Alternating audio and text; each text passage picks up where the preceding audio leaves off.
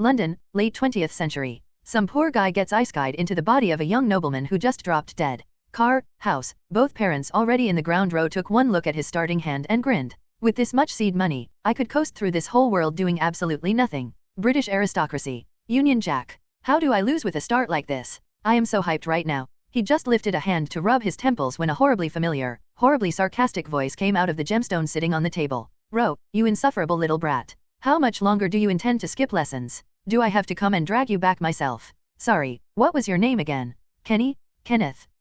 Oh no. Current arc, the Fourth Holy Grail War. The synopsis doesn't cover it. Please read on. Volume 1, A Bloodstained Beginning. Chapter 1 where reality and fantasy overlap. First chapter please favorite. Our story starts where fantasy and reality overlap. A long time ago, magic and science were both just fields of study. But as the ages rolled on, the mysteries that once blanketed this planet thinned out and faded until you could barely find them anymore. Magic drifted out of sight along with them, and the world slowly forgot it had ever been real. These days, say the word magic out loud and people file it under fiction. And yet, even in this age where the mysteries have all but vanished, there are still people who carry that inheritance hidden away on the other side of the world. They call themselves Magi. And now, with fantasy and reality overlapping once again, our story begins. Time, winter, late 20th century. Place, Fuyaki City, Hyogo Prefecture, Japan. The new year had come early that year, and the cold had come with it. By dusk, heavy clouds had sealed off the sky. The chill and the gloom worked together to press the whole city flat. After a while the first snowflakes came loose from the cloud bank, glittering as they fell, and the north wind picked them up and carried them along.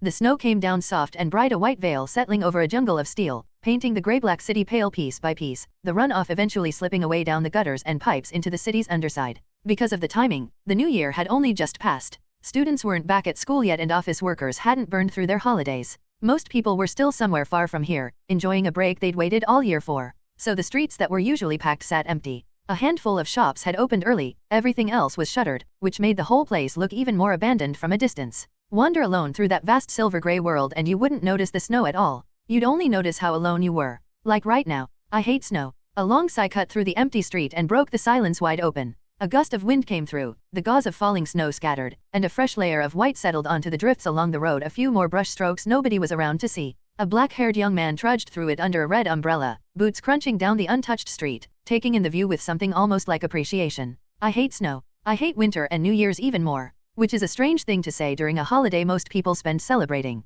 But sometimes what everyone else loves just doesn't land the same way, especially not for someone a very long way from home. Because it just makes me miss home more. Ro brushed the snow off his shoulders and pulled his coat tighter, then looked up at the gray sky and the flakes still coming down out of it. Another new year. Back home, the plum blossoms would be opening right about now. Ro, full name Ro Crowley, age 22, is a magus currently traveling abroad. He's a known name in the moonlit world and widely considered a genius. He's also a transmigrator who took over someone else's body a few years back. His predecessor had been a promising young magus in the Mages Association, operating mostly out of the clock tower. Between raw talent and the privileges that came with noble blood, he'd held his ground even in a place absolutely stuffed with prodigies. Aside from one unpleasant business involving his family, he'd been well on his way to a textbook success story. Then, 2 or 3 years ago, he had an accident. The short version, he quietly ran a forbidden ritual that violated clock tower policy, pushed it too far, and lost his soul doing it. Every scrap of life went out of him, and his body lay on the carpet for 2 straight days and nights. That was the window Ro fell through.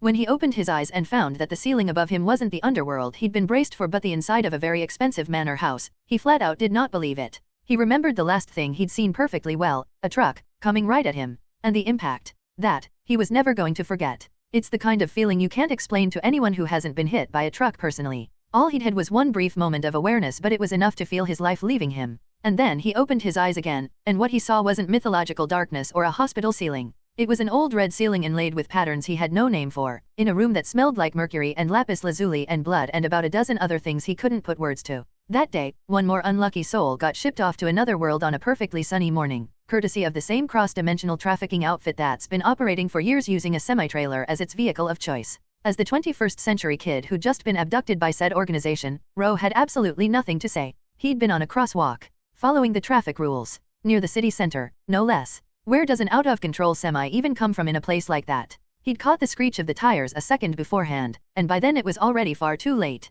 One brush with death later, he came to as a fully processed import in a brand new world. So when he woke up in a room full of scattered lab materials and blood, he was, understandably, lost. Every strangely shaped bottle and jar around him was smashed. The smell rolling off them wasn't helping. He had no idea what to do with any of it. He didn't get much time to sit in the confusion, though. A wave of unease came next, or, more accurately, the previous owner's memories, flooding in and giving him a rough idea of where he was and what he'd just walked into. The odd part? The previous owner was also named Ro. Not in the East Asian surname plus given name sense, this was a single given name, and the family name attached to it was Crowley. Ro Crowley. 5 generations of Magi in the family line. No 6, now. The magic crest of this generation had already been passed down to him, and it hadn't exactly been his idea. The estate sat in the London suburbs on a respectable ley line. Nothing next to the great families with 9 generations or more behind them, sure, but holding your own territory in London, the sacred ground where the clock tower stands, already put the Crowleys ahead of the overwhelming majority of Magus families anywhere in the world. That peace hadn't lasted. Years back, Ro's parents heard from someone, somewhere, that a phantasmal species close to the divine had turned up in a particular region. As Magi chasing the mysteries, they of course felt professionally obligated to go all the way out to the border country between Poland and Belarus, hunting a legendary creature that could only have been a relic of the Age of Gods. And then, predictably, it went badly. They never came back. To be fair, they'd factored death in before they left. For Magi, people who devote their entire existence to mystery and truth, which is to say people who would live long, comfortable lives if they could just stop poking things dying on that road, is considered a perfectly acceptable outcome. But reaching the root was the ambition the Crowleys had been passing down for generations, so before they left, they handed the magic crest to their heir. Carry the bloodline, carry the work, keep walking toward the root. Ro already thought that was an insane thing to do, dumping the family inheritance and the entire weight of the lineage onto a teenager on the strength of a rumor about a phantasmal species. Then he found out the parents weren't even the worst of them. When the clock tower specialists confirmed the couple had died out there in the old forest, the previous owner of this body was not sad. He was thrilled. He just inherited the position of family head, and he wore a flawless mask of, "Hey everyone, welcome to our channel, and thank you for your support. If there's a favorite novel on the channel and you want the next part, you're just one step away. Become a Patreon member and I can make it depending on your tier. Thank you for your attention." Filial grief the entire time. For him it wasn't bad news at all. It was the best news he'd ever gotten. The old head of the Crowley family was dead, which made him the new head, which meant the family's resources were now his, and, more to the point, the forbidden material sealed in the family library was now within reach, years ahead of schedule. So instead of mourning, the kid went completely off the rails. He used the mourning period as cover, holed up at home, and ran every single experiment he'd never been allowed to touch. Eventually he got arrogant enough to reach for the genuinely forbidden ones. 2 months. That's all it took. He came into contact with more than a mind can hold, went mad, and finally gave up his own soul, which is precisely the opening Ro fell through. Having watched all of that play back in his head, Ro managed exactly one verdict on the Crowley family. Unbelievable. Then he caught his own gaunt reflection in the mirror, pointed at it, and added, "And you're a freak too." He'd have loved to tell that family exactly what he thought of them, but the dead don't take questions. And in fairness, it was that idiot's recklessness that had handed him a second life. If this body had still had a living person in it and Ro had shoved them out, he'd have felt genuinely awful about it. Since the previous tenant had done it entirely to himself, that was a different matter and the guilt evaporated on its own. Anyway, having more or less accepted the identity and the situation, Ro didn't sit back and start enjoying his new life. Not dying under a truck, not waking up as a permanent vegetable in a hospital bed, getting a whole second life in another world instead, none of that meant he could relax. The world of Magi is far crueler than ordinary society. There's no sympathy in it and no mercy either. Especially not for a 6th-generation Magus who just lost his parents' backing and who happened to be the star pupil of the Lord who ran the Clock Tower's Department of Spellcraft. Strip away the protection of a top-tier Magus and what's actually left? A teenager with a genius label stapled to him. Magus families eat each other constantly, big fish swallowing small fish, and if it weren't for the Crowleys' close ties to a certain lord, the family would have been carved up by hungrier neighbors a long time ago. So to keep the fraud from being noticed, Ro had to do 3 jobs at once: act the part of a prodigy, stay in the good graces of the teacher he'd inherited, and cram the previous owner's memories, general magecraft theory, and the Crowley family's inherited thaumaturgy into his skull as fast as humanly possible, because power was the only thing that was going to keep him alive. Time moves fast. Several years went by in what felt like a blink. A lot happened to Ro in that stretch, and he made a lot of calls. To keep the family's foundation intact, he agreed to more of his teacher's conditions than he'd have liked. He also used his parents' deaths as an excuse: grief, can't focus on my studies, to take an extended leave and shut himself in his workshop for a long time, studying. It was the only way to keep the mask from slipping. And now, you really do have to respect habit as a force of nature. After that much time force-feeding himself, even he could see how much he'd changed. Because here's the thing about magecraft, the previous owner may have been actively suicidal, but he'd been ridiculously gifted. No wonder that sharp-tongued teacher had picked him out of the crowd. Ro's original reason for going deep into it was purely defensive: protect the genius reputation, cover the cracks, prove he was worth keeping around, stay under his teacher's umbrella. But now he had to admit it. The path of magecraft was genuinely beautiful. Every step forward, every problem he cracked open that made him measurably stronger, he could see it happening. The sense of progress he got out of those years was something his old life had never once given him. It filled something in him.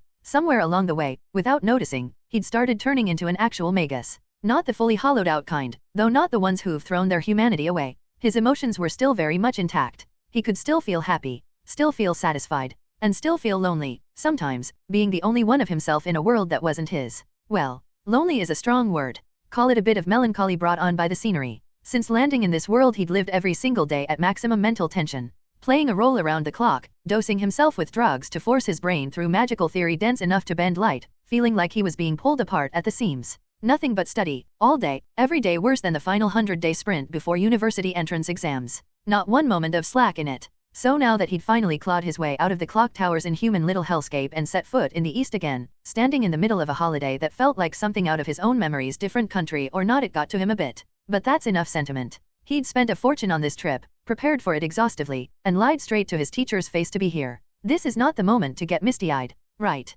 Get everything in place before the curtain goes up. This is a once-in-a-lifetime shot. Whether it works comes down to what I do next. He pulled his hood up and turned to look off toward the far side of the city, toward the Tosaka estate, the family that manages Fuyaki's ley lines. Step 1, he was standing on someone else's land, so common courtesy said greet the locals first, which meant paying a visit to the infamous calamity of the world. After that he could start working out how to run a complete con on the man, and how to get the purple-haired girl out of that house. He'd been planning this for over a year. So then, are you ready? Are you ready? The snow was still coming down hard. Not long after, a sleek yellow sedan came cutting through it from a distance and pulled over just short of the outskirts. 6 in the evening, more or less, right in front of the main gate of the Tosaka mansion. I honestly didn't expect you to know somebody that important from the Tosaka family. The driver, an old hand, clearly parked at the roadside and looked up at the enormous gate ahead of him with a small sigh. Then curiosity got the better of him. Distant relatives? No, I've only met the head of the family a couple of times. Ro shook his head, digging through his wallet as he answered.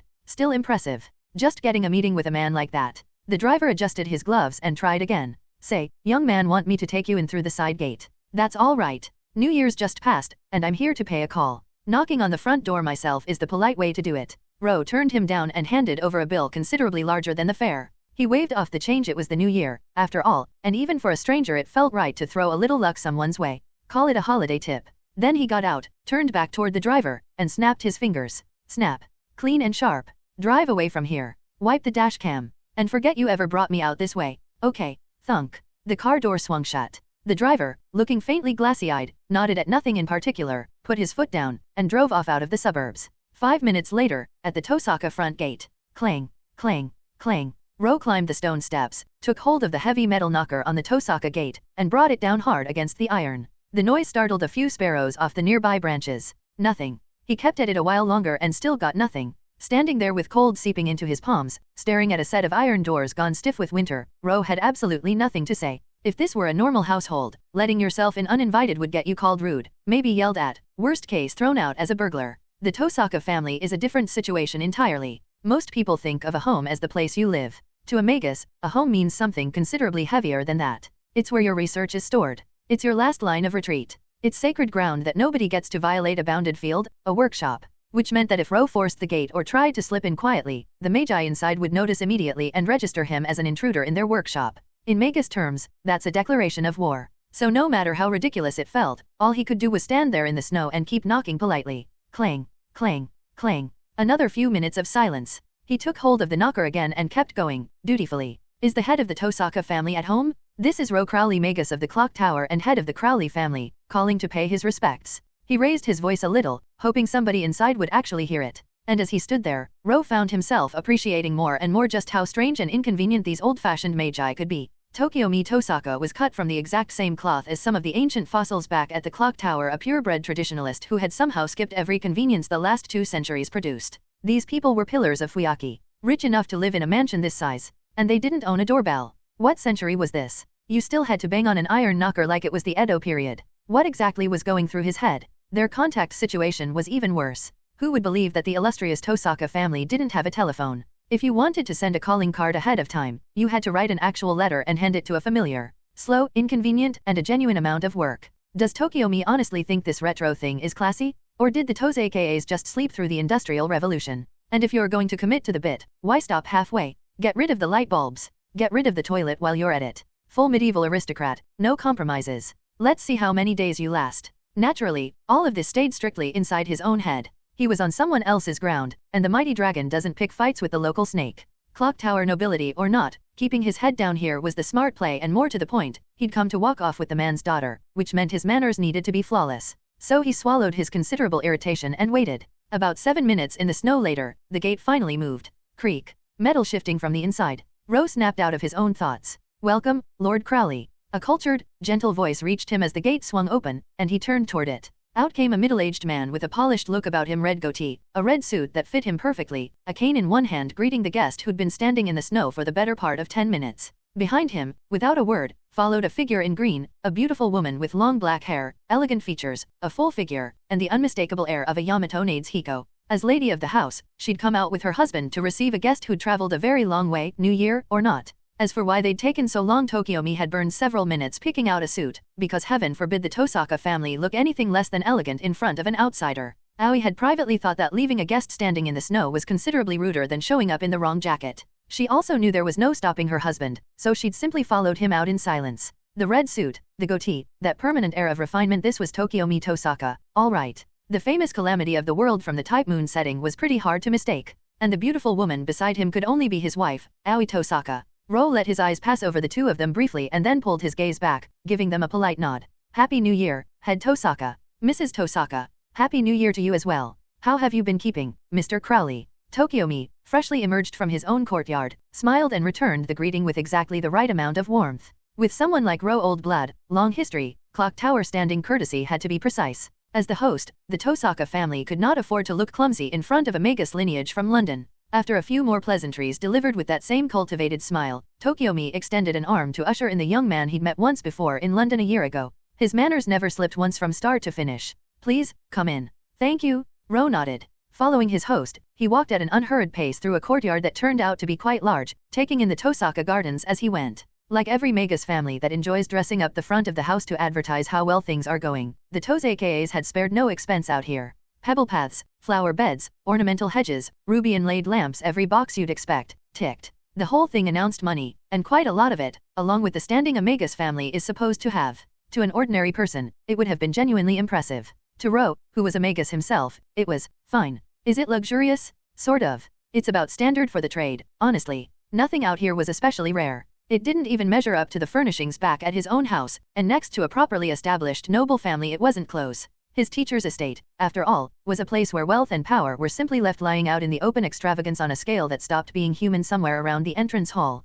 So the scenery, pretty as it was, didn't hold his attention. What did hold it was the bounded field woven through those ruby lamps, the familiars tucked into corners all across the property, and the sheer number of spell formations hidden around the grounds. Layer on layer on layer. The Tosaka garden wasn't a garden. It was a fortress with hedges. Tokiomi really does take his home defense seriously. From where Ro was standing, the security here was genuinely well built. Lucky he hadn't tried anything clever on the way in. Untangling all of that would have been a real headache. He gave it a couple of glances and left it at that. No probing, no wandering off to look at anything. He simply kept pace with Tokiomi, made conversation, and let his host lead him along a discreet side path around the courtyard to the front door of the house. Tokiomi was quietly pleased by that, and his opinion of the young man ticked up another notch. As expected of a London family, whatever misfortunes they've suffered, the breeding in the bloodline is intact. Impeccable manners. He approved. At the door, Tokiomi pushed it gently open. After you, Mr. Crowley. Thank. Ro didn't get to finish. The moment the door swung in, a burst of hurried footsteps came clattering down the wooden staircase inside. Papa. A bright, distinctly childish voice, and Tokiomi's expression went stiff, then decidedly unimpressed. Ro's attention snapped toward the sound. What he found was a little girl running at them, red butterfly clips in her hair, black pigtails, a round and cheerful face. She looked, to him, like some small winter sprite, skipping across the floor to Tokiomi's side and grabbing hold of his sleeve. It took her a moment to register that there was a guest in the house at all. Then she looked up at Ro with open curiosity. Who are you? Rin. What is this behavior? Charging about like that and speaking to a guest that way? Have you forgotten what the Tosaka family's manners are supposed to look like? Watching his daughter's performance, Tokiomi's face darkened noticeably. Yes, I'm sorry. Rin, who'd come down those stairs in the best mood of her day, shrank back at the reprimand, and the smile on her face wilted like a flower cut off from water. After all, Rin Tosaka is only a 6 or 7-year-old child. It's only natural that she would feel scared when her father suddenly scolds her like this. Seeing this, Aoi Tosaka, who was behind the two, opened her mouth as if to say something, but realized that there were important guests present today, so she did not speak, afraid of upsetting her husband. I apologize, my daughter is a bit naive and made Mr. Crowley laugh at her. It's alright, head of the Tosaka family. It's a good thing for the children to be happy to see their father return during the new year. It's actually me who has been a bit of a nuisance. Seeing this, Luo Wei took the initiative to speak up and smooth things over for Tokiomi Tosaka. He then bent down, looked at the somewhat downcast girl in front of him, and spoke with a smile. Hello, little Rin Tosaka, don't be afraid. My name is Ro Crowley. If you find that hard to pronounce, just call me Ro. Nice to meet you. Love Crowley, a foreigner. Rin Tosaka stood there silently muttering this somewhat strange name. Rin, you should introduce yourself to the guests, Tokiomi Tosaka said. Without lingering in doubt, urged on by Tokiomi Tosaka beside her, she mustered her spirits and introduced herself to Luo Wei according to the etiquette her father had taught her. Nice to meet you. My name is Rin Tosaka. Please take care of me. Yes, Rin is such a polite and good child. Luo Wei reached out and gently patted her head to comfort her. Seeing this, Tokiomi Tosaka's expression relaxed slightly. Then, just as Rin Tosaka finished speaking, another little girl in a purple dress, led by Aoi Tosaka, came out of the living room. She also has long, black hair and a round, cute face, but this little girl doesn't seem to have the same vitality as Rin Tosaka. Her expression looks a bit timid. Judging by her appearance and temperament, she does resemble her mother, Aoi Tosaka, who is standing next to her. Upon hearing Tokiomi Tosaka's call, she followed her mother out of the living room and then introduced herself to Luo Wei as instructed. Happy New Year, big brother. Hello, my name is Tosaka Sakura. Nice to meet you. Watching his second daughter gracefully complete the Tosaka family etiquette, Tosaka Tokiomi, standing to the side, smiled with satisfaction. He also took the time to reprimand his somewhat impetuous eldest daughter. Rin, you still need to learn more about the Tosaka family's etiquette from Sakura. Your impetuous behavior just now is not advisable. You must always maintain elegance. Oh, I understand, father. Rin Tosaka pouted unhappily. At the same time, upon seeing Sakura Tosaka's figure, a barely perceptible smile appeared on Luo Wei's lips. Is it still there? The time I calculated was indeed correct, he thought to himself. Alright, head of the Tosaka family, don't scold the child during the new year. Rin's energetic nature is what a child her age should be like. Suppressing a smile, Luo Wei finally took the initiative to end this boring topic about the Tosaka family's adherence to elegance. Then, to Tokiomi Tosaka's somewhat surprised look, he took out 2 prepared gifts from his pocket and handed them to the 2 little girls in front of him. Here you are, Sakura and Rin. This is a gift for you, as well as a New Year's present. They were 2 beautiful gems of different colors. The ruby was for Rin Tosaka, and the amethyst was for Sakura Tosaka. So beautiful. Upon seeing the ruby, Rin Tosaka instinctively took it and let out a happy sound. Sakura Tosaka, standing to the side, turned her head to look at Tokiomi Tosaka beside her. Tokiomi Tosaka was somewhat surprised by the generosity of Luo Wei's generosity, but he didn't hesitate for long. He smiled slightly and nodded. Please accept this, it's a token of the Crowley family's goodwill. Tokiomi Tosaka then turned and left, taking the initiative to arrange a seat for Luo Wei to continue the conversation. Thank you, big brother. Rin Tosaka happily raised the ruby in her hand and then expressed her gratitude. Yes, thank you, big brother. Sakura Tosaka's emotions were much calmer in response. She wasn't overjoyed and simply bowed slightly in thanks. Okay, you sisters go play. Big brother, I'm here to see your father today. After their brief encounter, Luo Wei had a general idea of the sisters' personalities. He gently patted their heads and watched them walk into the bedroom together. Then, led by Tosaka Aoi, he entered the Tosaka family's reception room. Tokiomi Tosaka, the head of the Tosaka family, had already made preparations here, and even brewed tea for Luo Wei to show his etiquette. Upon seeing Ro enter with his wife, he smiled and then told his wife to leave first, as he wanted to speak with Ro alone. Aoi Tosaka had no objection to this, nodded slightly, and then respectfully withdrew from the reception room, quietly closing the door behind her. Snap!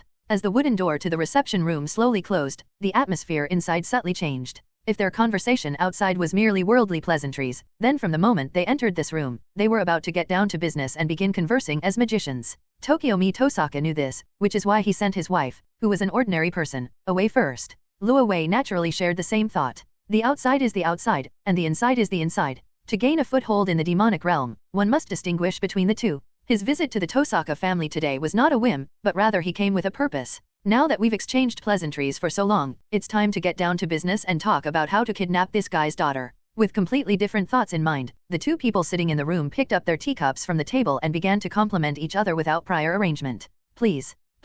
Chapter 3, Your daughter, I will raise her. 4K, please add to favorites. The Tosaka family residence, reception room. Dressed in a well-tailored, handcrafted red suit, Tokiomi Tosaka sat on a luxurious sofa, skillfully picking up the porcelain lid of an exquisite teacup and scraping it against the still steaming top. He then used a pre-prepared silver teaspoon to scoop up 2 sugar cubes and place them into the teacup. After taking out a tea whisk from the box, he stirred the tea evenly. As time slowly passed, a few wisps of grayish-white powder floated on top of the black tea, creating a rather aesthetically pleasing sight. Although the movements were elegant, and combined with Tokiomi Tosaka's decent appearance and attire, it seemed very classy. But was it really necessary to deliberately learn and demonstrate such meticulous steps and procedures in front of others? At least in Luo Wei's eyes, this complicated tea-drinking process was nothing but trouble. Even in Europe, there probably aren't many nobles as meticulous as Tokiomi Tosaka who pay attention to every step. At least in his memory, most nobles would just mix the ingredients together for show and then drink it directly. They didn't have his kind of elaborate process. So why is a magician like you studying this stuff instead of focusing on magic? For the nobility of the demonic path, the prerequisite for being a noble is the demonic path. Rather than the prestige of the nobility, what they should be more concerned about is whether they can go further on the demonic path. Head of the Crowley family, please. However, sitting opposite Luo Wei, Tokiomi Tosaka, who still maintained his elegance and presented the refinement and temperament of the Tosaka family to outsiders, was naturally unaware of the rich inner world and awkwardness that Luo Wei was experiencing at this moment, and still extended an invitation to him with great enthusiasm. Thank you very much, head of the Tosaka family. Luo Wei also picked up his teacup and, based on his memory, imitated his teacher's tea-drinking posture. He gently poured the tea with the lid, stirred it a few times, and then put it in his mouth, sipping the tea and continuing to say some polite words. This is truly excellent tea, Luo Wei complimented with a smile. Moreover, the tea brewing technique is superb, in no way inferior to the tea served at London aristocratic parties. I never imagined that the head of the Tosaka family possessed such outstanding tea-making skills. Is that so? It's nothing, as long as you like it, Master Crowley. Tokiomi Tosaka, with his gentle and refined demeanor, responded with a smile upon hearing Lovi's praise. It seems my skills haven't become rusty after all. In fact, Luo Wei couldn't tell the difference between the tea brewed by Tokiomi Tosaka and the instant tea outside, since he wasn't someone who cared much about aristocratic appearances. Mr. Tosaka, I wish you a happy new year once again. I apologize for any inconvenience caused by my visit. Luo Wei put down his teacup, looked at Tosaka Tokiomi, and said with a smile. Not at all, it is I who am honored to have the head of the Crowley family take the initiative to visit me during the new year. After all, the customs in London are different from ours, so it's normal for there to be some conflict in our sense of time. Tokiomi Tosaka waved his hand, not caring about the matter. However, as the head of the Crowley family, you have personally come to visit us today. It must be more than just a casual visit. Is there something important? As he said this, Tokiomi Tosaka looked quite puzzled. He was equally puzzled when Luo Wei came to visit him. Although he had a wide circle of friends in the magic cultivation world, due to regional differences, most of his acquaintances with the magic families of the clock tower were merely nodding acquaintances, without any deep relationships. Therefore, he couldn't help but feel somewhat puzzled when he saw Luo Wei personally come to visit him. Yes, there are indeed some important matters I wish to discuss with the head of the Tosaka family. The reason I didn't give prior notice is because I couldn't find the Tosaka family's contact information, and I was in Europe at the time, so I couldn't send messages across continents. That's why I'm visiting suddenly today. I hope I haven't disturbed the head of the Tosaka family. After thinking for a moment, Luo Wei decided not to hide anything and prepared to get straight to the point and bring up the topic with Tokiomi Tosaka. Something important? Upon hearing this, Tokiomi Tosaka's expression turned slightly serious, and he nodded gently to Luo Wei in front of him. Then, may I ask what brings you here today, Master Crowley? Well, it's a long story, but it mainly concerns your daughter, Ro continued. You mean, my daughter? The moment Luo Wei finished speaking, the atmosphere in the room suddenly became heavy, and the harmonious atmosphere between the two disappeared instantly. Tokiomi Tosaka frowned slightly, suppressing his already turbulent heart, and looked coldly at the young man in front of him before asking again. This concerns my daughter. Mr. Crowley, could you please explain in detail? At this moment, Tokiomi Tosaka suppressed his emotions, not revealing much fluctuation, and asked with a calm expression.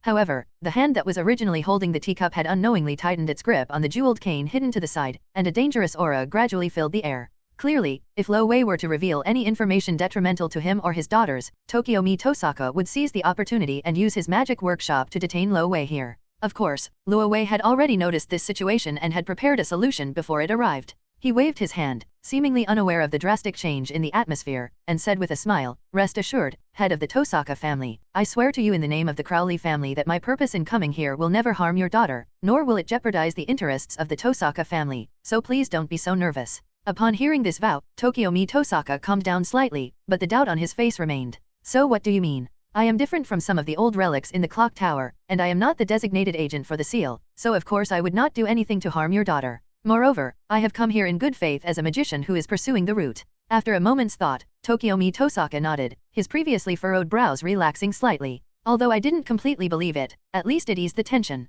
Seeing this, Luo Wei pressed his advantage and spoke to Tokiomi Tosaka again in a sincere tone. As fellow magicians who single-mindedly pursue the route and walk the path of truth, I believe the head of the Tosaka family can understand, right? The true meaning of our existence as magicians, and the ultimate goal we seek to reach the root. Of course I know. Upon hearing those familiar words, Tokiomi Tosaka nodded solemnly and replied with fervor. Reaching the source is the great goal that we magicians will strive for throughout our lives, the ideal we pursue throughout our lives, and it is undoubtedly also the lifelong ideal of the Tosaka family. But everyone knows that on the path to the root, one person's efforts alone are not enough. That's why we magicians pay attention to the inheritance of bloodlines and leave the magic imprint, which is the culmination of a lifetime's work, to the inheritors of our bloodline, so that our descendants can one day reach the root for us. Listening to Tokiomi Tosaka's vivid and slightly sentimental narration, Luo Wei's joyful mood was almost harder to suppress than Axe. He hadn't expected things to go so smoothly. For Tokiomi Tosaka, who truly considered reaching the root of the problem as his ultimate goal in life, as long as the topic was brought up, he could fill in the rest with his rich imagination.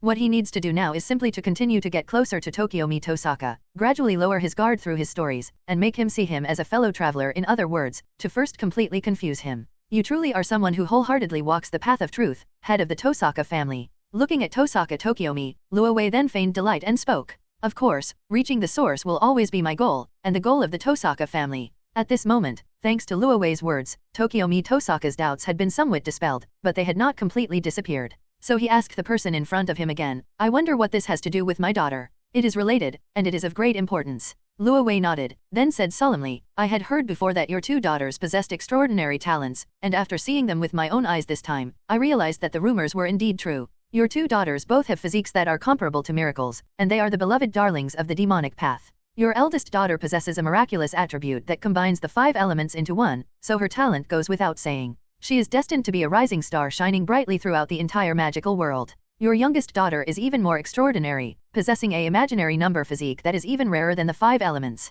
It is no exaggeration to say that each of them is an immeasurable treasure of the magical world. How do you know so much detail? Upon hearing Luo Wei's description, Tokiomi Tosaka felt a shiver run down his spine, followed by an awkward feeling that he was being seen through by the person in front of him. Every word Luo Wei just said was completely correct and consistent. Rin is a combination of the 5 elements, and Sakura is an imaginary number. He has been working diligently to keep this secret for so many years, and he even disguised it on his 2 daughters. However, he did not expect that even so, he still could not hide it from the eyes of the clock tower. This made him somewhat uncomfortable, and he was also curious about the source of Luo Wei's intelligence. After all, he had been taking care of his 2 daughters all along. In other words, someone had investigated the Tosaka family's secrets right under his nose, but he, as their father, was completely unaware of it. How terrifying is this? How is this possible? The more he pondered, the more perplexed he became. Tokiomi Tosaka felt a chill run down his spine and resolved to conduct a thorough investigation of the Tosaka family. He was determined to uncover the truth before he could feel at ease.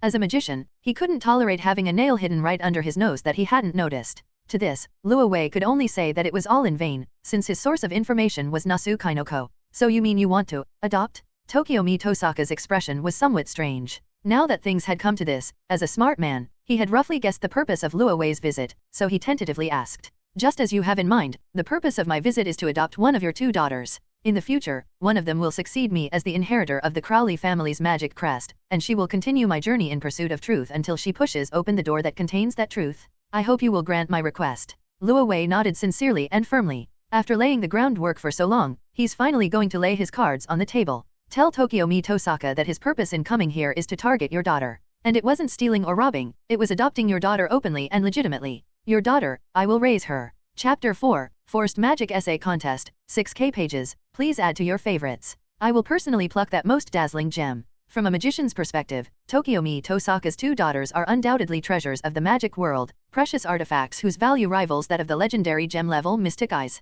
As the older sister, Rin Tosaka possesses a rare composite attribute that combines all 5 elements, and her magic circuits and magical talents are both top-notch, making her future limitless. Furthermore, Sakura Tosaka, as the younger sister, is no less remarkable. She possesses an even rarer attribute than her older sister's composite attribute, namely imaginary number. If we consider only her mystery and rarity, it can be said that Sakura Tosaka is more talented. These 2 magical talents would be the most dazzling and eye-catching existence in any era or region, and it would be perfectly acceptable to regard them as miracles. Tokiomi Tosaka was well aware of this and was particularly pleased. After witnessing his daughter's talent firsthand, he could now do dangerous things without any worries. Even if he were to unfortunately fall halfway through his pursuit of truth, his daughter, who inherited the blood of Tosaka and whose talent far surpassed his own, would continue the exploration in his place. However, behind the extreme joy of seeing his offspring so outstanding, Tokiomi Tosaka's heart was also filled with indescribable sadness and distress. If he only had one daughter, he would be overjoyed by her talent, whether it was Rin or Sakura, without any reservations.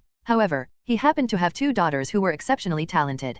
The powerful magical constitution, with its inherent mystery and anomaly, will inevitably attract other anomalies. Even though the sisters are still young, their father, Tokiomi Tosaka, can already clearly foresee that their future will definitely not be peaceful. Under the constant influence of this extraordinary talent, even if he wanted to ensure that one of them could live a peaceful life, it would be nothing more than wishful thinking. This is a problem that has been troubling Tokiomi Tosaka since Rin and Sakura were born. Knowing very well about Tokiomi Tosaka's current situation and his troubles, Loi approached him during this time and brought it up directly. Head of the Tosaka family, as a magician who has walked the path of magic for many years, you must be well aware of the situation your two daughters are currently facing. Loi tapped the table lightly with his finger and then looked at Tosaka Tokiomi. The fundamental principle of the mystical world is that mystery attracts mystery, and anomalies attract new anomalies. That's why magicians like us always encounter things that are unimaginable to ordinary people. I believe your daughter would feel the same way. If it were just a slight demonic or mysterious element, we could easily suppress it using magical artifacts or seals, thus restoring it to calm.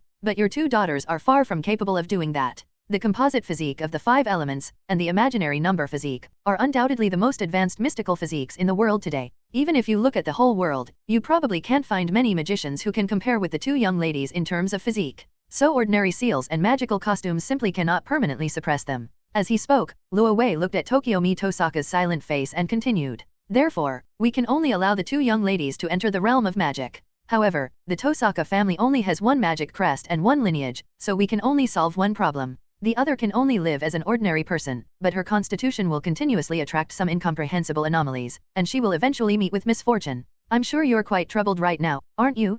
Compared to the clock tower, which is mainly theoretical, perhaps the Wandering Sea and the Atlas Institute have a solution to this problem. But that's not a good place for you. After all, when those crazy retro magicians and alchemists see two magical physiques that are almost miraculous, they will definitely try to forcibly take them for themselves and keep them to study them carefully. Lo did not mention the clock tower because he believed that Tokiomi Tosaka, a frequent visitor to the clock tower who flew to London every few months to publish papers and attend lectures, knew very well what the place was like. Given the inhumane methods of those old guys at the clock tower, upon seeing two such miraculous constitutions, they would definitely use the excuse of preserving mystery to seal the sisters in formalin to preserve them. Another possibility is that these two pairs of sisters were used as excellent mothers, and once they grew up, they began to try to cultivate more excellent magical bloodlines. Neither of these two situations was acceptable to Tokiomi Tosaka, so he did not tell anyone in the clock tower about his daughter's condition. Although he was not clear about the situation in the Wandering Sea and the Atlas Institute, the reputation of these two places was no better than that of the clock tower. They would most likely end up in the hands of the madman as predicted by Lowei, becoming experimental material and being used to their fullest potential. In the original timeline, it was precisely these reasons that led Tokiomi Tosaka, who had nowhere left to retreat and no solution whatsoever, to place his hopes on the other magical families. At this time, the Mata family, whose lineage was on the verge of extinction due to the incompetence of their offspring, was undoubtedly the best choice and a blessing in disguise for Mata Sakura's predicament. In response, Luo Wei could only say that Tokiomi Tosaka's thinking was very correct. Given the complete lack of trust in the Magic Association, the idea of adopting his daughter and handing her over to another magical family for upbringing, using her as a stepping stone into the realm of mystery, was not problematic. However, Tokiomi Tosaka made a mistake by choosing the wrong person and failing to see their true colors, thus hastily giving his daughter away for adoption. He thought the good place he had found for his daughter would turn into a tragic hell that would haunt her for the rest of her life. Although Tokiomi Tosaka may have meant well but ended up doing more harm than good, he was still considered an incompetent father in Loai's eyes. Indeed, the Tosaka family only has one magic crest, and Sakura Tosaka's constitution also destined her to be incompatible with ordinary people. But did this guy really not consider training her from scratch?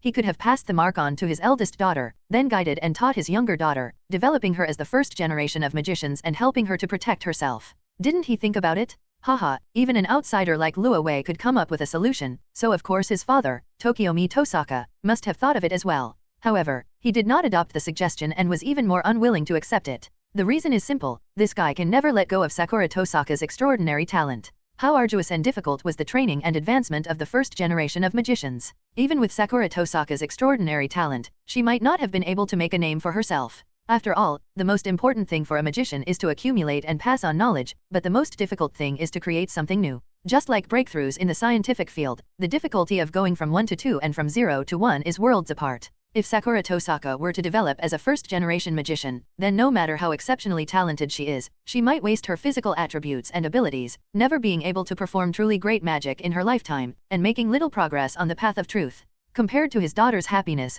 Tokiomi Tosaka actually valued the talent inherited from his bloodline more. While he did love his daughter, he valued the demonic path even more. This is also one of the reasons why Lo dislikes this guy. Although he looks more like a normal person than other magicians, he only looks somewhat like one. A magician is a magician, a completely twisted existence. Judging from their personalities alone, people like myself and my junior are the real outcasts. Compared to these guys, even that somewhat sarcastic teacher seems to have a much higher moral character. However, it was precisely because Lovi grasped Tokiomi Tosaka's greater emphasis on the inheritance of demonic arts that he was able to make thorough preparations and personally come to discuss the adoption. If Tokiomi Tosaka valued kinship more than demonic arts, then things would undoubtedly become more complicated. Everything the other party did was clearly within his expectations. Finally, a few minutes after Lu finished speaking his prepared words, Tokiomi Tosaka, who had been on the verge of battle and ready to fight, lowered his head and pondered for a few minutes before slowly releasing his grip on the jeweled cane, followed by a genuine smile on his face. Seeing this, Lu Wei exchanged a glance with him and also laughed.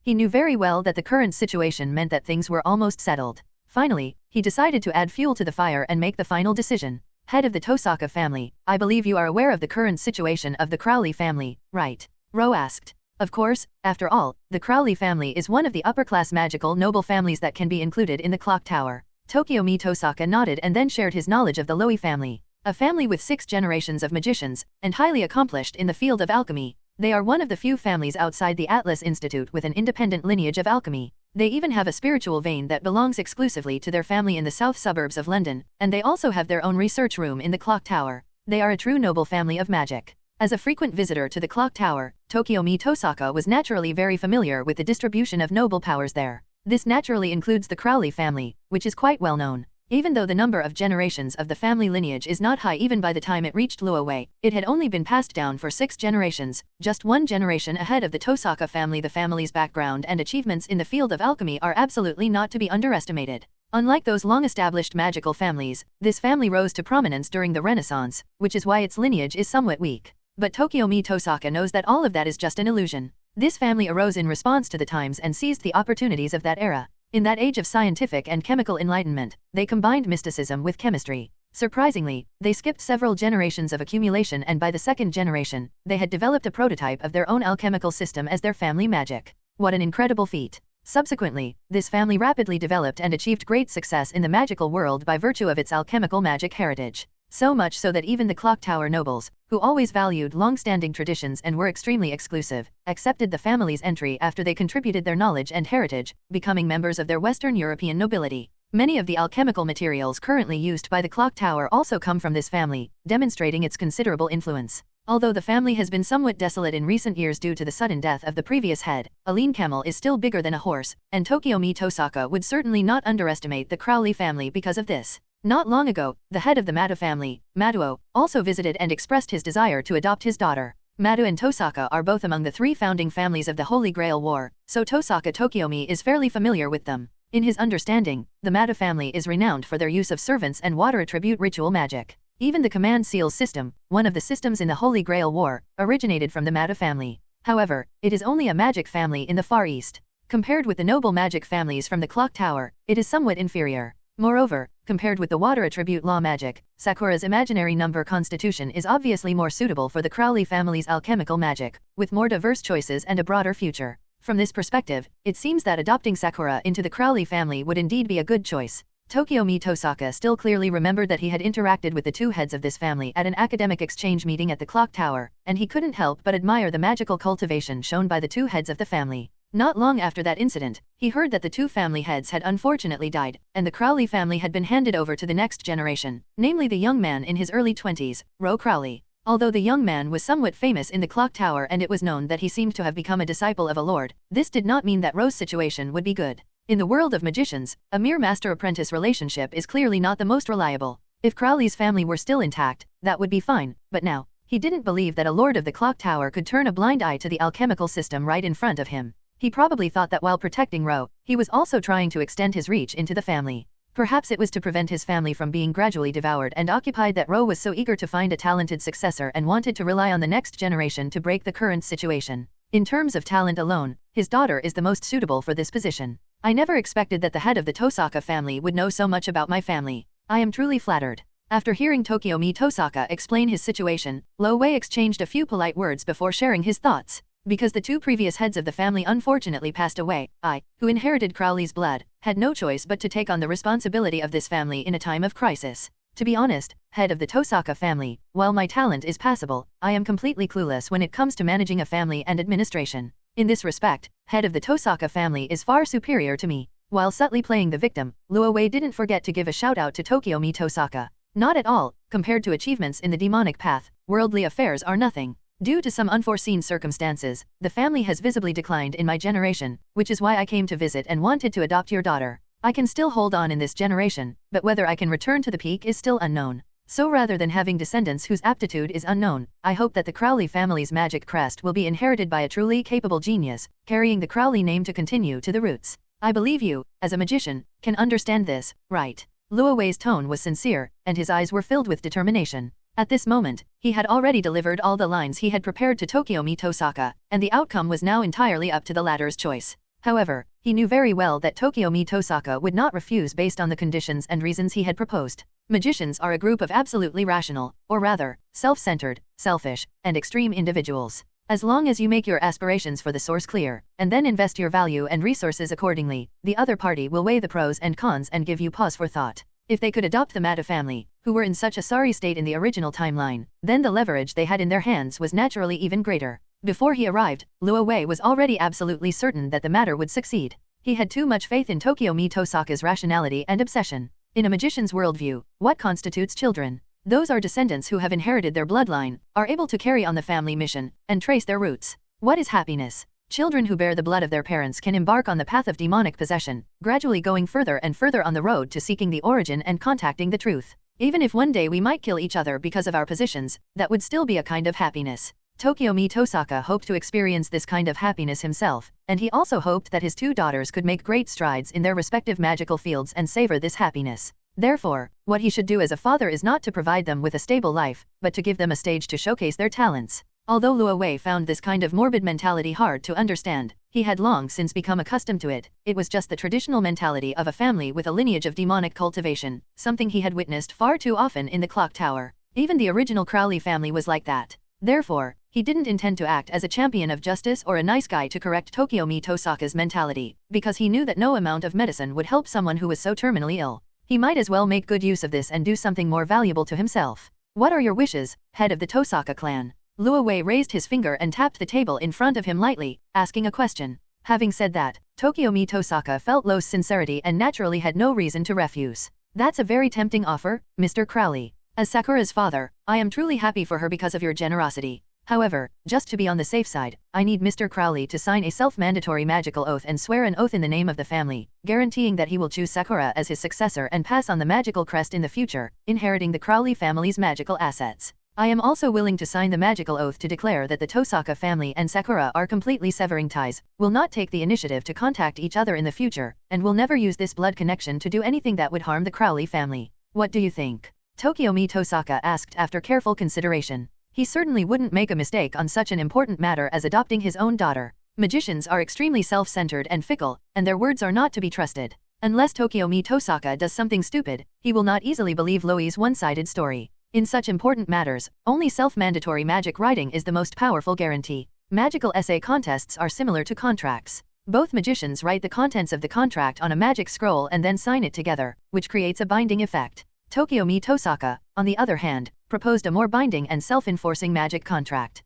The so-called self-enforcing contract is essentially a magical contract used by magicians when making an agreement that cannot be broken. It is the most absolute guarantee to prevent breach of contract. The contract is written on parchment and includes the binding spell, the object of the binding, the formal content of the oath, the conditions for fulfilling the covenant, and the signature of the oath-taker. Both parties use the function of their own magic crests to apply the Geese spell to the caster, and in principle, its effect cannot be removed by any means. Once a magician signs the certificate and fulfills the oath conditions to make the certificate effective, even if the oath-taker is dead, as long as the magical mark is passed down to the next generation, even the soul after death will be bound. If this contract is signed, it means that Loi is serious, and Tokiomi Tosaka will have no objections. Of course, that makes perfect sense. Luo Wei smiled slightly and readily agreed to Tokiomi Tosaka's request. Upon seeing this, Tokiomi Tosaka breathed a sigh of relief. Although he was still somewhat melancholy, it was quickly replaced by a sense of satisfaction, and a smile appeared on his face. It's so great to have your understanding. Of course, this kind of thing cannot be taken lightly. Luo Wei nodded in agreement.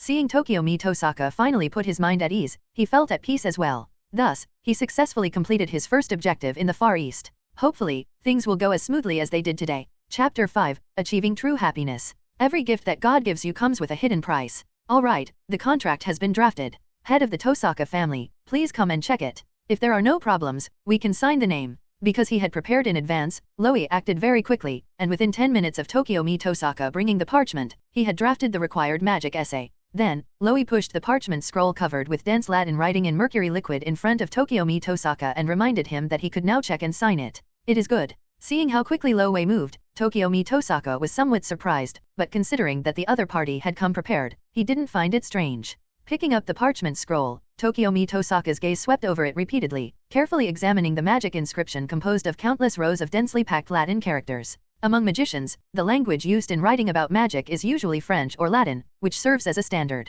Because the scripts used in the Far East, or the English words, differ greatly in meaning and grammar, using these two scripts to write a contract would undoubtedly create many loopholes, making it easy for someone to exploit them. French and Latin are more formal and therefore more appropriate. Due to certain historical reasons, the nobility of the magical path often use Latin more often than French, perhaps because it better reflects their status and refinement. To put Tokiomi Tosaka's mind at ease and to avoid any unnecessary trouble later, before coming, Lu had an old butler in his family who was proficient in Latin teach him to write a contract template in Latin for this purpose. As for whether Tokiomi Tosaka could understand Latin, he had even less to worry about. After all, Tokiomi Tosaka was a nobleman of magic, and he valued his noble status highly. Given that, how could he possibly be unable to understand the Latin commonly used by established nobles? He probably already knew it by heart. As Luo Wei had predicted, after carefully examining the magic contest essay in his hand several times and scrutinizing the words repeatedly without finding any problems, Tokiomi Tosaka's originally serious expression finally relaxed slightly. As Ro said, everything about the contract was clear, and no matter how he checked it, there were no problems with it.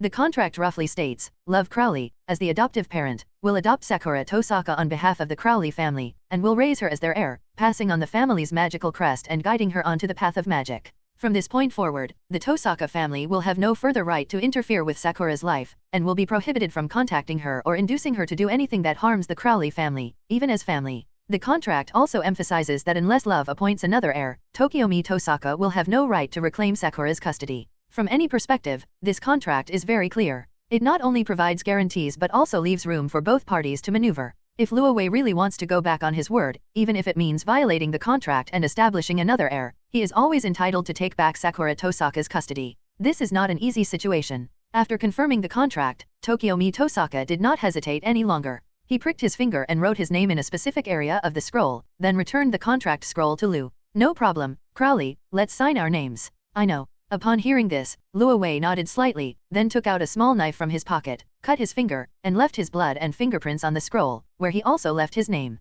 When the two signed the contract and it was completed, both Luo Wei and Tokiomi Tosaka could clearly feel a special and invisible mysterious power acting on them, which meant that everything was settled and the contract had taken effect. Feeling the effects of the contract already taking hold on him, Tokiomi Tosaka, knowing that the matter was settled, revealed a genuine smile. It's all settled, completely settled. Now his youngest daughter can also develop her talents in a suitable environment and pursue the demonic path at will. For him as a father, what could be more joyful than this news? With the connection to Sakura Tosaka, Tokiomi Tosaka even softened his gaze towards Luo Wei. From any perspective, he could feel the other party's sincerity. Even the magic essay contest was designed to give him a significant advantage, which made Tokiomi Tosaka admire them. They truly lived up to their reputation as nobles of the clock tower, and their morality and sincerity were impeccable. Compared to Tokiomi Tosaka's self-satisfaction, Lu didn't think there was anything wrong with it. Did you get a good deal? Haha, cheap things aren't so easy to come by. Every gift from heaven comes with a hidden price tag. Sometimes, the delicious food you happily eat might just be poison bait to lower your guard.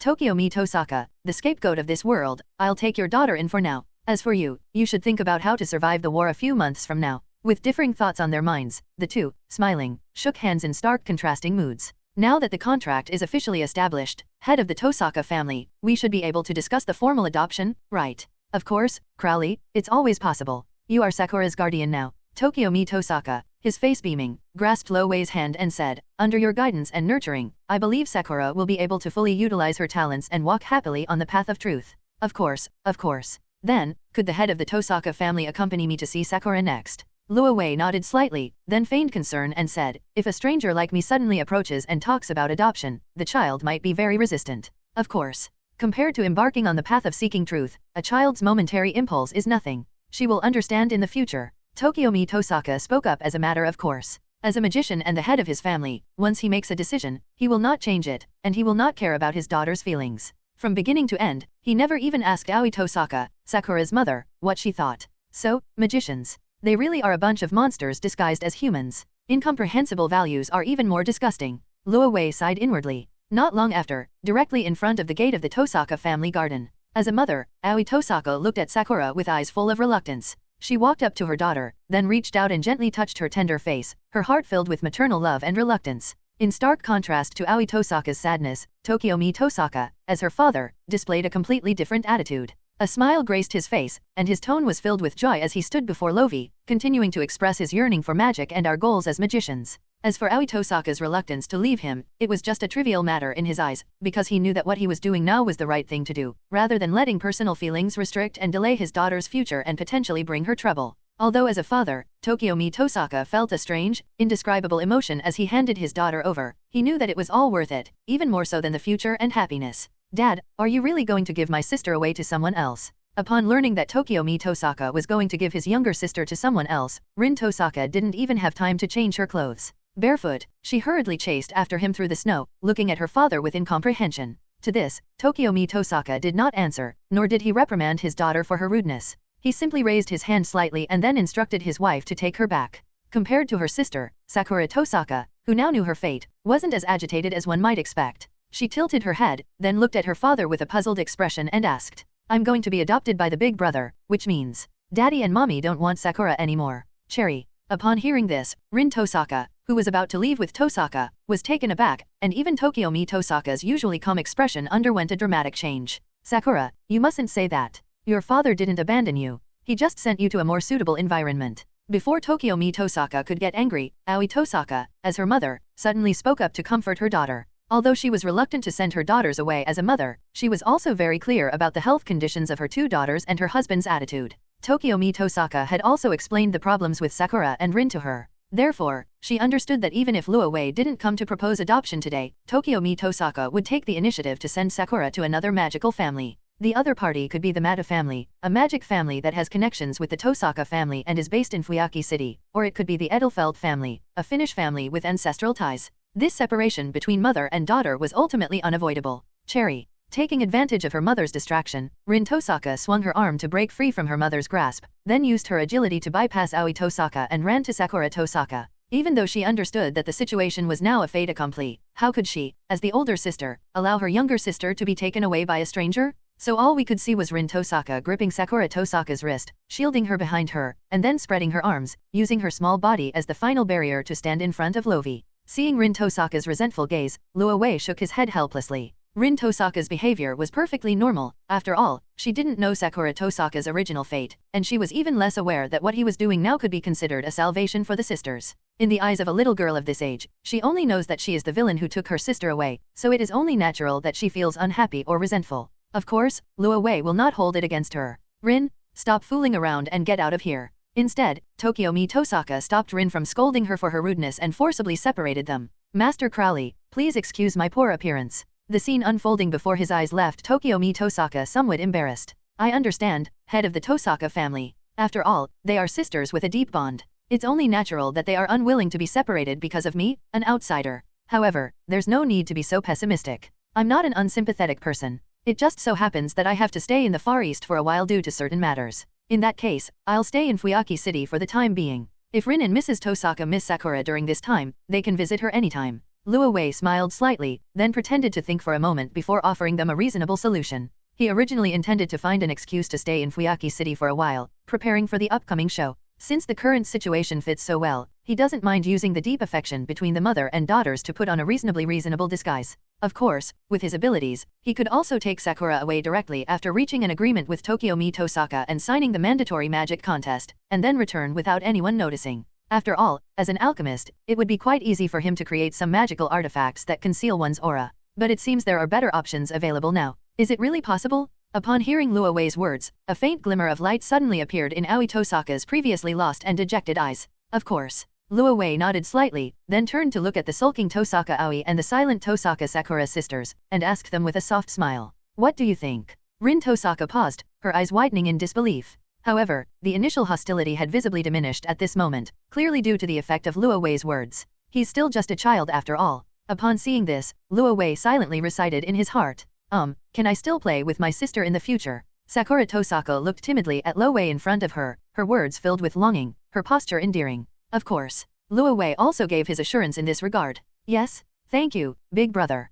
Finally, with Luo Wei's encouragement, the originally sorrowful farewell became less sad, and the two sisters, with tears in their eyes, hugged each other tightly. Seeing this, Luo Wei shook his head, and a slight smile appeared on his lips. Then, he turned to look at Tokyo-mi Tosaka, who was standing to the side also watching everything. Then, head of the Tosaka family, please take good care of me during my stay in Fuyaki City, said Lovi. Of course. Tokyo-mi Tosaka nodded. Of course, he wouldn't refuse such a small favor, but I wonder if the Crowley family has any important business to attend to in the Far East, he asked with some curiosity. Well, it's a long story. Besides adopting Sakura, I also wanted to visit some friends along the way, so I'll be staying for a while longer. Oh, so you're visiting a friend? Upon hearing this, Tokyo-mi Tosaka nodded, his gaze subtly and imperceptibly drifting towards the back of Luo Wei's hand. Seeing that there were no 3 bright red marks on the back of his hand, he breathed a sigh of relief, and a huge weight was lifted from his heart. I see. Then I wish the Crowley family all the best. As long as you are still in Fuyaki City, you can come to the Tosaka family to find me anytime if you need anything. Thank you for your generosity, head of the Tosaka family, but it is getting late, so I will not disturb you any longer. Luo Wei said goodbye. I'll take Sakura back first. Okay. Tokyo-mi Tosaka nodded slightly, his face still bearing that refined smile. Before leaving, Luo Wei didn't forget to hand his business card to Tokyo-mi Tosaka and Aoi Tosaka, which showed his temporary magic base in Fuyaki City. This is where I am currently staying, the Hyatt Hotel. I will visit you when I have time. Tokyo-mi Tosaka accepted the business card from Luo Wei and gave a faint smile. Sakura, you have to be good in this new environment. Aoi Tosaka knelt down, looking at her daughter with tears in her eyes, and repeatedly told her in a choked voice, don't cause trouble for your big brother. Even without your mother by your side, you must be healthy and happy, okay? Yes, I know, Mom. Sakura Tosaka nodded, and Rin also gathered around at that moment. Finally, this inevitable parting came to an end with the 3 of them embracing each other. The hugs from loved ones added a lot of warmth to this cold winter, and even the sky, which was originally covered in snow, cleared up at this moment. Luo Wei held Sakura Tosaka's slender hand as they walked out the door, got into the pre-booked car, and left under the watchful eyes of the Tosaka family. After a long while, only a faint light remained in his sight as it gradually faded into the distance until the car could no longer be seen. Only then did Tokyo-mi Tosaka, standing in the snow, let out a long breath and then let out a helpless sigh. May our ancestors bless us. I believe that the descendants of the Tosaka family will surely find true happiness. Book recommendation. Digimon, let me think about it. Chapter 6, What You Desire is Your Law, 1/2. Please add to favorites. Do what you desire, and that will become your law. What would it be like to suddenly become a father? Are you happy? Or is it that you dislike it? Luo Wei wasn't sure what he should feel under normal circumstances, but at this moment he didn't have any deep feelings. Neither joy nor annoyance was particularly evident in him. His heart remained as calm as ever. Of course, the reason for this situation should be found within oneself. He was well aware of this. I don't have any particular fondness for Sakura Tosaka. At most, I just feel sorry for her. It's important to know that in the original timeline, Sakura Tosaka's fate was undoubtedly very tragic. This includes, but is not limited to, the old man who adopted her being a monster, being pushed into an insect pit by her own father, the only uncle who cared about her dying in the war, and being left without protection, enduring more than a decade of modification and torture without anyone knowing, and finally falling in love with the same person as her long-lost older sister. If the god of fate still exists in this era, then everything he did to Sakura Tosaka could truly be described as full of malice. Because of some memories from his past life, Luo Wei has a certain advantage of foresight in this world. Although he cannot cover everything like he has futuristic vision, he can still provide some assistance in the cognition and decision-making of certain important events. This includes the important event of Sakura Tosaka being adopted by Zukinmata. And so, would I consider myself a righteous ally who rescued a girl from a demon's lair? Gently flipping through the storybook in his hands, Luo Wei turned his head to look at the gloomy sky outside the window, and murmured to himself, I guess so. Although he did this partly to facilitate his future plans, in the end, his actions undoubtedly saved the girl from a tragic life. A gentleman judges by actions, not intentions, that is sufficient. Although he doesn't deny that some of his own selfish motives were involved. As he gently closed the book in his hands, Luo Wei's lips curled into a slight smile. He looked up at the window. Fuyaki City was unusually quiet after the heavy snow. The white snow covered the grey city, making it look even whiter. The light from the bright moon hanging in the sky shone through the glass and fell on him. The light was especially bright and flowed quietly in the night sky. He shook his head, a self-deprecating smile mixed with a sense of magnanimity, before finally bowing his head and muttering to himself in a joking manner. Rather than being a champion of justice, I might actually prefer playing a girl-raising game. There is pity, there is favoritism, and there is a desire to do something within one's own power. It's always better to be honest, especially since he hasn't broken any laws or committed any crimes. In fact, for everyone, what he did at that moment was the best choice. As for whether this deal is worthwhile, using one's family's magical crest as a price to adopt someone else's daughter seems a bit too much, doesn't it? This may be true for others, but it is worthwhile for Ro. Unlike the magicians in this world who are obsessed with pursuing the origin, his thirst for the origin is not as great as one might imagine. Moreover, compared to ordinary magicians, his family's magic path is more unique and they are not lacking in things like inscriptions. Alchemists value inheritance more than magicians. Magicians, as geniuses, create unique first-generation imprints at a low cost. The only concern is whether the imprint will cause rejection. Alchemists, however, can develop their own transmutation array systems, and with enough materials, they can reconstruct a magical inscription suitable for the user. Although its value is far less than that of a long-established family lineage inscription, it is the best solution for magical families to solve the problem of inheritance.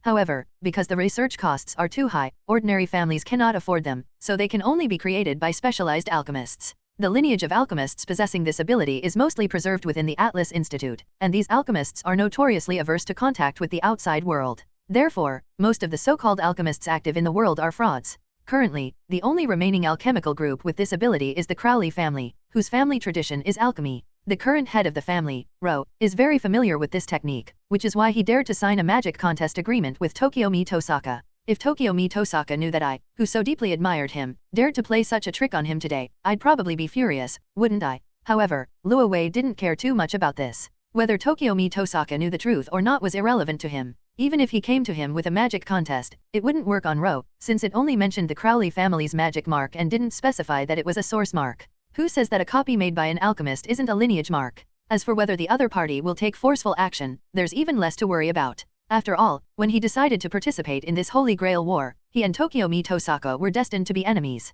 The two would definitely clash in the war, and one of them might even lose his life. If they were to actually meet, neither of them would show any mercy out of consideration for Sakura Tosaka. Loi preferred the freedom of the sky to staying in that clock tower where intrigue and deceit were constant. However, one thing is one thing. What Luo Wei disliked was the environment full of deceit and backstabbing, and what he loathed were the old fogies in the clock tower who didn't focus on studying their own magical arts but were busy with political struggles all day long. This didn't mean he hated magical arts. On the contrary, Luo Wei was quite interested in the hidden secrets of this world and the interesting things that were about to happen. For example, the Holy Grail War. By experiencing enough interesting and unusual events and accumulating relevant experience, one can continuously forge one's own path on the road of demonic cultivation until obtaining the treasure one desires. That's enough. As for scheming against other demonic families, or trying to emulate some of the transmigrators who have grown their power, dreaming of seizing the clock tower, looting the demon eye train, and beating up the 27 ancestors, let's set aside whether we can actually do it. Instead, we should ask ourselves why we want to do it, what our reasons are, and what the significance would be if we succeeded.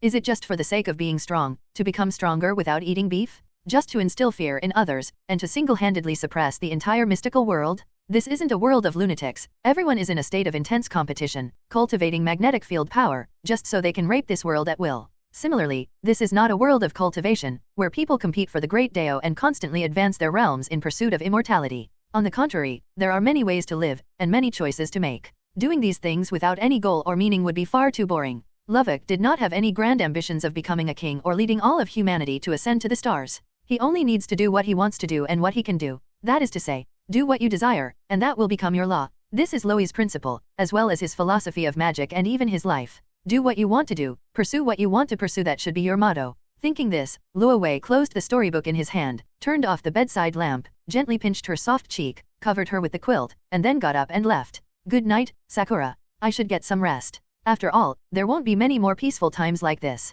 Now I should go out a bit to prepare for the upcoming war. Then, I'll leave Sakura in your care for the time being. That shouldn't be a problem, right, Mr. Mataguriya? Luo Wei slowly turned his head to look at a secluded spot not far from the door. At this very moment, in the corner by the door, a handsome and gentle-looking man, carrying a backpack and dressed in a black tracksuit, had his black bangs partially obscuring the deep worry in his eyes. Thank you. There will be another update this afternoon.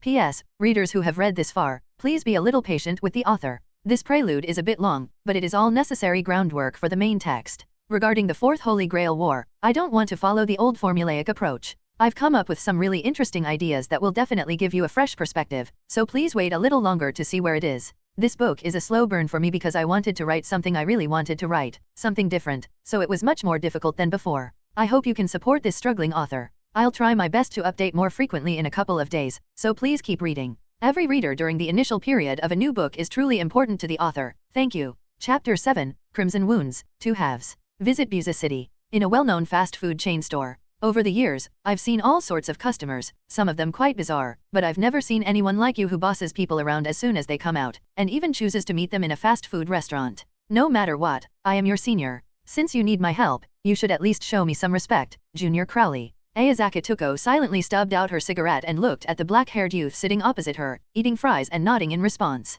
Compared to eating pastries in those high-end coffee shops that look good but don't taste good and aren't very filling, fast food is more convenient and faster. Luo Wei glanced at her indifferently, then answered without looking up. Besides, I don't think some unfortunate guy with a huge debt can have any credibility with me. After dealing with matters in Fuyaki City, he traveled through the night, taking the Shinkansen train in the early hours of the morning, and arrived here at dawn. If you analyze his itinerary carefully, you can see that from yesterday to now, he first flew from London to the Far East, then took a taxi, and finally took the Shinkansen subway without stopping. It can be described as traveling day and night. So, as soon as he got off the train, Luo Wei, adhering to the principle of proximity, ordered some fast food at a fast food restaurant near the subway station and made a phone call to invite the acquaintance he was looking for, who was none other than the red-haired woman sitting in front of him. Don't let her young appearance fool you, she looks to be only in her early 20s. She has quite a background. She was originally a renowned magical genius in the clock tower, and her talents and achievements far exceeded ordinary people's imagination, reaching a level that can only be described as miraculous.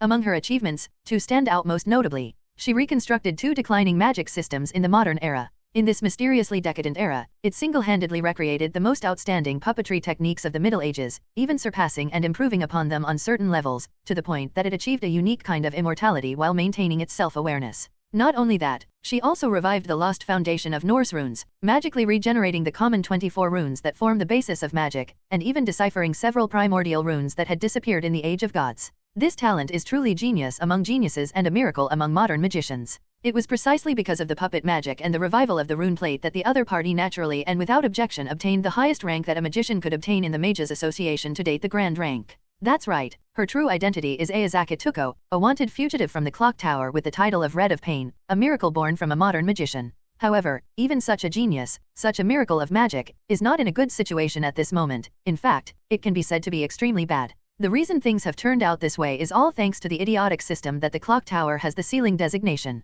The so-called ceiling designation refers to the imprisonment of magicians with rare talents or who have broken taboos under the guise of protection, and their life imprisonment. Those who possess magic that cannot be learned through study due to their bloodline or physical constitution, such as reality marble, are treated as precious items and contained and protected by the Mages Association. The Mages Association arrests magicians designated for sealing, ensuring that their magic characteristics remain unchanged and are passed down as valuable samples to future generations. To put it simply, the so-called sealing designation is no different from a sliced specimen preserved in formalin. For the association, the sealing designation is based on goodwill, but for the chosen magician, it's tantamount to a death sentence. Ayazaki Tuko's exceptional talent led to her being placed on the sealed list by her own teacher, thus beginning her years-long escape. At this moment, she was wearing a white shirt, a coffee-colored sweater, and a light brown trench coat. She carried a suitcase in her right hand, her wine-red hair was tied in a ponytail, and she wore ordinary oval glasses on her high nose. She looked more intellectual than when she was at the clock tower, but Luo Wei could vaguely detect the traces of fatigue hidden in her eyes. Senior Ayazaki, life on the run must have been tough, right? Ugh, let's not expose how tough life is. When you're being harassed by the hunting dogs of the Legal Affairs Department, how can you possibly have time to rest? Speechless after being rendered speechless by the young man's words, Ayazaki Tuko sighed helplessly. Then, without standing on ceremony with Luo Wei, she grabbed a few fries from the table and put them in her mouth. In her opinion, Luo Wei's question was superfluous. As a top-tier wanted criminal in the magic world, who was wanted by the clock tower and was hiding all over the world, trying to escape his pursuit, Ayazaki Tuko's current life was far from peaceful. Not only does she have to be on guard against the seal enforcers who could appear at any time, but she also has to find time to earn money to pay off her previous debts. Even with her abilities, there are very few beings in the entire world who could truly kill her. But even though she couldn't be killed, this endless life of being hunted down was a major headache for Ayazaki Tuko. After all, she was alone, facing the entire legal affairs department's designated seal enforcers and those audacious bounty hunters. No matter how capable she was, she would inevitably appear somewhat weak and outnumbered in the face of such a powerful force. Moreover, the hunting dogs trained by the Department of Law and Politics are far more skilled in actual combat than the bunch of useless magicians at the clock tower who only know how to study magic and engage in political struggles. Each of them is a formidable fighter and magician, and the intelligence they possess is extremely accurate. Faced with the pursuit of these people, even Ayazaki Tuko, a grand magician, had to start running away. But this kind of life, constantly busy on the run and dealing with pursuers, is definitely not what Ayazaki Tuko wants. For magicians, having a stable place to study magic in the hope of one day reaching the source is the right path. This kind of life of escaping and risking one's life is more suitable for madmen. Moreover, unlike the clock tower across the street, which has a large and powerful presence, she has limited materials and funds. It can be said that every item consumed is one less available.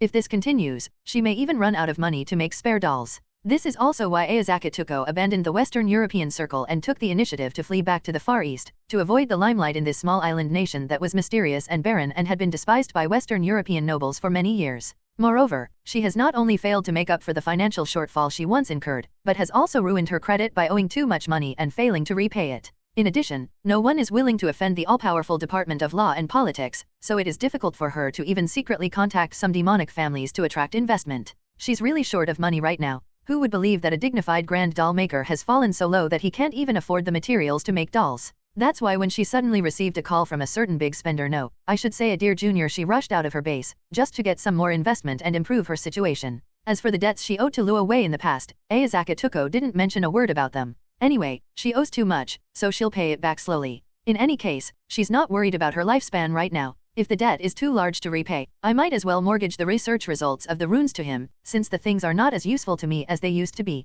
Speaking of which, it's only been 2 years, but you've changed a lot. After calming down a bit, Ayazaki Tuko took another look at Luo Wei in front of her, a hint of curiosity flashing in her crimson eyes. Have I changed a lot? The change is so drastic, it's like they're completely different people. Ayazaki Tuko thought to herself, while also feeling somewhat puzzled by the changes that had occurred in Luo Wei. Is that so? I think so too. Luo Wei nodded slightly in agreement. P.S. Update complete. Please add to your favorites and vote. A few more chapters are ready, and we'll be heading straight into the Fourth Holy Grail War, which is completely different from the previous ones. Please look forward to it. Book recommendation. Honkai Impact 3rd, this is how the story should unfold. Chapter 8 Investigation Request, 1/2. Please add to your favorites. Have I changed a lot? The change is so drastic, it's like they're completely different people. After calming down a bit, Ayazaki Tuko took another look at Luo Wei in front of her, a hint of curiosity flashing in her crimson eyes. 2 years ago, she would have found it impossible to reconcile the image of the taciturn, aloof research fanatic with the young man now stealing her fries.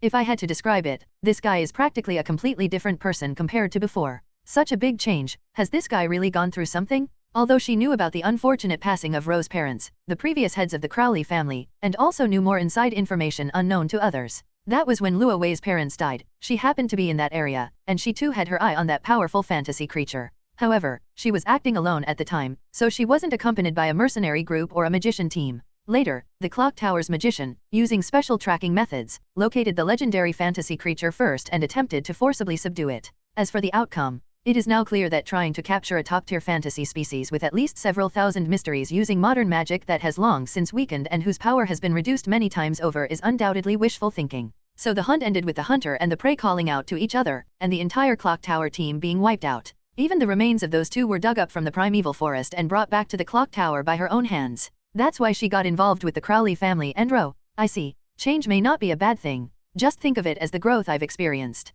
After all, without the protection of my elders, I, who was entrusted with this task in a time of crisis, have to try to be independent. Luo Wei said calmly that although he also had memories of what happened in the past, he never took the initiative to mention it. Your growth is truly outrageous. It's as if you've completely changed your personality. Ayazaki Tuko casually made a sarcastic remark, her words sharp and to the point, but she also noticed that Luo Wei was deliberately avoiding the topic, so she did not intend to delve into it. She felt that Luo Wei might have made some adjustments to his personality, just like herself, which was why he was in this state, but these things had nothing to do with her. After all, they are magicians. Isn't it normal for magicians to have secrets? In the eyes of magicians, inquiring about each other's secrets without permission is tantamount to declaring war, no matter how good their relationship is. Ayazaki Tuko already has enough trouble of her own, and turning this friend who was willing to lend a helping hand even when she was sealed away into an enemy is not something she wants. However, she was still curious about Lo's arrival in the Far East. Why would a clock tower noble like you, instead of staying in your own mansion and burying yourself in scientific research, come to this mysterious and barren place in the Far East?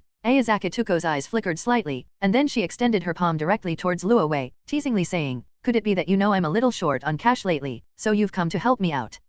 If you can pay back the money you owe me for the materials you took on credit, I might be able to help you out a little more." When he saw Ayazaki Tuko reach out to ask him for money, Luo Wei was speechless and slapped her restless little hand. "You stingy person." Ayazaki Tuko withdrew her hand, muttered unhappily, and subconsciously reached for a cigarette, but seeing Luo Wei point to the no smoking area sign hanging next to her, she reluctantly put down the cigarette and then picked up a French fry. "All right, enough joking. Since you contacted me first, it couldn't just be to ask me out here for fries, right? Nature. Then get to the point. What important matter has brought you all the way to the Far East to see me? Do you need a custom-made doll for a special purpose, or have you encountered some troublesome situation? Tell me quickly so that I can have some good news." This woman, even after being on the run for so long, his personality hasn't changed at all, he's still just as awful. Can't those guys in the forensic department step up their game? Seeing Ayazaki Tuko standing in front of him with a half-smile and an incredibly irritating tone, Luo Wei couldn't help but feel annoyed. However, the woman was right, he had indeed come to her this time to ask for her help with something. Then, without hiding anything, Luo Wei reached into his pocket and took out a debit card, handing it to Ayazaki Tuko. "There are 5 million in this card, the password is 777,777. That should be enough to hire you to do something." Upon seeing the bank card, Ayazaki Tuko's expression faltered slightly. After a long pause, she finally spoke. Aren't you underestimating me? You think you can just fob me off with a mere 5 million? Who do you think I am? I am." Although she said that, Ayazaki Tuko's body language betrayed her, and she stuffed the debit card into her pocket. "GBP. I don't know much about the exchange rates in the Far East, so I'll stick with pounds." Hiss. "I knew it. How could my dear junior bear to let his senior work for free? That's more like it." As she pocketed the savings card handed to her by Luo Wei, Ayazaki Tuko's smile was as bright as a chrysanthemum, and she even changed how she addressed him. "Senior, how desperate for money are you?" Upon seeing the other party's utterly shameless behavior, Luo Wei was speechless. "Tell me, what do you need my help with? For the sake of the pounds, I'll do it for you." After receiving the money, Ayazaki Tuko even straightened her expression. Seeing that Ayazaki Tuko agreed, Luo Wei nodded, looked around to make sure there were no suspicious people nearby, then casually cast a magic spell to disperse the onlookers. He then lowered his voice and used the magic to ask her in a low voice at a volume that only the two of them could hear. "Senior Ayazaki, have you ever heard of the Holy Grail War?" "The Holy Grail War. I've heard some things." Ayazaki Tuko stroked her chin, a thoughtful look on her face. After a brief recollection, she finally gathered the information she could think of. It seems to be some kind of magical ritual that the Tosaka, Matu, and Einsburn families work together on, and it seems to be related to the summoning of heroic spirits. However, because the idea of that magic ritual was too outrageous, the scholars of the Conjuration Department thought it was just a wild fantasy. "I remember that this magic ritual was also recorded in the clock tower, in the hands of Yuri Fuse." "Very good, that's enough. Senior Ayazaki is indeed very knowledgeable, no wonder she is the only Gand puppeteer at present. Stop flattering me and get to the point. What do you want by asking about the Holy Grail War?" Ayazaki Tuko rolled her eyes at him. "My request is simple. I would like you to go to the Einsburn family and investigate the identity of the heroic spirit they summoned in the Third Holy Grail War. You don't even need to find out their real name, just tell me their class. Loi has now decided to participate in this Holy Grail War. Therefore, it is undoubtedly very important to investigate everything thoroughly and obtain accurate intelligence before the war begins. What he now doubts is whether the world line he is in is the Holy Grail War he remembers. It's important to know that there are countless world lines within the Type Moon universe, with numerous parallel worlds that have drastically different developments. For example, the worldviews of Magical Girl Ilia, CCC, and various derivative works will not be discussed for the time being. Even within the largely similar Type Moon universe, there are many differences. For example, in some worlds, Merlin is male and King Arthur is female. In some worlds, Merlin is a woman and King Arthur is a man. In some worlds, there are no 27 ancestors, and Gemstone Elder completely defeats Zhu Yu. Some worlds do not have the Holy Grail War. Some of the Holy Grail's artifacts are intact. Some worlds have been corrupted by the malice of the Avengers. Some of the Holy Grails were even stolen beforehand. In short, in Lovi's impression, there were countless differences in their worldviews alone, and the Holy Grail War was no exception. During these 2 years, although Lu had sent people to gather intelligence on the Holy Grail War, However, apart from the already known but unimportant information that Kuritsugu Emiya married into the Ainsburn family, the Mata family's magical lineage was declining, the Tosaka family had 2 daughters, and the Fourth Holy Grail War was about to begin. They did not obtain any particularly useful information. That's why, as the war was about to begin, Luo Wei specifically sought out his highly skilled senior, hoping she could help him investigate the inside story of the Third Holy Grail War. The most important thing is to find out exactly what the Ainsburn family summoned back then. Is it a normal heroic spirit, or has it summoned Amakusa Shiro Tokisada, or perhaps those 2 troublesome Angra Newman? The findings of this survey will influence Loi's attitude and specific plans in dealing with this Holy Grail War. So this world is really a pain in the ass, always creating so many possibilities for itself, extending into all sorts of messy parallel worlds. After hearing the details of Luo Wei's request, Ayazaki Tuko's expression changed slightly, but when she saw Luo Wei's bare hand, she couldn't help but ask a question. Are you the master of this Holy Grail War? Loi nodded. Strictly speaking, it's not quite there yet, but I already know how to obtain command seals and how to participate in this Holy Grail War. I see. Alright then, it's fine to go out once in a while. I've been eyeing Ainsburn's artificial human technology for a long time, so this is a good opportunity to see it for myself. After putting the last French fry on the table into her mouth, Ayazaki Tuko, having learned her target, didn't linger any longer. She got up and strode away with a flourish. And before leaving, she didn't forget to give Luo Wei a word of advice. You should also be careful. My intuition tells me that this magic ritual is not that simple. Don't let it go wrong. Oh, is the senior showing concern for me? Luo Wei was somewhat surprised. I guess so. After all, if you die, I won't be able to find anyone willing to let me pay on credit. You bastard. Watching Orange's departing figure, Luo Wei shook his head helplessly in his seat. She's a woman as free as the wind. He sighed inwardly, then glanced at the pocket watch on his chest, and looked out the window at the city, which was now covered in a grey haze as snowflakes began to fall again. Hopefully, she's made some progress. All I need to do now is find someone else to gather more information. All that's left is the Holy Grail War. This is really something to look forward to. He slowly rose from his seat, carrying his still warm suitcase, and then strode towards the Grey City. P.S. There will be another chapter this afternoon. I recommend a book by a renowned author. Type Moon, am I really going to become a sorceress? It's very well written, everyone should check it out. Finally, I'd like to ask for your votes and add this book to your favorites. Chapter 9, Viewing the Mother of Buza City, 2 halves. Even if you treat wicked people with the utmost kindness, their evil nature will not change. A reunion after a long time. After the dinner, Luo Wei and Ayazaki Tuko got a little closer again. Although he knew that the other party was probably only interested in the money, it had nothing to do with Luo Wei. Whatever his thoughts were, as long as Ayazaki Tuko could complete the task he assigned her, that was all that mattered to him, nothing else was his concern. Watching Orange's departing figure, Lo, who had just finished his meal, placed a pound note far exceeding its value under his plate, got up, and left the fast food restaurant to begin his search for some mysterious entity in the city. According to the rules of the mystical world, as an outsider magician, Luo Wei should report to the local spiritual vein management family when entering other spiritual vein areas, just as he specifically informed Tokiomi Tosaka when he arrived in Fuyaki City. However, compared to the Tosaka family, who manage the spiritual veins in Fuyaki City, the Ryugai family, who manages the spiritual veins in Kanboko City, is in a much worse situation. Due to the decline of the mystical world and the loss of their lineage, this once powerful exorcising family cannot find a single exorcist to take over the family business. Although they still possess a certain level of magical records and knowledge of that world, they are already detached from the mystical world and are about to become just an ordinary family in the secular world. Therefore, they naturally cannot control Luo Wei. As for Guanbuza City, this is also a very magical city. Although it can't compare to its neighbor, Fuyaki City, which is always plagued by gas pipe explosions, in terms of fame, it hides just as many secrets. It is also a very important stage in the Type Moon universe Kara no Kyukai. Even though Kara no Kyukai is an important part of the Type Moon universe, it is much less popular than the Holy Grail War, which is known to everyone. Even many veteran masters who have played FGO are not very familiar with the story that takes place in it. Although Kara no Kyukai isn't very famous, its protagonist, Ryugai Shiki, is quite popular. With his mystic eyes of death perception, the most advanced in the Type Moon universe, and his dashing figure, coupled with his iconic line, "I'll kill anything that's alive, even if it's a god," he has won over countless fans. Even Lo Wei was attracted to his image back then. Based on this time frame, Ryugai Shiki is probably just a middle school student right now. Given that Root Shiki's attitude towards him is unknown, Luo Wei doesn't plan to take the initiative to contact her and instead focuses his attention elsewhere. Let's find the mother of Guanbuza City first.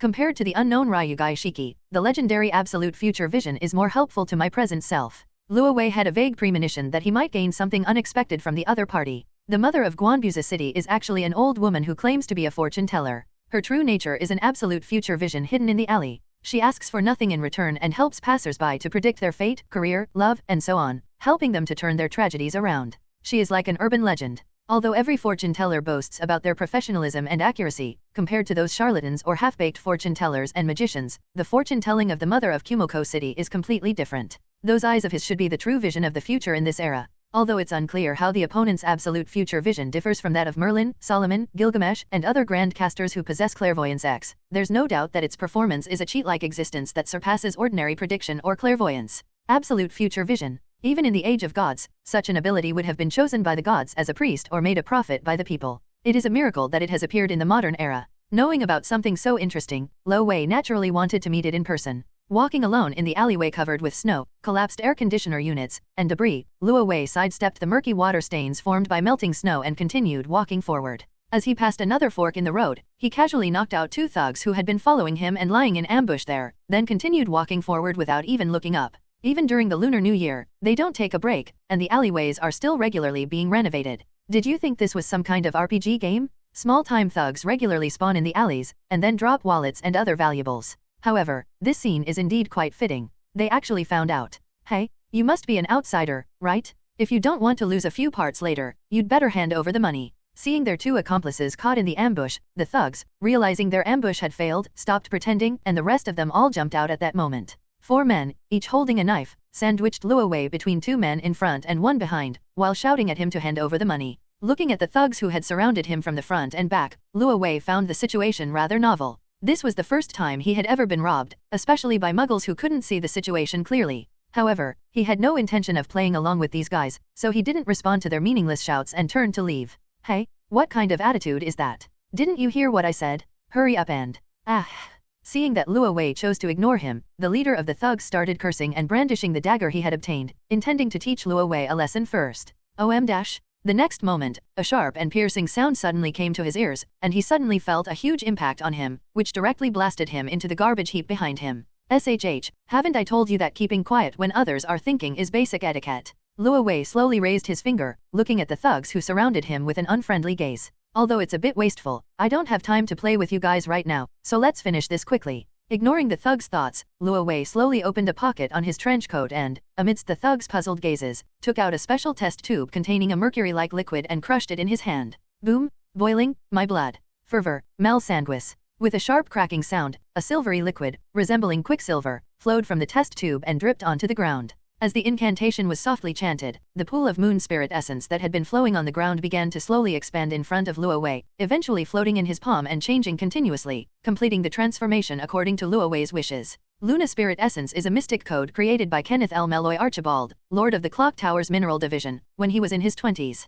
It is hailed as the supreme mystic code of the El Malloy faction, one of the 12 families. It possesses functions such as automatic attack, automatic target acquisition, and automatic defense, making it remarkably comprehensive. Furthermore, Luna Spirit Essence is not only an excellent combat mystic code but also a top-tier computational tool used by the El Malloy faction to assist in the execution of magic. Even looking across the entire clock tower, it's hard to find many craft essences as useful as this one. And it's precisely because of its outstanding functionality that this craft essence is incredibly valuable. Apart from the top talents in the El Malloy school, no one else could obtain it. The moon essence in Luo Wei's hand was a gift from his chief teacher when he was promoted to the priest rank in magic. Furthermore, since he primarily cultivates alchemy, and mercury, known as alchemical blood, is an important component of alchemy, this costume is a perfect fit for Lovi, which is why he often carries it with him. What exactly is this thing? Monster? It's a monster? This guy is a monster. Under Luo Wei's control, the mercury began to swirl in midair. After glancing at his companion who had been thrown into the wall by the magic and fainted, and witnessing such an illogical scene, the remaining thugs instantly lost their courage to swagger around. They didn't even have the courage to leave with their unconscious companions, and hurriedly scattered and fled towards the alley exit. Want to run away? Luo Wei coldly stared in their direction, slowly raised his hand and pointed, and a faint magical fluctuation rippled in the moon spirit essence liquid in midair. Under his command, the originally expanding silver liquid exploded in midair like a bomb, and every piece of mercury that split off turned into sharp spikes that shot straight forward. Boom! Several ear-piercing cracking sounds were mixed with sharp explosions. What? Soon, accompanied by shrill screams and a sound like something shattering, the thugs, while being pierced by mercury, also made intimate contact with the wall. It seemed that they had broken several ribs, and they fainted from the pain, completely losing the ability to resist. Although they were a bunch of cowardly bullies, Luo Wei was not a bloodthirsty person. As long as they hadn't committed heinous crimes, he wouldn't easily take other people's lives, so he didn't kill them directly. However, this does not mean that he will condone these evil people, nor will he have any expectations of their nature. Even if you treat evil people with the utmost kindness, their evil nature will not change. The only way to truly stop them is to deprive them of the ability to continue doing evil. This time, let's cut off one of their arms or legs and completely deprive them of the ability to do evil. For the rest of their lives, let them drag their crippled bodies and personally experience the feelings of the weak that they once harmed. Without hesitation, after making up his mind, Luo Wei slightly turned his finger, and the moon spirit marrow in midair trembled again. A dazzling silver arc of light roared out of the alley, accompanied by several hysterical screams. In an instant, several pools of blood stained the white snow underfoot, giving these villains the punishment they deserved. That feels much better. My thoughts have become much clearer. As for you, spend the rest of your lives trying to become new people. Ignoring the dying thugs and the scattered limbs around him, Luo Wei strolled into the alley again, his feet treading on the blood-stained snow. Since you're already here, you can't let me come all this way for nothing, can you? I've been looking for you for so long, it's time you came out and met me, old man. He looked up at the empty sky and murmured to himself, as if asking someone who wasn't there. Ugh. After a long while, a long sigh slowly drifted from the darkness not far away. P.S. 7,000 words updated today. Please add this to your favorites and vote for it. This is very important during the initial release period. Thank you. Chapter 10, The Flower Magician's Advice, 5k views. Please add to your favorites. Wow wow. Gah! A jet-black crow flew across the gray sky and finally landed on a treetop. Black and white, stillness and movement, death and life, converge in this instant. The crow's eyes are deep and indifferent, it seems to be scrutinizing the world, or perhaps waiting for something. The snow-covered earth is silent, with only the crow's cawing echoing in the air. When the wind rises, snowflakes gently fall, covering the crow, but it doesn't care and continues to stand there quietly. Due to its geographical location, the sea breeze near Tokyo Bay is slightly stronger than in other areas, and the winter climate makes the temperature here even colder and more biting. After dealing with a group of reckless thugs and teaching them a lesson they'd never forget, Luo Wei finally found his true objective deep within a more secluded alleyway. As he stepped into the long, narrow alley, a profound sense of unease suddenly overwhelmed him. In a secluded corner of the alley, the dead end had vanished, and a table had been erected in the shadows. A slightly plump figure sat before the table, smiling and waving at him. Young man, would you like to try a fortune-telling? It's very accurate. As a gentle voice rang out, Luo Wei couldn't help but turn his head to look in that direction. A pale black English hat adorned with a blue flower stood out. A black veil, as dark as night, concealed her aged face and graying hair. She wore a well-tailored black coat, complete with ornate arm ornaments. Her hands were clasped together, resting on her divination table. She didn't resemble a mysterious fortune-teller, rather, she looked like a lavishly dressed middle-aged noble woman. Noticing the woman sitting in the corner, her body shrouded in darkness, Luo Wei's lips curled into a slight smile, and he strode towards her. I thought you wouldn't see me, old man, and I was even prepared to leave. Really? But I don't see a future where you'll leave obediently. The mother of Guanbuzi City smiled slightly and calmly refuted Luo Wei's words. But the future is not static, is it? Luo Wei returned the smile. However, I really didn't expect that you could predict other people's future without even meeting them in person. That's a cheating ability, old lady. Don't say that, young man. This ability is not mine. I am just a temporary user who carries it.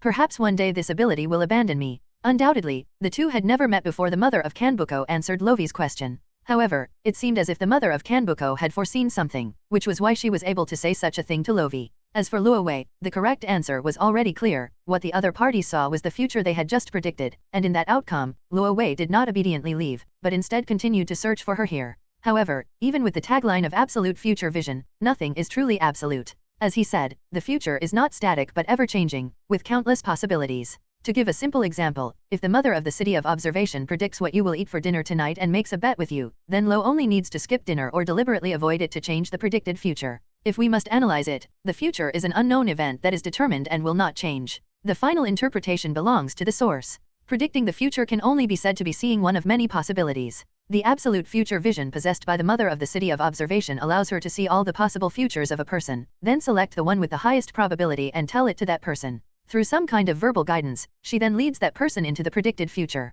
Luo Wei began to think seriously, and at the same time began to analyze the absolute future vision possessed by the mother of Guanbuzi City. As if sensing what Luo Wei was thinking at that moment, the mother of Guanbuzi City, who was sitting in front of the stall, suddenly laughed out loud. Haha, what an interesting young man. You're right, the future is ever-changing and cannot be fully understood by prediction. Although I really want to answer your questions, I don't know the complex reasons behind them. I'm just an ordinary fortune teller, not some prophet who can predict the future with 100% accuracy. And the rumors you've heard are probably just urban legends. An urban legend. Urban legends can't so easily see into people's hearts, but since you say so, then so be it. Luo Wei thought to himself, without arguing about the issue. Well then, nice to meet you, mother of Guanbuzi City. He nodded again, then looked at the old man who appeared in front of him and spoke in a very friendly manner. After all, the other party was an old man besides being a prophet, and he might need his help this time, so he kept a low profile and gave the other party enough respect. My name is Ro, and I'm a magician who's just passing through. I'm very tight-lipped and haven't been spreading rumors about your existence.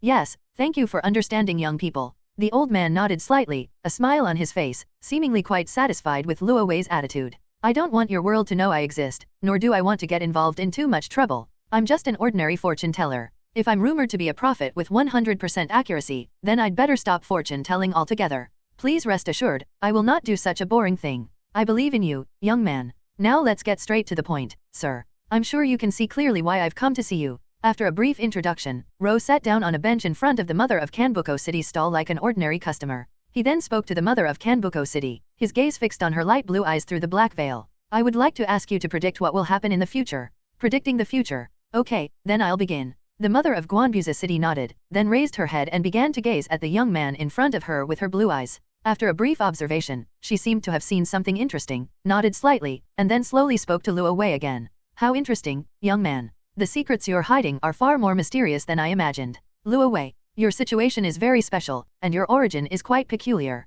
It's almost as if you don't exist in this world. There is no trace of you in the future trajectory. So, I'm sorry, even with my eyes, it's not very clear what your future holds. The mother of Gwanbusa City shook her head slightly. This was the first time she had encountered such an unusual situation. It's truly astonishing that there are people in this world whose eyes cannot see the future. Luo Wei raised an eyebrow slightly at this, then a wry smile appeared on his lips. It's okay, it's probably because of my own problem. Perhaps. The mother of Gwanbu City nodded, then smiled, and looked at Luo Wei with a playful expression, saying, however, although I didn't see your future, I did see some very interesting things while observing it. Would you like to hear about them? Something interesting? Luo Wei nodded slightly, also showing interest in what the mother of Gwanbusa City had to say, and then asked, please go on. Well, actually, when I was observing your future, I inadvertently saw a very strange man in a blur. A strange man? Ro immediately perked up. Yes, a handsome man with long white hair. The mother of Gwanbusa City smiled slightly, and then continued to describe vividly, I just saw a very beautiful sea of flowers, in which all kinds of beautiful flowers that I have never seen before are blooming. The scene there is so beautiful that it is not like this planet. And in the middle of that lush sea of flowers, there is a white tower. As if sensing my furtive gaze, a handsome man who had been resting against the tower slowly opened his eyes and met my gaze, a smile on his face. He wanted to use me to convey some words to you. Hiss. Luo Wei gasped, already guessing what had happened. Oh my, what an interesting existence. It's actually managed to evade my eyes and the gaze of the entire world, existing alone in this world that doesn't belong to you. This is the first time I've ever seen such a strange phenomenon, big brother. However, unfortunately, your future doesn't exist in this world's records. Instead of spending time and effort searching for things like absolute future vision or clairvoyance to observe trends, why not participate in it personally? The future is interesting precisely because it is unknown. Rather than being omniscient or omnipotent, only personal experience can truly reveal its beauty, right? Both I and those two kings believe this, so, wonderful travelers from beyond the world, since you are seeking fun, why not immerse yourself in it and experience it for yourself? Only by participating can you truly appreciate the fun. In the near future, I might visit you in person, look forward to it. Seemingly in an attempt to more vividly recreate the scene she witnessed, the mother of Gwanbusa City mimicked a certain online scammer atop a white tower, speaking in the same irritating tone, causing Luo Wei's eyelids to twitch involuntarily. After all, just from the description and that annoying yet familiar tone, Luo Wei could guess the other party's identity. Furthermore, their communication methods are roughly understandable. They are what is known as the 1,000-mile eye chat room. That's how those big shots who possess absolute future vision, clairvoyance, or omniscient and omnipotent stars communicate. They can even use this special ability to transmit messages across eras. So, he's being targeted by some shut-in who lives in the tower all year round? Could it be that Merlin is planning to participate in the Fourth Holy Grail War as a servant, since he said they'll meet again in the future? No way, really? Merlin, that online scammer, isn't he just someone who stays in Avalon and coldly observes what happens in the human world? He wouldn't actually get involved in a fight, right? Although I really wanted to say that, considering that Merlin would also appear for interesting reasons, Lao couldn't draw a definitive conclusion on the matter. After all, trying to understand non-human beings with human thinking is inherently problematic. It seems you know that rather strange man. The mother of Gwanbusa City raised an eyebrow slightly, noticing Luo Wei's odd behavior, and asked, is he someone you know? No, we have never seen it. Luo Wei shook his head. Even if it's someone I know, they're just an online scammer who lives in seclusion in the dark. Online scammers living outside the world are really something else. Oh, that's interesting. The mother of Gwanbu City smiled again, and then continued, although I cannot see your future path, I can still see the future trajectory you alter, such as today. Because you cut off the hands of those thugs in the alley and deprived them of their ability to continue harming society, you indirectly changed the fate of a girl who should have suffered because of this, and thus changed the course of many things.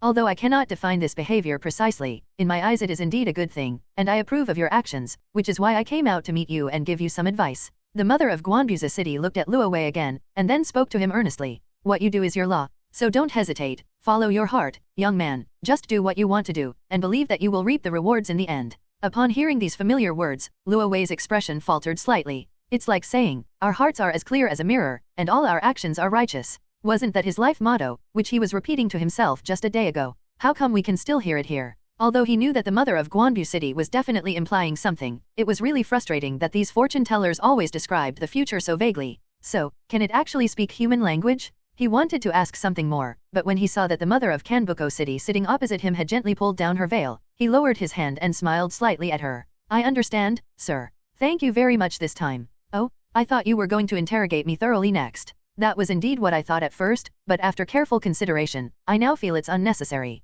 There's no benefit in knowing too much about prophecy, and I'm already tired of hearing that saying. Things will become clear in due time. As expected, you're very smart. The mother of Guanbuza City nodded, becoming increasingly satisfied with Luo Wei before her. Thank you for clearing up my doubts. If you'd like any compensation, please let me know. Consider it a token of my gratitude. At this point, Luo Wei had accomplished his mission and gained some unexpected benefits. Although he still had many questions to ask, the other party had already stated that they had said all they could say, so he couldn't press them any further. Isn't the fee clearly stated? It only costs 200 yen per person. This old woman is just a fortune teller with a roadside stall. How much money could she possibly ask for? Hearing the mother of Guanbuza City's almost feigned ignorance in her answer, Luo Wei nodded slightly and didn't say anything more. He took out a large bill from his pocket and placed it on the table. Here you go, this is the divination fee you requested. Keep the change. All right, that settles our score. Don't come looking for me again, young man. After accepting the banknotes from the table, the mother of Guanbuza City nodded in satisfaction, and she grew to like Luo Wei in front of her even more from the bottom of her heart. See you again someday, young man. Well, goodbye, old man. After saying his final farewell and obtaining the information he wanted, Luo Wei decided not to linger and leave. After Luo Wei's figure disappeared into the distance, the mother of Guanbuza City let out a long sigh, followed by a sigh. What an interesting young man. How long has it been since I've seen such a peculiar situation? It seems that if you live long enough, you can encounter all sorts of interesting things. Although I can't help you much, I still wish you that one day you can reach the future you desire. After speaking, the mother of Guanbu City gently exhaled, and her figure gradually turned into a wisp of white smoke in the darkness, disappearing without a trace in the blink of an eye. P.S. The Holy Grail War is about to begin, and there will be unexpected beginnings and developments. Please look forward to it. Book recommendation. I don't want to be a heroic spirit. I'm offering up a 1,000,000-word novel as a sacrifice. I'm calling for recommendations, favorites, and monthly tickets. Chapter 11, The Visitor, 1/2. Please add to your favorites. There are no coincidences in this world, only inevitabilities. Germany. Einsborn Castle. Are you talking about that famous grand puppeteer, Ayazaki Tuko? One night, Kiritsugu Emiya and his wife Iris Veal were awakened from their sleep and summoned to a Hayden, the head of the Einsborn family. That's right, it's the magician who was granted the grand rank by the clock tower, the descendant of the previous generation's fifth magic, Ayazaki Tuko. Not long ago, she sent a letter to the Einsborn family through a doll, saying that she was traveling through Europe and had heard that the Einsborn family's artificial human technology was outstanding, so she planned to visit and observe them soon. A Hayden looked at the two people in front of him and spoke slowly. That infamous grand puppeteer is actually coming to our door in person. Upon hearing this, Kiritsugu Emiya's expression suddenly turned serious. Clearly, the name Ayazaki Tuko was not unfamiliar to him, a magician assassin who had been walking the line between life and death for many years. Is the other party really only here because they covet the Einsborn family's artificial human technology? Iris Veal asked, taken aback. The Einsborn family's lineage dates back to before the first year of the Western calendar, making it an undeniably long-standing tradition. Furthermore, its prototype was the workshop established by the disciples of the mages who were tasked with realizing the third magic. Although the workshop was later abandoned and left unattended for many reasons, over the long course of time, the remaining homunculi of the Einsborn family, even though they had been abandoned by their creators, continued to operate the workshop based on the magician's ideals to save humanity and to miraculously reproduce miracles, and thus formed the Einsborn family, one of the three founding families. The Einsborn family now possesses the extraordinary artificial human technology derived from the third magician's apprentices, so it's only natural that it would arouse the interest of that grand puppeteer. However, their intuition told the three people present that this matter was far more complicated than it appeared. While it's reasonable for the grand puppeteer to be interested in android technology, the timing of her visit is quite illogical. With the Holy Grail War fast approaching, the Einsburn family has made ample preparations for the upcoming battle. Hayden not only provided financial support to Kiritsugu Emiya, but also mobilized the Einsburn family to help him find one of the most powerful relics, which could be used to summon the legendary king to fight alongside him in the upcoming Holy Grail War. But at this point, when everything was ready and everyone was waiting for the war to begin, a famous grand puppeteer who had no connection with the Einsburn family suddenly visited without prior notice. This would be surprising to anyone, suspecting that the other party might have ulterior motives for approaching this place. For example, the other party might also be a participant in this Holy Grail War. Thinking of this possibility, Kiritsugu Emiya's eyes widened, and his drooping hands trembled involuntarily, his emotions unable to calm down for a long time. If Ayazaki Tuko, that grand puppeteer, is also a rival, then this Holy Grail War will be far more dangerous and much more difficult than imagined. Sigh, the other party is very likely to be a participant. Ayazaki Tuko. Ayazaki. I never thought that even the descendant of the fifth mage could be involved in the Holy Grail War. Fate is indeed so unpredictable. Hayden sighed softly and muttered Ayazaki's surname a few times. Like the third mage, the fifth mage has passed away, but he successfully passed on his magic and miracles to future generations in the last moments of his life. This refers to two descendants of the Ayazaki family, Ayako Ayazaki and Tuko Ayazaki. One inherited the Ayazaki family's fifth magic and mastered the miracle called Blue, while the other forged her own path on the road of magic. In contrast, the Einsburn family, also descended from the lineage of magicians, has fallen to such a state, far inferior to the Ayazaki family. Therefore, Hayden sincerely hoped that one day they could witness the return of the third wonder and bring a perfect end to the workshop that had been operating for hundreds of years. Since the descendants of the fifth mage have come to visit, the Einsburn family, as the successors of the third mage, cannot be impolite. After thinking it over, Hayden spoke indifferently to Kiritsugu Emiya, who was standing next to Iris Veal with a thoughtful expression. Emiya Kiritsugu, you'll be in charge of entertaining her, right? Just be extra careful. I understand, I will be careful. Under his wife's worried gaze, Kiritsugu Emiya nodded and then decisively accepted the task. Although facing Ayazaki Tuko alone would be extremely dangerous for a grand-ranked magician like her, Emiya Kiritsugu, who has spent years walking the line between life and death and dealing with dangerous individuals, is undoubtedly the most suitable candidate compared to the other members of the Einsburn family. If the opponent is truly after the Holy Grail War, they can't escape it even if they want to, and in the end, they will only have one option left, to fight for the Holy Grail. However, for Kiritsugu Emiya, no matter what, no matter who he fights, the outcome will not change. He will defeat all the enemies in his way. He wants to obtain the Holy Grail and save the world, that's all. Late night in Fuyaki City. At the top of a towering building. What a bustling city, it's so lively even at night. Despite its relatively short history, it has nonetheless flourished. That's the progress of the times. As if talking to himself, Luo Wei, standing atop the tower, quietly looked down at the bustling city below and let out a sigh. He preferred the modern city below to the quiet London at night, where he didn't know what kind of supernatural events might occur. This was the right environment for humans to live in. However, as time went by, the darkness that was once feared by mankind was gradually conquered, and colorful lights encroached on the space that the net originally possessed, causing many mysteries hidden in the darkness to dissipate more quickly. But can this really be considered a good thing for us? A hoarse voice rang out from the shadows, followed by an elderly man with a hunched back and an appearance like a withered tree, leaning on a cane, slowly emerging from the darkness of the tower. Like his vengeful voice, the old man's face resembled that of a corpse feigning death, looking sinister and terrifying.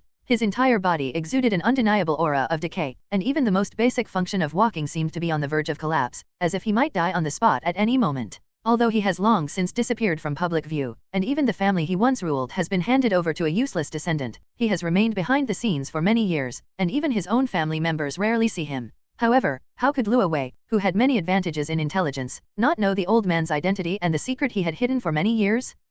Since the dawn of humanity, which has possessed infinite possibilities, we have tried to conquer all sorts of things. Humanity first conquered the land, then the ocean, and later the sky, so it is only natural that we will conquer the night. Not only that, but humanity is now even moving towards a realm that even the demonic path finds difficult to reach, the world beyond the stars, the universe. This is progress of the times, the wheel of history, and an inevitable trend that we cannot stop. All we can do is embrace this change. And as a human being, seeing humanity conquer the night and conquer the planet naturally makes me feel proud.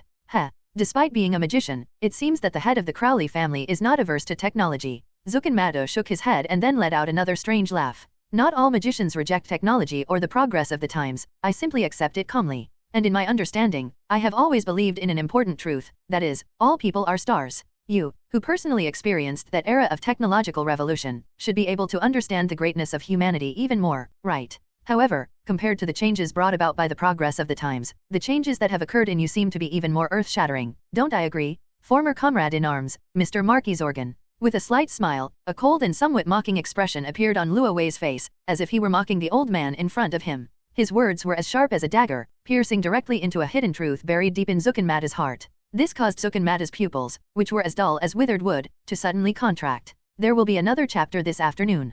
P.S. Now we're getting to the main event, the performance begins. Please look forward to it, and please vote to support the author. Thank you. Chapter 12, Forging an Unbreakable Alliance for the Old Bug, Two Halves. The decaying body creaked like twigs, the aging soul wandered an unknown distance. Looking back, it realized it had long since lost its way. Hee, this really surprises me. In the darkness of night, an old and strange voice echoed from the top of the tower. Macquarie's organ is indeed a familiar name. I haven't heard of him from anyone for many years. Upon hearing this name, which was both incredibly familiar and utterly unfamiliar, Zuchanmada visibly paused for a moment. Their gazes involuntarily drifted toward the mysterious young man who had suddenly appeared in Fuyaki City, disrupting their original plans, their eyes filled with apprehension. Because of the rebellious and incompetent behavior of this generation of Mada family members, the entire family's magic has stagnated and even declined, and they can't even produce a decent magician right now. Zuchanmada was thus forced to give up participating in the Fourth Holy Grail War and instead place his hopes on the next Holy Grail War. However, given that two good-for-nothings, Madakuriya and Madatsureno, one of them betrayed the demonic path for a mere woman, and the other is an extremely incompetent fellow, no matter how many years they were given, the result would be the same. As for himself, he was unable to show his face for many reasons, and his aging body could not support high-intensity battles. Therefore, Zuchanmada began to look for talent to prepare for the next Holy Grail War. It just so happens that the Tosaka family, one of the three founding families and with a long history, has produced two geniuses who meet the criteria. Tosaka Tokiomi, the current head of the Tosaka family, is also worried about the succession of his two daughters. This is undoubtedly a godsend for Madazukan. So he began to plot against Sakura Tosaka, planning to use a magical crest to induce Tokiomi Tosaka to adopt his daughter into the Mada family, and then use magic to slowly transform her into a useful tool to help him win the future Fifth Holy Grail War. However, before he could even take action, Lu suddenly intervened, completely shattering his original plan and ruining Zuchanmada's dream. The alchemical nobles, far away in the clock tower, beat them to the punch and adopted Sakura Tosaka, whom they had their eye on. When he learned of this news, even his long-decayed soul was unusually enraged. However, this didn't help at all. The other party was a legitimate magical noble of the clock tower, and had a close relationship with a certain lord. Their power was far beyond what the Mada family could currently match. Moreover, he didn't have the guts to break into the clock tower and take Sakura Tosaka back. In the end, he could only grit his teeth, swallow his anger, and accept the situation before thinking of other solutions. But just when he was about to give up completely, a strange letter was delivered to him, with an address and the words to be opened by Marquis Organ written on it. This is why Zuchanmada is willing to personally investigate the truth and find out who the person who knows his identity is. When he arrived at the agreed-upon tower in Fuyaki City, Lovi, who had been waiting for him there, made no attempt to conceal his identity and directly revealed it to him. That's right, I delivered that letter, and I also know your true identity, the magical genius from 100 years ago, Marek Zalgan. He spoke calmly and casually. You are actually the same person as the current head of the Mada family, Madazukan. Wow, I really didn't expect that the Crowley family head, far away in the clock tower, would know so much about my affairs. He even managed to find that name that had been buried for 100 years, a name that I had almost forgotten. Such methods are truly extraordinary. However, you must have called me out at this time not just to confirm this matter, right? Moreover, your purpose in coming to Fuyaki City is far from as simple as I imagined. It seems that Tosaka Ito's incompetent descendant has not realized this at all. Zuchanmada glanced at Luo Wei in front of him, casually made a disparaging remark about Tokiomi Tosaka, and then sneered. Is there something you need from me? Oh dear, you've almost forgotten your own name.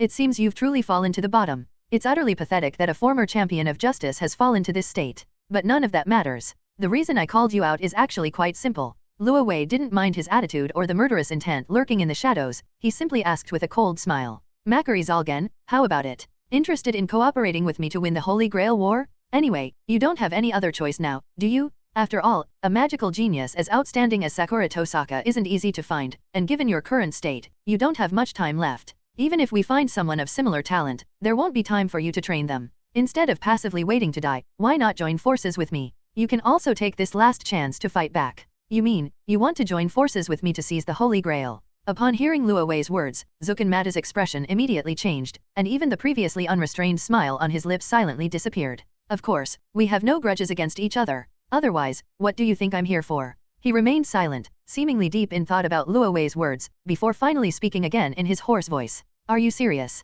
Zuchanmada hesitated, because what Luvi said was true. Without Sakura Tosaka, there was no need for him to wait any longer, and there was no point in dragging it out. Cooperating with Luffy now and going all out would undoubtedly give him a better chance of winning, but did you adopt Sakura Tosaka just to cut off my escape route and force me to cooperate with you? As if he had thought of a very close answer, Zukenmata's dry pupils suddenly contracted, and then he stared intently at Luo Wei in front of him, speaking in an incredulous tone. Yes, there was indeed some element of coercion in this. However, it was probably more because I wanted to save her, so I did. That girl has great potential, and the imaginary number attribute is such a rare physique, why let you waste it? Forcibly modifying a rare imaginary number physique just to fit your flawed plan, only you could do something so wasteful. Lost in thought, Luo Wei spoke calmly. At the same time, he was also conveying to Zukenmata the crucial information that he knew what Zuken was planning and that he actually knew everything about him. This made Zukenmata, who realized that his plans had been seen through, even more terrified. It should be noted that both his identity and his plans have always been kept secret, and he has never revealed them on his own initiative in the past few hundred years. Not to mention other magicians, even his two useless descendants, Madakuriya and Madatsuruno, were completely unaware of them. But how does this guy know all this so clearly? Zukenmata looked into Rovi's eyes again, but all he got in return was Rovi's slightly smiling and unfathomable gaze. Is it futuristic vision? And to be able to predict things to this extent, where on earth did this monster come from? If I agree to cooperate with you, then what will happen to the Holy Grail? Suppressing the turmoil in his heart, Zukenmata continued speaking. Zukenmata had to admit that he was indeed tempted. If he really cooperated with Loi, then their side would have the combat power of a rider-servant, thus gaining an absolute advantage in the Holy Grail War. Furthermore, with the addition of himself and the formidable but undeniably powerful Lovi before him, their chances of victory in this Holy Grail War are quite high. However, he cannot guarantee what will happen when the Holy Grail finally descends. No need to worry, Matu. I have already investigated. Since the establishment of the original Holy Grail ritual, so much time has passed, the magical power accumulated by the Greater Grail has already reached a level that is beyond our imagination. After the souls of the 7 servants were sacrificed, the power they possessed was enough to allow someone to directly reach the root. And from what I understand, you are dedicated to regaining a new life and want to achieve immortality on a life level. If that is all you desire, then it is more than enough for the two of us to share. Luo Wei said with a calm smile. I do not intend to use the power of the Holy Grail to reach the root. What interests me is only the Holy Grail War itself. If you're still worried, we can sign up for the magic writing contest. Zukenmatu. So, what class of servant do you plan to summon? Have you obtained the summoning qualification as a master? After a long silence, Zukenmatu asked. Caster, for some reasons, I'm going to summon Caster this time. But you don't need to worry about the quality of the servant, the summoning catalyst I've prepared is top-notch. Luo Wei removed his gloves, revealing 3 bright red command seals he had recently seized from a murderer on the back of his hand, and then spoke calmly. All right, come to the Mata family in a few days, and I will give you an answer. After a long internal struggle, Zukenmata finally made his choice. Okay, then I look forward to your reply. The final result was not unexpected for Luo Wei. With no way out and such great hope, Matazuken had no other choice. Even though he knew that Luo Wei had his own schemes and that adopting Tosaka Sakura was a trap set for him, there was nothing he could do to force him to cooperate. This is an open conspiracy that is completely unsolvable for him. However, if the other party only threatens him with his identity and hidden secrets, Zukenmata would rather fight to the death than do as Lu wishes. He agreed because he was well aware that this was a rare opportunity. As one of the first few people to know the truth about the Holy Grail War, and with his centuries of magical accumulation and the assistance that Lovi could provide, the success rate of this plan was much higher than he had originally planned. Compared to entrusting it to a bleak future, this might truly be a rare opportunity. After leaving those words, Zukenmata did not linger any longer. His old and frail body transformed into insects and flew away into the night sky. Upon seeing this, even the usually composed Luo Wei couldn't hide the undisguised disgust that flashed in his eyes. However, none of that matters, as long as I can win. Even if Zukenmata eventually turns against me, I will still be the one who wins in the end. But it's truly heartbreaking. The righteous partners who once cared for humanity have decayed into this disgusting state under the ravages of time. Time is indeed a terrifying thing. Since that's the case, rather than letting you rot and die in the shadows as an insect, I'd rather send you on your way and let you leave this world as a human being in the end. This can also be considered a farewell to my righteous partner, Makurizagon. P.S. Update complete. The purpose and calculations for the adoption have been initially explained. Moreover, the idea this time is to cooperate with the old bug, which is quite interesting to think about. Now we're about to get into the main story and begin a new chapter, so please look forward to it. Since this is a new book and it will be released for trial this week, every collection, follow-up reading, and recommendation vote during the new book period is very important. So please give me some help, thank you. Cast some votes or give some props, and keep reading, or you will be exiled. Chapter 13, You Old Fool, You're Really Bad? Please add to your favorites. The Tower of Purification, creaking and groaning, shines like light throughout the world. Although things have taken a bit of an unexpected turn of events, this strange development is getting more and more interesting. What an interesting human being. In the starry sea, Merlin, who was enjoying a tea break atop a high tower, slowly opened his eyes. But I remember that Vivian's tower was supposed to be forever isolated, so how did someone still manage to sneak in? Hehe, with the unparalleled magical skills of the fairy of the Age of Gods, even gods would find it difficult to break into this area, let alone enter this tower that imprisons sinners. However, the so-called Inner Sea of Stars, the eternally isolated utopia, Avalon, is essentially similar to and connected with the thousand-year city of Crimson Moon, isn't it? In addition, having been through so many parallel worlds, I have a better idea of Avalon's location. As long as I find a similar node and use the second magic to assist, it's not that difficult to get in. Compared to the other side of the Shadow Kingdom, this place is already a relatively simple destination. An elderly man dressed in a black robe adorned with magnificent gemstones pulled out a chair, sat down, and then unceremoniously poured himself a cup of flower tea, which he drank in one gulp.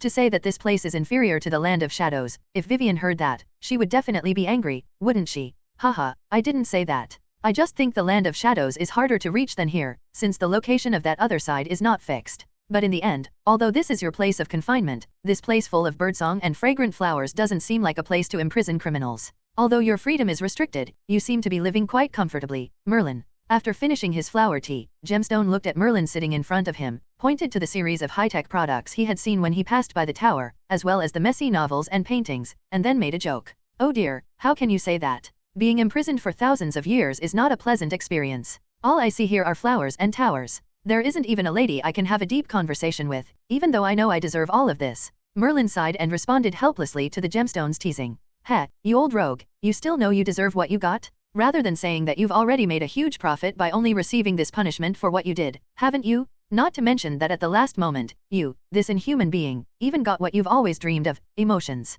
You're right, that was indeed the first time I truly experienced human emotions, but it wasn't as wonderful as I had imagined. However, you came here today to find me, surely it wasn't just to criticize me. Merlin looked somewhat helpless in the face of the gemstone elder's sarcasm. What do you think? You don't actually believe I would have nothing better to do than sneak in and chat with you, hiding from a bunch of elves? You're not a magical girl. If it were Mary, I might do the same. Mary, my legendary female counterpart? It seems you quite like her. I wouldn't say I like her. She just happens to be suited to be a magical girl, and when it comes to the wickedness of non-human beings, she far surpasses you. The image of a certain dangerous woman, Melly, came to mind, and the jeweler also gave his assessment of her. I've come to see you today because I have something I want to talk to you about. I'm sure you've already figured that out, haven't you? Is it because of the Holy Grail War? Merlin asked, though his tone was one of absolute certainty. Of course, after all, the Holy Grail War system was built by my disciple, and he is the most outstanding one at that. As his teacher, it is only right that I pay more attention to it. But in all the parallel worlds I've observed, I've seen countless traditional Holy Grail Wars.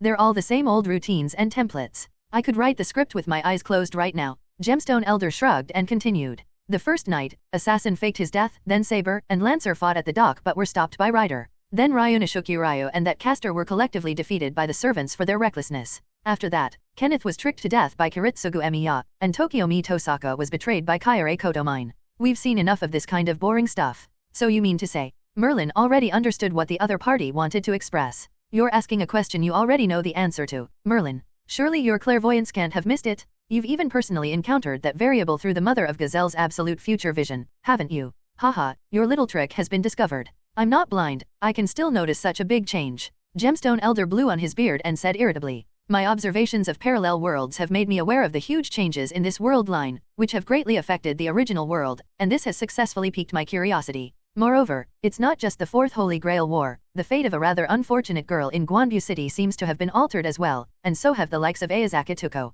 So out of curiosity, I wanted to come and ask you, Merlin, what do you think of these strange things? Haha, how am I supposed to watch it? I'll just sit at home and watch it from there, of course. Should I just stay home and watch it? Gemstone Elder shook his head slightly. As expected, no matter which time or space you're in, you'll always be a shut-in. It seems that after being locked up for so long, Vivian has completely turned you into the oldest shut-in. Well, I am a bit of a homebody, but there's nothing I can do about it. After all, I don't have a second magic spell, so I can't just come and go from Avalon at will. However, I still think the title of the oldest shut-in suits Skavik better. She's much older than me. Merlin muttered to himself. Ellie, with your personality, how could I not understand? Since this matter involves change and you're naive king, you will definitely not just stand by and watch. Moreover, this change is so peculiar, how could you possibly resist getting involved? Your previous contact with the mother of Gwanbuza City using her absolute future vision is the best proof, isn't it? He first revealed the truth in one sentence, and then the gem elder asked with a smile, since that's the case, how about we do something interesting together? After all, such interesting things are rare. Let's go stir up some trouble? You don't actually want to go down and compete yourself, do you? Me, your partner? Let's not even talk about me not being dead yet. Even if I were dead, I wouldn't want to team up with a lecherous old man as my master. Merlin glanced at the Jewel King, then turned his head away with a look of disgust, which made the other man blew his beard in anger. What are you thinking? If I wanted the Holy Grail, would I need to go down and snatch a corrupted one? Besides, I have no interest in bullying the weak. Bullying the weak? But if you really think that way and underestimate that young man because of it, you might end up getting yourself into trouble. Hey, if it were me making the move, do you think I would give him that kind of opportunity? The Jewel Elder said unhappily, without denying Merlin's words. You're so prescient, bullying the weak, and you actually feel quite honored about it. Merlin gained a new understanding of the old man's shamelessness. So what do you want to do? Well, it's just to make this Holy Grail war more interesting, and it would be best to also resolve this little problem that's been bothering us. What do you think? The Holy Grail and Artoria, it does seem feasible. Merlin stroked his chin, pondered for a moment, and then nodded.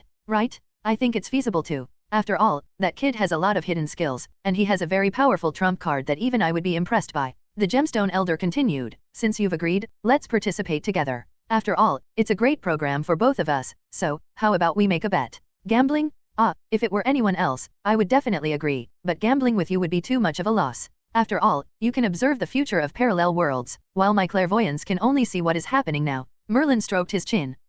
Stop with the nonsense. You can't see that kid's uniqueness. He's the only one in all parallel worlds, so you can't observe him even if you want to. Therefore, you're the one who has the advantage in this bet. Ignoring Merlin's interruption, the jeweler continued speaking, then directly stated his bet. Let's bet on the future he chooses and whether he can achieve our respective goals. If I win, you'll voluntarily transform into Mary for a while and help me test out the latest magical girl transformation device. If you win, I'll find a chance to secretly take you out of Avalon for a while. What do you think of that suggestion? Hiss. Bringing me out of Avalon is quite a tempting reward, but Meryl. After hearing the gemstone's suggestion, Merlin paused, lost in thought, seemingly pondering something. Finally, a pair of jewel-like, sparkling eyes reflected a few streaks of light, and then a gentle smile appeared on his face. It sounds interesting. I'll take the gamble. No matter what the outcome, I won't lose out. So what if I become a woman? So what? Nightmares don't have genders anyway, they can be either male or female. Haha, that's more like it. Whether you go out for a stroll or become Meryl, it's not a bad thing for you.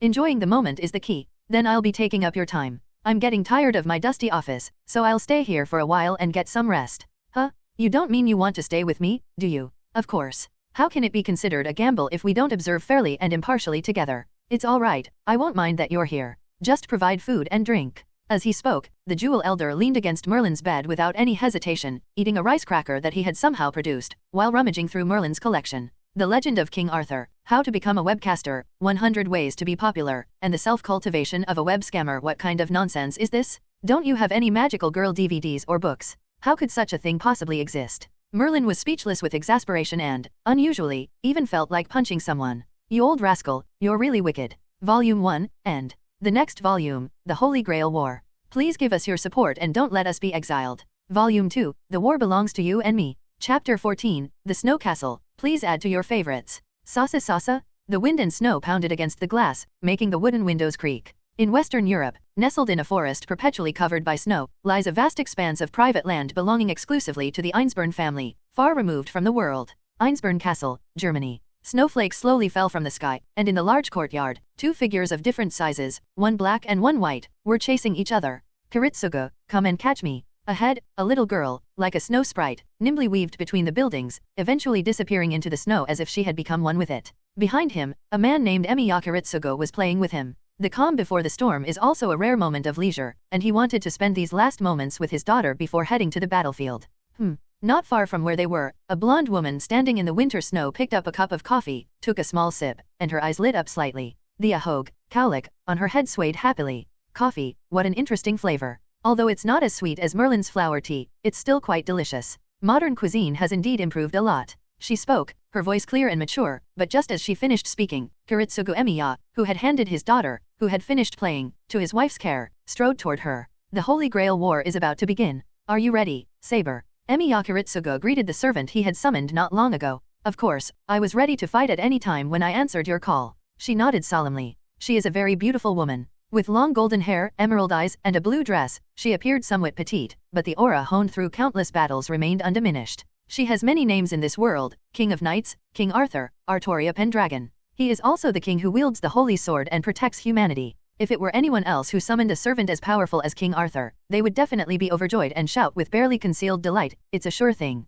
This Holy Grail War is in the bag," and other similar pronouncements. After all, in the Holy Grail War, the stronger the heroic spirit, the greater the advantage they can gain. And King Arthur, who possesses the best class saber and whose fame resounds throughout the world, is definitely among the most powerful servants. However, Kiritsugu Emiya, as the summoner, did not feel much joy towards the heroic spirit before him. Although he knew that King Arthur's strength was undoubtedly the best, what about their compatibility? The two of them were like temporary partners who had been forcibly put together. Kiritsugu Emiya remained silent and nodded to Artoria in front of him. Was he the Night King who was appointed to a critical mission in the midst of crisis, saving Britain from disaster and protecting Camelot for decades? What a noble and radiant person.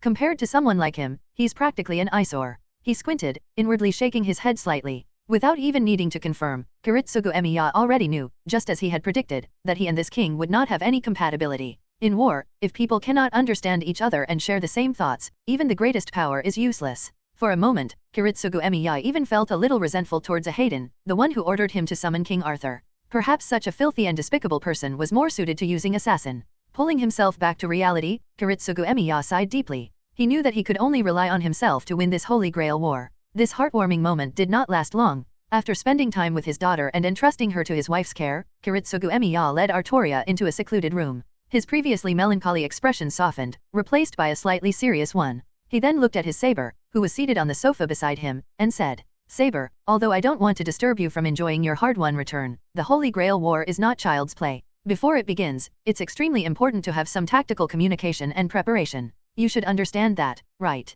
"Of course, Master, although filling your stomach and conserving your energy is part of battle preparation, I was a knight before I became a king, so I can naturally distinguish between what is important and what is not." Artoria nodded, then said seriously, "So, Master, what are your plans? How is the intelligence gathering work before the battle begins progressing?" Seeing Artoria's cooperation, Kiritsugu Emiya nodded with satisfaction. Although they were somewhat incompatible, he could not deny that King Arthur was indeed an excellent follower, at least not as arrogant and disobedient as some ancient heroes recorded in the Einsburn family history. "As for the battle plan, it will be arranged as I told you. Alice, who is better at magic, will appear in the open with you, pretending to be your master and providing assistance, while I will hide in the shadows to collect information and provide support." Kiritsugu Emiya nodded slightly, then turned on a specially encrypted computer and began exporting confidential documents, projecting them onto the room. Irisveal, who had just managed to get Ilya to sleep, appeared behind him, blinking and looking curiously at the projected confidential documents on the wall. "Now that everyone is here, let's begin. First, let's talk about Ayazaki Tuko, the puppeteer who was once known as the egg of the magician in the magical world, and who was granted the highest rank, the Grand Rank, by the Clock Tower for her amazing talent and subsequent revival of the foundation of medieval puppet magic and the foundation of Norse rune magic.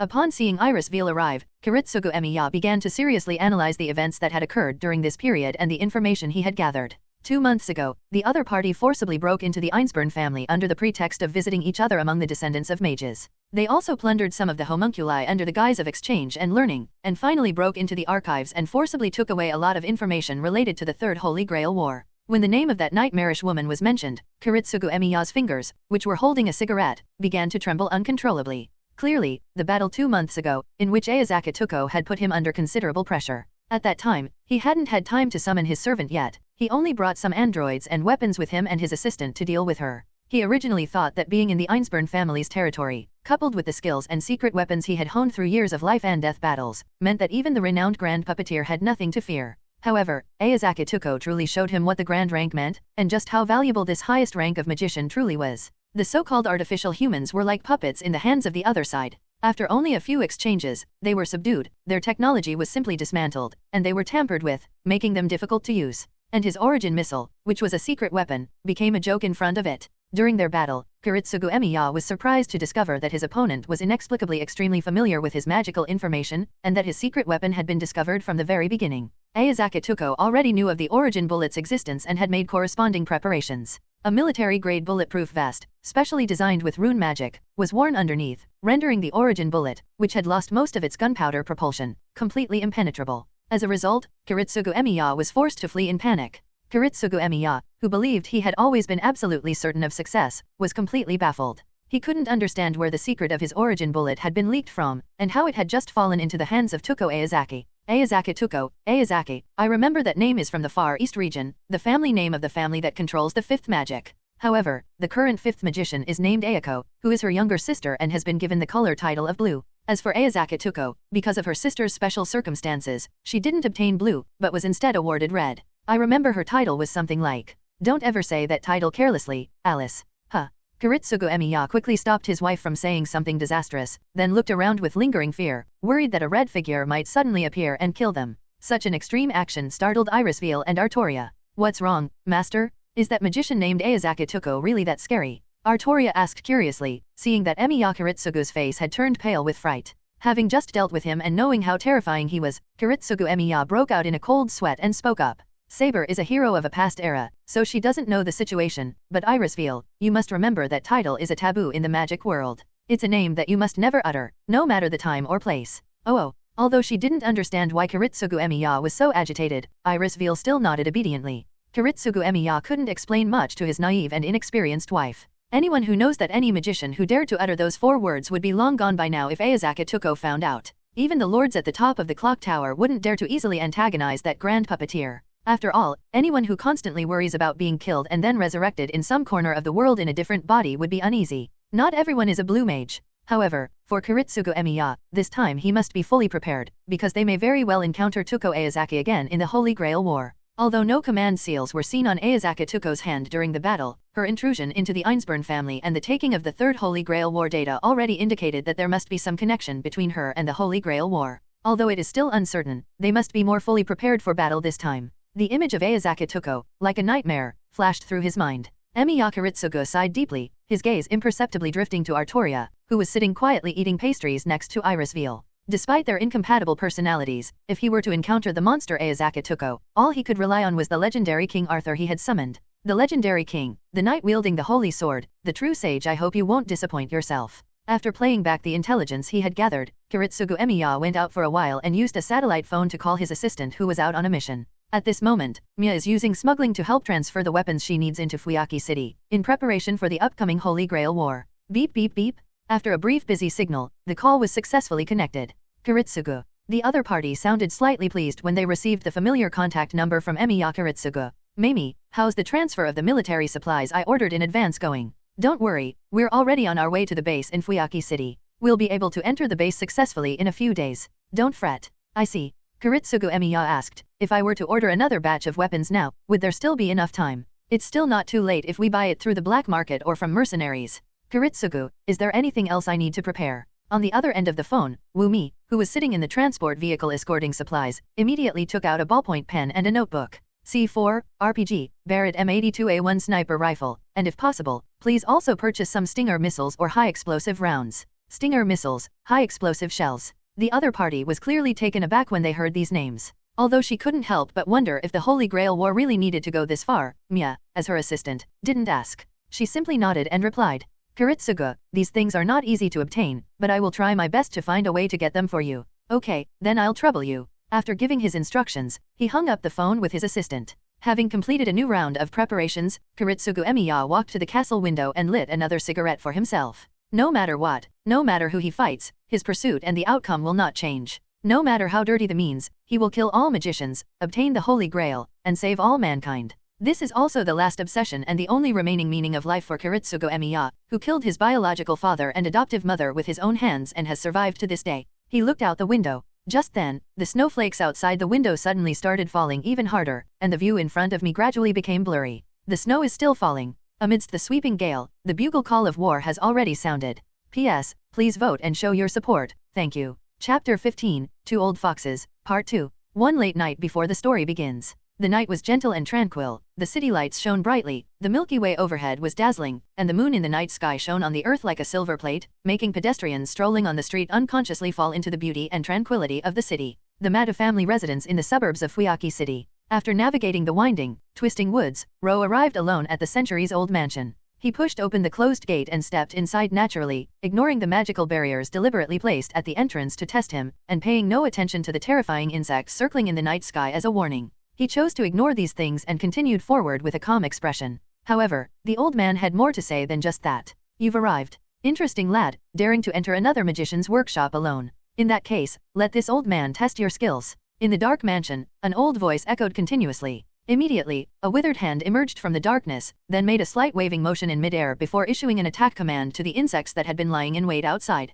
Buzzing? Outside the mansion, having received their master's command, the insects that had been lying dormant in the sky, observing quietly, suddenly became agitated. A sharp sound, like metal scraping against metal, rang in their ears, and then a terrifying killing intent immediately filled the mansion. Even under the cover of night, the hidden murderous intent could not be hidden from Luo Wei as he walked on the earth. Send out insects to surround yourself. Are they trying to kill me right here? He looked up at the swarm of insects hidden in the sky and began to ponder for a moment. After thinking about it for a moment, he quickly dismissed the idea. If that old insect truly wanted to kill me, given its ruthlessness, it would never have sent only one type of insect familiar. Therefore, this was most likely a test. Without a doubt, that old bastard Zukanmata didn't trust me so easily, which is why he set up this thing here today, just to test my strength. If he passes this test, he will surely step forward openly and prove that it was just a misunderstanding. But if he fails, then his death will be in vain, and the other party will only laugh at his incompetence and then take back his magical legacy to continue participating in the Holy Grail War. Old bug, you're really playing dirty.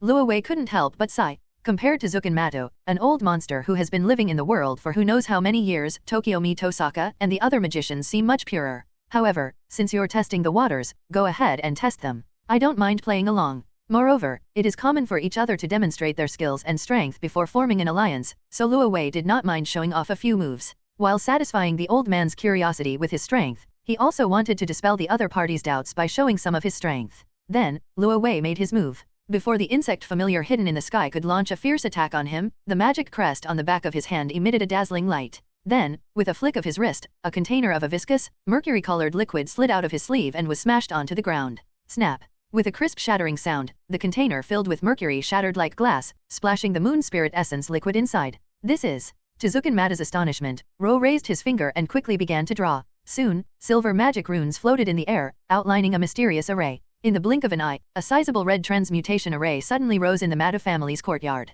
Ro, standing in the very center, raised his head slightly, looked at the insects in the sky, and then slowly snapped his fingers. Hey! With a crisp snap of fingers, a faint, elusive magical energy rippled in the air, and the transmutation array beneath their feet flickered with a few rays of light. What's this? Inside the Mata family mansion, Zukanmata, who controls insects, observes the scene outside through visual sharing. This naturally includes the makeshift transmutation circle beneath Loi's feet, and the snap of his fingers just now. Only, even though he saw it, he still didn't understand what had happened, but the magic floating in midair indicated that something must have already occurred. So, what exactly happened? Although Zukanmata didn't understand what had just happened, the experienced man knew he couldn't give Luo Wei any more time to prepare. So he didn't hesitate any longer, raised his arm, and quickly controlled the winged blade insect in the night sky to swoop down towards him in the courtyard. Stimulated by the magic command, hundreds of mantis-like, bluish-green insects buzzed up, their transparent wings emitting a whistling sound as they cut through the air, and their blade-like claws sending chills down one's spine. A scale of over 100, well, that's not bad.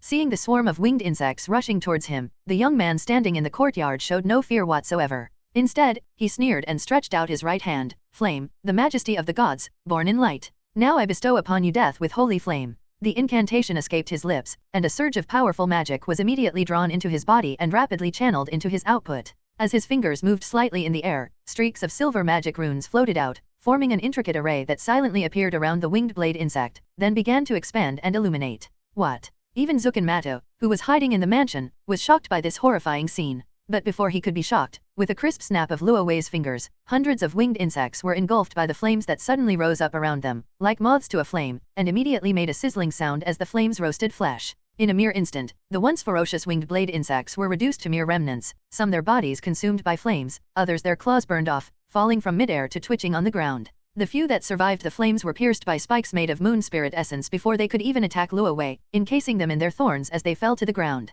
Humph! Looking at the ugly insect lying on the ground, completely unable to move, Luo Wei ignored it and continued walking towards the gate of the Mata family mansion. As he took a step, the surrounding moon spirit essence was manipulated as if by his outstretched arms. In the night, there were constant whooshing sounds from the air, like flexible tentacles that relentlessly pierced through the insects lurking in the surrounding path and dragged them into the burning flames. Hey, Maduoki, is this pointless testing over? Are you satisfied with the strength I've demonstrated? Of course, if you want to continue this meaningless test, I'm happy to oblige. Standing on his family's magic alchemy grounds, with moon spirit elixir protecting him, Lovi, whose magic power had increased several times over, was brimming with confidence. He immediately pulled out 2 gems of different colors from his pocket, preparing to throw them toward the Mata family's mansion. At this moment, seeing all the insects he had arranged, Zukin-Matu, who had been hiding in the mansion, could no longer sit still. Although he had overestimated Luo Wei's strength as much as possible before testing him, Luo Wei was, after all, just a priest magician who had only recently entered the magic path. Compared to his century of accumulation, Luo Wei was like a child.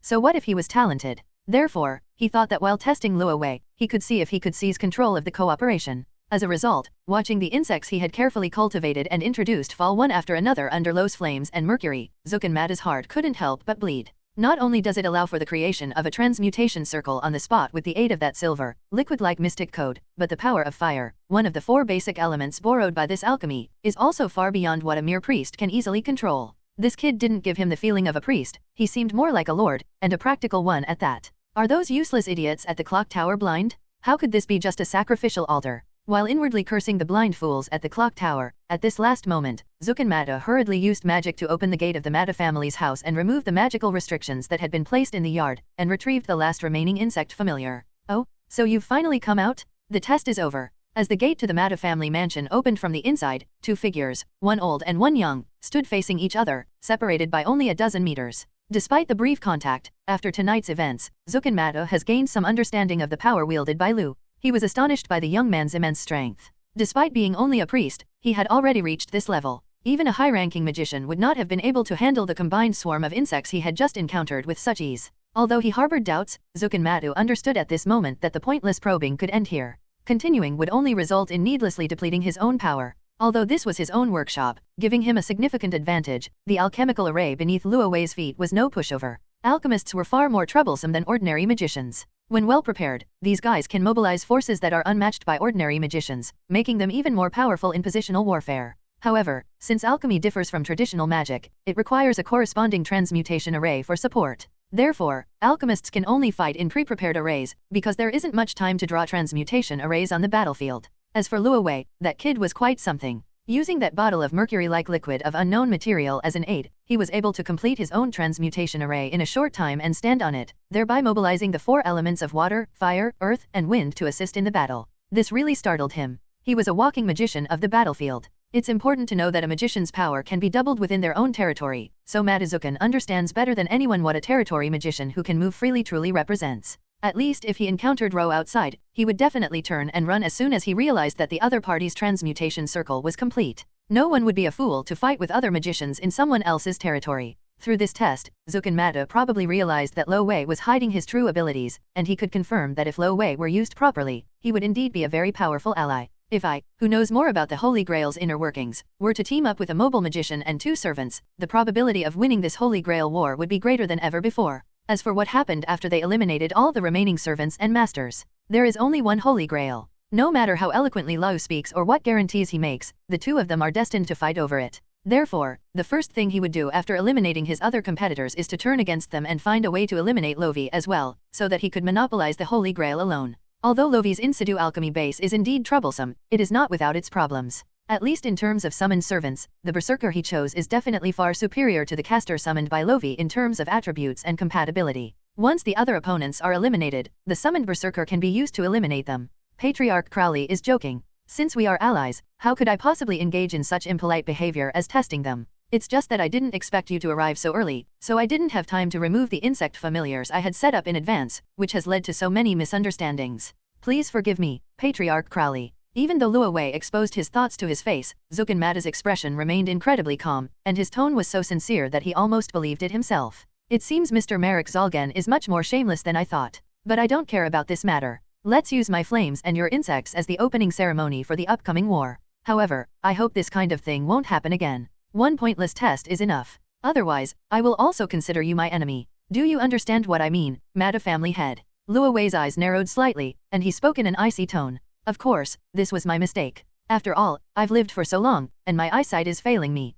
It's inevitable that I'll make a mistake now and then. But since I've already made such a rash mistake once, I certainly won't repeat it. In the Holy Grail war to come, until the very last moment, I will stand shoulder to shoulder with Patriarch Crowley and fight together to achieve victory in this Holy Grail war. Zukin-Mata said with a smile. It only mentions victory, but doesn't specify who will receive the Holy Grail. This old bug is still playing word games here. A cold smile appeared on Luo Wei's lips, but he did not point it out.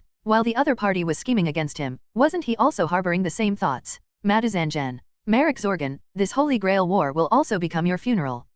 If that's the case, then I look forward to seeing how each other performs. Naturally, in order to achieve the final victory in this war, I will do my utmost to help Patriarch clearly. Zukan Mata nodded, then smiled calmly and answered sincerely. I see. Then I'll leave the rest to the Mata family head to keep a close eye on things. Luo Wei also exchanged a few pleasantries with him in a very professional manner. In this situation, an uninformed person would probably think that the two of them have a very good relationship, and that they are grandfather and grandson, right? But in reality, when Zukan Mata turned around and walked forward to lead the way, in the instant they turned around, the smiles on their faces vanished without a trace. This time, no one made a sound or made any further attempts to probe. Behind him, Luo Wei simply walked forward slowly, following his steps into the Mata family mansion. At this moment, the once bustling Mata mansion is no longer there. Looking at the empty mansion and corridors, Lo couldn't help but ask with some confusion. Such a large family doesn't even have a single servant? Do they usually use familiars or something similar to clean up? What? Upon hearing this, Zukan Mata shook his head and then explained. I kicked them all out anyway. They were just a bunch of useless guys, and they wouldn't have been of any use even if they stayed. Indeed, I've heard that the descendants who inherited the Mata family bloodline in this generation have completely declined. They can't even find a decent magician. No wonder they have to adopt other people's offspring. Luo Wei pondered for a moment, then spoke nonchalantly, completely unconcerned that he had snatched Mata Zukan from him. Sakura Tosaka, I no longer care, so Crowley doesn't need to test me. This is the last chance, and of course I won't let those useless trash interfere with our plans. Except, of course, for a certain rebellious descendant. As he spoke, Zukan Mata walked to a room and opened the tightly closed door. Then, in a hoarse voice, he said, after running away for so long, it's time for you to put your last bit of energy to use. My incompetent and cowardly descendant, Mata Korea. As the wooden door opened, the figure of a man who was tightly bound to a stool with ropes gradually appeared before the two of them. Living in a crossover anime, I fainted from being terrified by the prevalence of female characters. Summary. My initial intention was simply to help them fulfill their desires while simultaneously receiving a reward. This should have been a win-win situation? Why did it turn out like this? Desire, to want to be in a band for life. Soyo Desire, I want to lock Takumai-kun in the basement, so you won't leave me. Kita Desire, Takumai-kun, please keep looking at me? If it weren't for Takumai-kun, it would be awful. Go to Ichiri Desire, Sato-kun, please be my best friend forever. Kana Kojima Desire, I want to marry Takumai. Saki Yashida Desire, please never abandon me, Takumai-kun.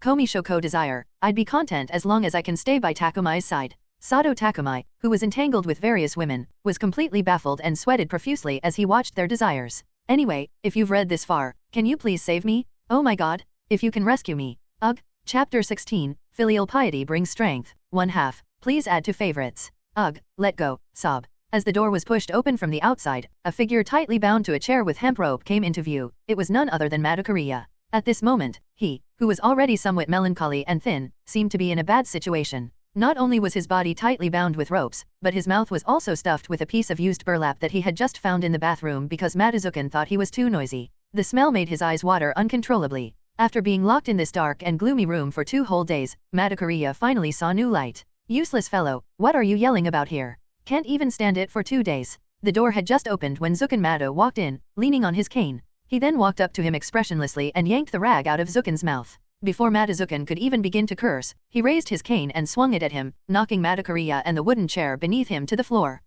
In an instant, a shrill scream replaced the angry curses. Matazukan, who had been suddenly thrown to the ground, clutched his stomach and curled up in pain, clearly having been used as a punching bag by Matazukan. Wow, that was ruthless. Luo Wei could hardly bear to look, and felt deep sympathy for Mata Korea's plight. He felt that Mata Korea's sacrifice for the mission was truly excessive, and he hadn't expected Matazukan to be so ruthless towards him. It seemed he needed to treat him even better. Once we get back, I'll have him come with me to the family near the clock tower to be a butler, and he can take care of Sakura Tosaka. That will put his mind at ease. However, given his current position, he obviously can't help Korea Mado in any way. Korea will have to bear it all on his own. Useless thing, have you calmed down a bit now? You haven't been back for so many years, and the first thing you do is think about burning your own house down with a gasoline drum. You little brat, you're really going to kill me with your filial piety. Although he tormented Mata Korea, Matazukan's anger was clearly not appeased. After all, it's unpleasant for anyone to be in a bad mood when their runaway descendants suddenly come back and apologize, verbally offering to help you, but secretly plotting to burn down your house to force you to submit.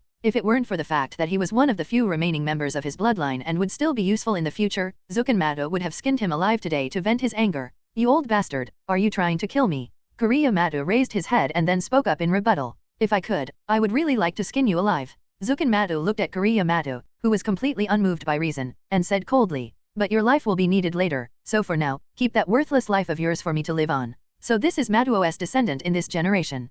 Matu Kariya does look like a loser. Luo Wei approached and bent down to examine Matu Kariya, who was lying on the ground. He looked at Kariya's once handsome face, now almost turned into a pig's head by Matu Zukin, and smiled faintly. Matu Kariya. He was internally screaming at Luo Wei's merciless words, you're the one who looks like a loser. However, after seeing Luo Wei's meaningful gaze, he nodded slightly without leaving a trace, then turned his head away without saying another word.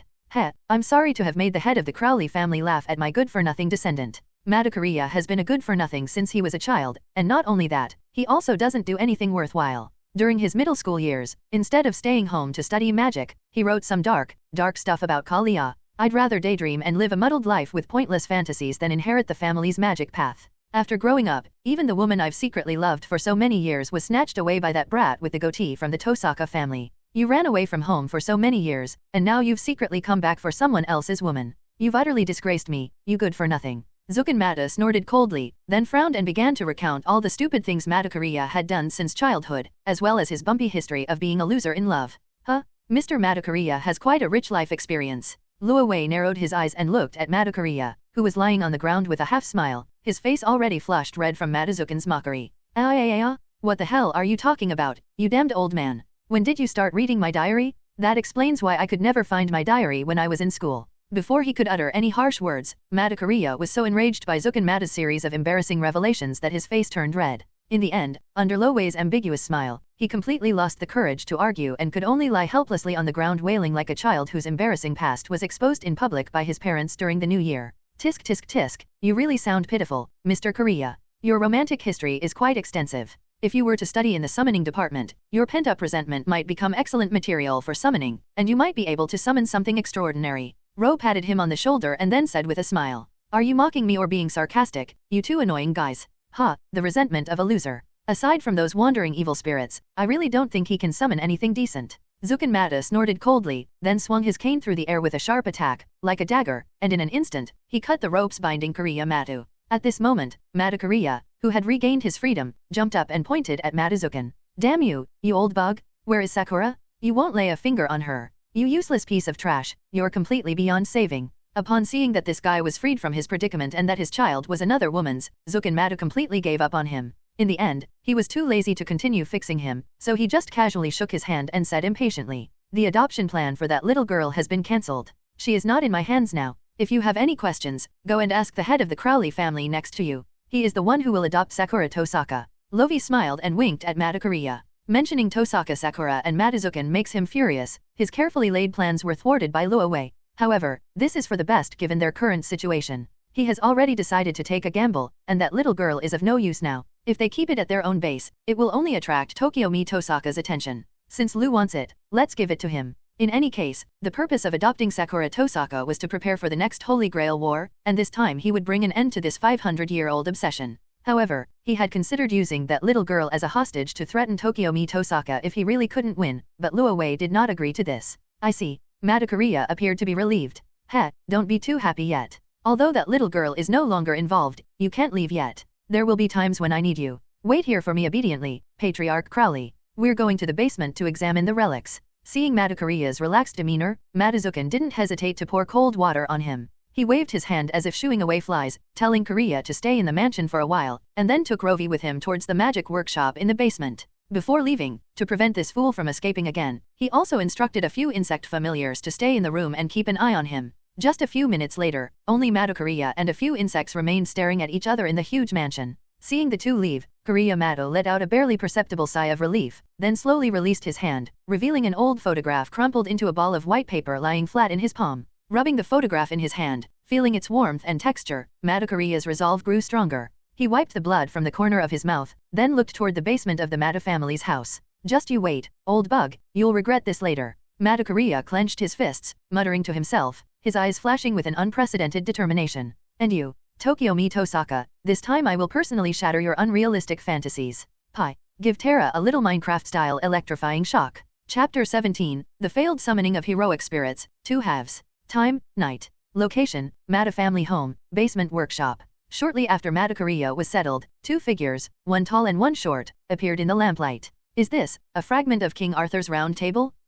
Judging from the remaining magic, it is indeed a top-notch item. It's amazing that you were able to get your hands on something like this. Gently taking the fragment of the round table from Zuccanmato, Luo Wei squinted and examined it carefully. Yes, the development is correct. Just like the original storyline, the old bug still plans to use the fragments of the Knights of the Round Table to summon servants, and the servant summoned is Lancelot, the Knight of the Lake, who appears in the world as a berserker. This is indeed a good thing, but which Knight of the Round Table do you intend to summon? The range of Knights of the Round Table covered by this thing is far too vast. If you're lucky, you might even summon King Arthur. If you're unlucky, Gareth or Gaheris, or even some unknown Knights of the Round Table, is not out of the question. Their strength is not considered particularly strong in the Holy Grail War. Although he already knew what Zuccanmato was going to do, Lu still asked him a question as a cover. Of course, I'm well aware of this. Using only the fragments of the Round Table from the Knights of the Round Table carries too much uncertainty. It could potentially impact our plans, so I came prepared this time. In response to Luo Wei's reminder, Zuccanmato nodded, then pointed to the ancient inscriptions on the fragments of the Round Table and spoke. I had already translated the information before using it. After repeated confirmation, I can confirm that the text on it is the name of Lancelot, the Knight of the Lake. This fragment belongs to Lancelot's seat. Therefore, this fragment can summon one of the culprits who caused the destruction of Great Britain, the legendary Knight of the Lake, Lancelot. Lancelot, he really is a very powerful servant. Loie nodded, agreeing wholeheartedly, and asked, Saber. No, that's not it. The swordsman rank should have already been taken, so this time I plan to summon him as a berserker and catalyze him with a berserk spell to make him even more destructive. This is what Zuccanmato explained. Even more destructive.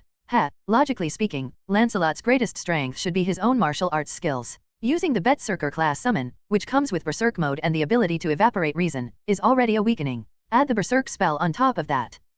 Even if it could increase destructive power, so what? Without wisdom, how could he possibly use his martial arts skills and unleash his full potential? Lancelot, with his wisdom, martial prowess, courage, and resourcefulness, is the Knight of the Lake who earned his illustrious reputation in mythology. Without wisdom, the so-called Knight of the Lake would be nothing more than a mad dog. However, Lu did not remind Zuccanmato, but simply watched quietly and then nodded slightly. Alright, Berserker is strong in all aspects and easy to control, giving it a significant advantage in the Holy Grail War. As for me, I'd like to try it out first. After saying that, Luo Wei reached into his trench coat and pulled out a somewhat old and worn-out book, which he then handed to Matazukan. Whoa, this thing is, it's actually this. As Zuccanmato took the book from Luo Wei, his pupils suddenly contracted, and then an incredulous look appeared on his face. The caster class, if we choose to summon that guy, is indeed the perfect candidate. His talent and strength are in no way inferior to any genius or hero. It's just that it's truly unexpected that this thing could survive the destruction of the clock tower. Love Crowley, Leicester Crowley? And,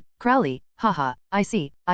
No wonder I could have seen something like this, so that's how it's related. No wonder your magic and alchemy are so peculiar, they're actually his work. Zuccanmato examined the tattered book in his hand carefully, muttering to himself. Despite his immense curiosity, he didn't look at it without permission because the original owner, Luo Wei, was right beside him. Instead, he savored the special aura that lingered on it. Remnants of alchemy, summoning magic, and various Western magic theories. Although the name of the object was no longer legible, he, having lived for so long, could still discern its origin. It was the original manuscript of the Book of Laws. This thing was ordered to be recycled and destroyed by the clock tower many years ago. The Book of Law. There isn't just one book of this kind of thing in the mystical world, but there are many. However, the one that caused such a stir dates back to a genius from hundreds of years ago. The man, whom the mystical world called a heretic, put forward many unorthodox new concepts and theories. He unceremoniously combined theology and magic, proposing new theories and using the miracles of the mind to showcase past magic from an extremely unconventional angle, which is something that is very hard to believe and understand.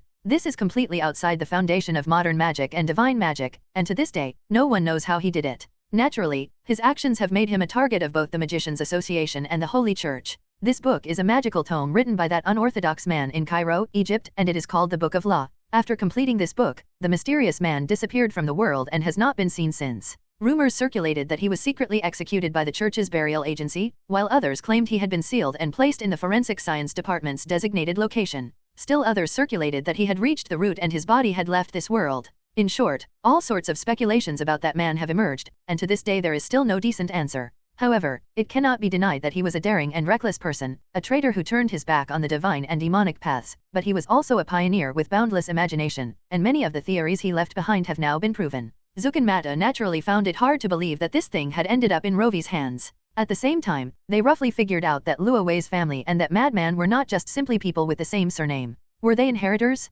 Or descendants? He began to ponder. Interesting. If we could really summon that most ferocious man in the modern world of magic, then winning this Holy Grail war might become much easier. Zukanmado gave this a very high evaluation. However, Lovi didn't say anything about it. He simply threw the Book of Law into the summoning ritual in front of him, trying to use it to establish a connection with a certain heroic spirit. As time ticked by, although a faint magical energy emanated from the summoning ritual circle, the heroic spirit remained elusive, and the anticipated connection did not materialize as expected. After a long wait, the shimmering light completely disappeared. It failed. Looking at the extinguished summoning ritual circle, both Lovi and Zukanmado couldn't help but feel somewhat disappointed. So it really doesn't work. Watching the ritual array dim and its light fade, Lovi lowered his arm and retrieved the Book of Law from within it. Although I had anticipated this before the summoning began, I still felt somewhat disappointed after seeing the result in person. After all, if he could really summon that person, he could save himself a lot of trouble later on. He attempted to meet with the author of the Book of Laws to seek his advice on the problems he was facing, which was one of the important reasons he chose to participate in the Holy Grail War. But since we've already failed, there's no need to be too fixated on it. While shortcuts may be tempting, forging your own path is also a good thing. So it failed as expected. No wonder, after all, that man is not so easy to summon. Even the mystical world is finding it hard to determine whether he is alive or dead. Zukanmado shook his head, not surprised by the result. Then he looked at Luowei beside him and said, I wonder if the Crowley family head has any other relics that can be used as summoning mediums. If not, I can offer some assistance. No need. I had anticipated this outcome before it even began. Just in case, I specifically obtained the other relics from my teacher. Although they may not be as good as the Book of Laws, their quality is not bad either. As he spoke, Lovi opened his collar, took off the crimson necklace around his neck, and handed it to Zukanmado. In that case, I will use this to summon the demon lance, a fragment of Gibalg. P.S. An extra chapter has been added.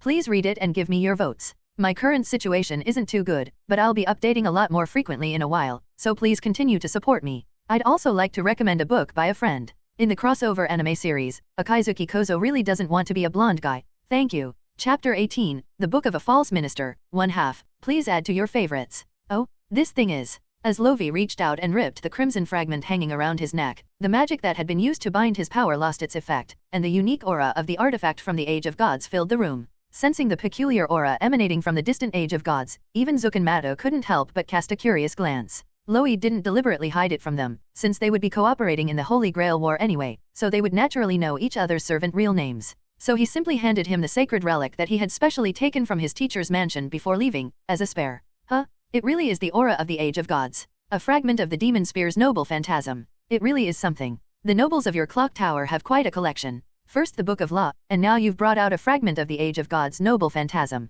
A crimson magic spear, and runes. The summoned servant must be Siu Kulane, the light child of Ireland, right? If it's the most suitable lancer class, then this is indeed an impeccable servant. But it's a bit of a pity if it's caster. However, I've also heard the story of how Siu Kulane studied runes and his magical skills were comparable to those of an archdruid, so this thing is indeed an impeccable relic. Zukanmado picked it up and examined it carefully. Although he couldn't understand the runes engraved on it, it wasn't difficult for him to recognize its origin. Although he regretted not being able to summon Siu Kulane with Lancer, he did not try to dissuade Liu. Even if the summoned servants are more powerful, giving them an advantage, they are not truly wholeheartedly committed to this collaboration, each harboring their own agendas. Without a doubt, given the opportunity, after all the other opponents have been eliminated, the two of them will definitely have a fierce battle for the ownership of the Holy Grail. So when he saw Lovi summon Caster, he secretly breathed a sigh of relief. Even though Siu Kulane did have some suitability for Caster, the threat posed by this Caster was undoubtedly much smaller than that of Lancer, the class he was most proficient in. With his prior preparations, plus the Berserker Lancelot's second Berserk state, he is absolutely capable of defeating it. Clearly, Zukanmado was unaware of Lancer's unique curse, the tragedy of his ear-rank lock, and the Blue Lancer's spinning charge. Lancelot and Siu Kulane, these two servants are indeed impeccable. So our choice of heroic spirit is complete, now it's just a matter of preparation. As for tactics, ignoring Zukanmado's hidden thoughts, Luowei narrowed his eyes and continued speaking. Not long ago, I heard you say that the girl Madakariyo was trying to protect was Tosaka Sakura, which means that the person who stole his love was Tokiomi Tosaka. Zukanmado spoke up.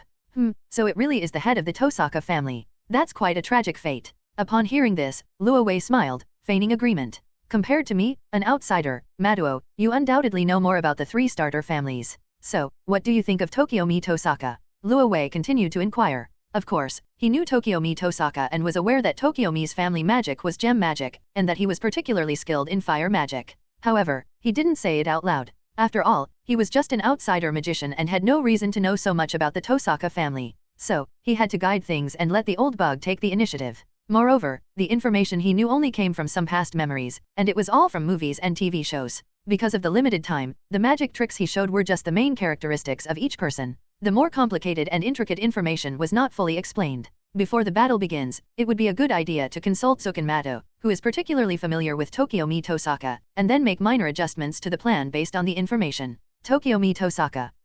He's just a magician through and through, and he lacks talent. The only thing worth praising is his dedication to the magic path. That guy strictly adheres to the rules and regulations among magicians, and is particularly obsessed with the inheritance of magic and the pursuit of its origins. That's why he sought adoption by a family for his offspring. As he spoke, Zukenmato shook his head, a hint of disdain in his eyes. To be honest, he really looked down on that idiot Tosaka Tokyo-mi, and felt sorry for Tosaka Nagato's descendants. But when he thought about it carefully, his own descendant Madakuriya was actually outshone by that brat with the goatee, and his face became even more gloomy. This was one of the reasons why he always looked down on Madakuriya and often called him a good-for-nothing. As for his descendant named Madatsuruno, that guy is even more useless. His talent is not even as good as other second-generation magicians, and Madazuken never even thought of training him. I see. So this is the Tokyo-mi Tosaka I remembered. Upon hearing this good news, Luo Wei nodded slightly. That makes things easier for Tokyo-mi Tosaka, but the servants might be a bit more troublesome. Yes, if it were just Tokyo-mi Tosaka, he wouldn't amount to much, but this Holy Grail war is a battle between master and servant. Zukenmato narrowed his eyes and made a suggestion. However, I happen to have a plan here. Tell me the story. I plan to have that idiot Kuriya Mato impersonate Berserker's master and fight on the front lines in my place, while I remain hidden in the shadows, waiting for the right opportunity. Anyway, my good-for-nothing descendant is probably eager to take this chance to settle things with Tokyo-mi Tosaka, isn't he? After saying that, a cruel smile appeared on Zukenmato's face. Well, upon hearing this, Luo Wei raised an eyebrow, a smile appearing on his lips. After a moment of contemplation, he spoke again. It is indeed a good idea. Madakuriya controls the Berserker in the open, while you can act freely and hide your identity in the dark. At that time, you might be able to catch the other masters off guard. Yes, with your caster and Madakuriya's Berserker drawing fire, the success rate of this plan is very high. That being said, but Maduo, how should we disguise ourselves? Although the number of magicians in the Mada family has indeed dwindled in this generation, having Madakuriya participate is a good choice. However, Tosaka Tokyo-mi and the other participating magicians are not so easy to fool. If they see through our disguise, it will only arouse their suspicion. Loi specifically reminded him to lure Zukenmato into taking action. Oh, you don't need to worry about that, because I originally planned for Madakuriya to control the Berserker for me. As one of the creators of the original Holy Grail system, our Mada family naturally has methods that others don't know about. As he spoke, Zukenmato reached out and rummaged through the bookshelf, placing the books and formal attire he had prepared beforehand in front of Lovi. This thing is called the Book of False Servants. It's a mystic code that I specially created a long time ago for the purpose of disguise. It only requires one command seal to complete. It can transfer command seals and control for a short time, so if Madakuriya carries this, it will definitely fool the other contestants. Anyway, I've already left a backup plan on that kid, and with Tosaka Sakura still in your hands, he definitely won't betray us. Transferring 2 command seals, and then letting that kid use them all to impersonate Berserker and leave the field, while I regain control, is a pretty good tactic. Zukenmato stroked his chin intently. He pondered. As one of the original 3 creators of the Holy Grail ritual, his qualifications and insights were unmatched by others. In a short period of time, he had devised a feasible plan with a high success rate, which made Luo Wei look at him with new respect. Macquarie Zorgan. No wonder he became a close friend of Hohenheim. He was once a brilliant genius. Even though his soul is old and frail, he is still not to be underestimated. Re-0, the brain meeting starting from 0. I'd like to recommend a friend's book. Chapter 19, Kenneth L. Malloy Archibald, 2 halves. Time, not long ago. Location, London, Clock Tower. On this day, a young man who had just finished having dinner with his fiancée returned to his office. His name is Kenneth L. Malloy Archibald. The current monarch, L. Malloy, is also a renowned genius of the Clock Tower and is hailed as a future magus with the potential to reach the grand rank, following in the footsteps of the grand puppeteer, Ayazaki Tuko. Currently serving as the Dean of the Department of Minerals, Kishiya, the head of the Department of Spirit Spells, a Clock Tower lecturer, and a color magician. At just over 20 years old, he has already become a monarch. He has reached the pinnacle of his career in terms of both intelligence and status. He is also one of the top 3 banners of the Clock Tower aristocracy. While mastering the El Malloy school, he also has the backing of the 2 great noble families of Yuri Fuz and Barty Malloy. He can be said to be at the height of his power and very promising at a young age. Even many of the old magicians of the Clock Tower do not deny that he will achieve the grand rank in the future. At the same time, they are also looking forward to seeing if Kenneth, this young magical genius, can bring them a different kind of surprise like Ayazaki Tuko. Kenneth was on the verge of reaching the pinnacle of his life, enjoying the adoration of others. especially after his recent successful marriage proposal to his mentor, the Lord of the Spirit Conjuring Society, Yuri Fuz, and his upcoming marriage to his daughter, Sora, which will solidify the alliance within the aristocracy and allow his school to gain more control over the core power of the clock tower. He will soon become the center of the entire clock tower. At least he firmly believed it. After all, he developed his own all-purpose mystic code at a young age, mastered the great theories of mineral science, and was particularly skilled in spirit summoning magic. He was the prized disciple of the monarch Yuri Fuz. For the old monarch who already had one foot in the grave and was now clinging to life through his magic and mystery, forcibly keeping himself in this world like a zombie, Kenneth was indeed a good talent. To outsiders, he was a despicable and mean-spirited fellow, still basking in the glory of his aristocracy. But those who knew him well understood that the old man's meanness was directed only at his students of low birth. For true geniuses from noble families, he would spare no expense in educating and nurturing them, and Kenneth was such a person. It was precisely because of his lineage and talent that he trained a disciple when his own life was in jeopardy, so that after his departure, the disciple could continue to be a pillar of aristocracy and help Barthzello fight against those incompetent democrats and neutral opportunists. Kenneth accepted the offer with great seriousness and will marry his mentor's daughter. What Kenneth didn't know was that his teacher, Yuri Fuz, was also trying to prolong his life. To this end, he secretly contacted Ayazaka Tuko, who was being sealed away, to seek some special methods. In his eyes, Ayazaka Tuko, who comes from the bloodline of the fifth mage, is undoubtedly a member of the magical nobles, and her abilities are impeccable, so he naturally wouldn't reject her. A large part of his expectation for Kenneth is that he hopes he can recreate Ayazaka Tuko's glory. However, Kenneth was unaware of this, because in his mind, he was the 1 in 10,000 genius in the world of magic, and even Ayazaka Tuko could only surpass him in a matter of time. His talent is in no way inferior to that of a grand puppeteer, and he may have even surpassed the woman his teacher kept mentioning. However, he also knew that simply boasting would only embarrass him and would be meaningless. To truly surpass her, he needed to demonstrate achievements that surpassed hers. But even someone like Kenneth has recently encountered some things that are bothering him. Seriously, these idiots. Are modern students completely blind to the realities of the situation? Inside the office, Kenneth patted the paper in his hand, looking somewhat embarrassed.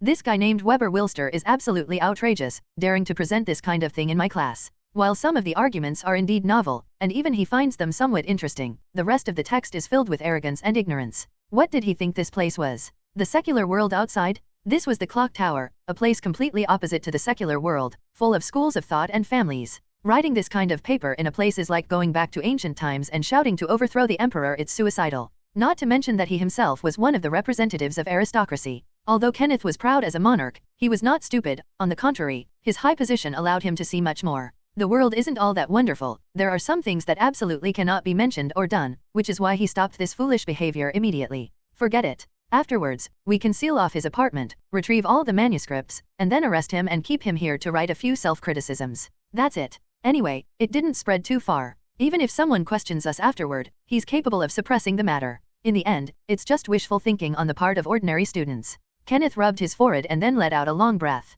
Honestly, he never considered himself a good person, nor was he a gentle one. On the contrary, he knew that his pride sometimes led him to extremes, making him narrow-minded and prone to saying overly sarcastic and cutting things. However, even so, there are some things he must adhere to. He is a teacher, and as a teacher, he has the obligation and responsibility to protect his students. As long as he doesn't cross his own bottom line, he is actually quite conscientious and responsible. Even if the other person is an idiot, that's still true. I'm actually starting to miss that guy, Lu Wei, for some reason. Having just gotten a lot of anger out of Weber, Kenneth, now calmer, started to miss his days as a top student. Not long ago, he said he had gone out on business and hadn't returned yet, which made Kenneth a little worried. With that kid's strength, he wasn't worried about his safety. His only concern was whether he'd miss an important event, his advancement to the clerk rank this year. If he missed it, he'd have to give him a good scolding. A 21-year-old classic magician, that brat is really something else, but he's only successful because he has such a legendary mentor. Anyway, we'll all be family in the future. Once I absorb his family and bloodline into the Elmalloy school, everything will be accomplished.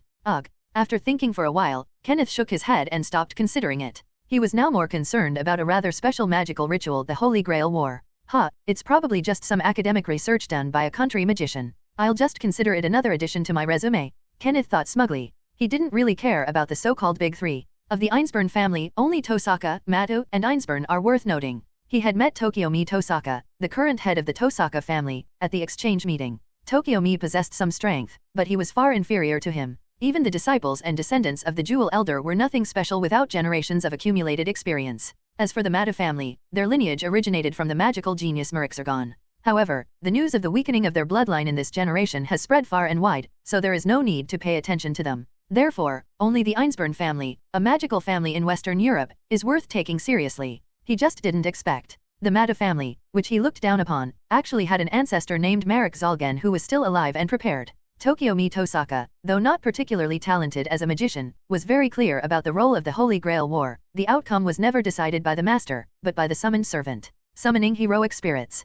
Servants? Ha, what a whimsical idea. I'd like to see if I can actually summon one. Humph, just in case. After all, this is their home turf. If I lose, I'll lose all my dignity as a monarch, so it's better to prepare in advance. Despite his slight underestimation, Kenneth was not overly arrogant. He had a short reign and few achievements, which is why he participated in this kind of rural magic ritual. He now represents the face of the clock tower, so he absolutely cannot lose to those country bumpkins he looks down on. As for relics, I remember having a decent fragment of a noble phantasm at home, and the London Museum has also agreed to lend out a fragment of the Conqueror's cloak. That should be enough. P.S. Kenneth is actually a very good person. Compared to other magicians, he only has some minor personality flaws. Unfortunately, it wasn't until the future that Weber realized just how foolish he had been. Chapter 20, Him? No, it's her. After that night, Tokiomi Tosaka and the church in Fuyaki City noticed traces of magical energy in the fight between Lo Wei and Zuken Mata, so they sent someone to inquire about the situation. To conceal their secret plot, Zuken Mata naturally wouldn't reveal Lo Wei's presence.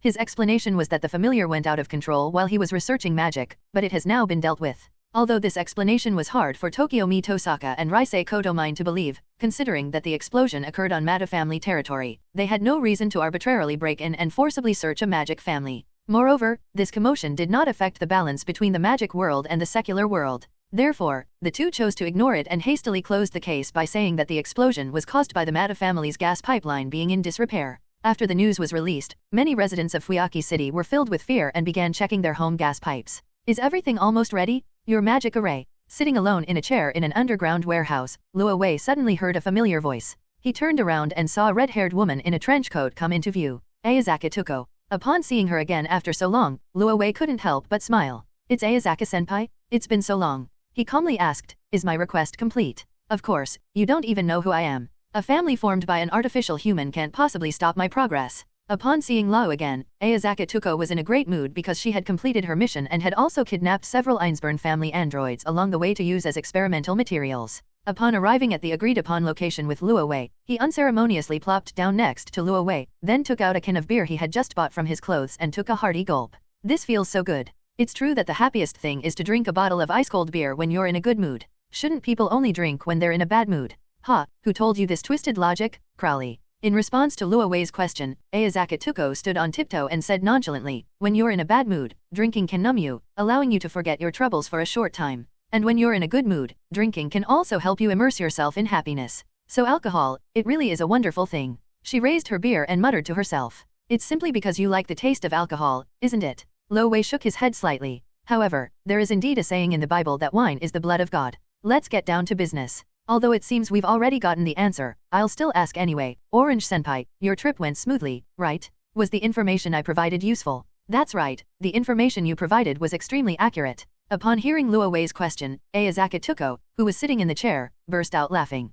Although the Einsborn family's magicians aren't very good, that guy named Emi Yakuritsugu is indeed troublesome, and he also has such a method hidden. No wonder he is called the magician killer. The origin of merging and severing, the special bullets made from one's own bone powder, visually manifested as 7.62mm caliber special sniper rifle bullets, the formal attire is a modified gun based on a certain hunting and competitive single-shot pistol, once it hits a magician. Even Ayazaka Tuko couldn't help but shudder at the thought, since no magician could help but be wary of such a thing. Once shot, if anyone dares to instinctively use magic to escape or heal themselves, the consequences will be indescribably tragic. No wonder the other party could leave such a prestigious reputation in the mystical world, they really do have something. Ayazaka Tuko raised an eyebrow. She was startled when she heard about the origin of Emi Yakuritsugu and the bullet. At the same time, she was very grateful to her junior, who not only did not betray her, but also generously told her the news. You should know that in the mystical world, there are quite a few people who hate Kiritsugu Emiya, and many magicians are eager to capture him and kill him to take revenge. So the value of this intelligence alone could far exceed the 5 million that Luo Wei gave her to help her out of her predicament.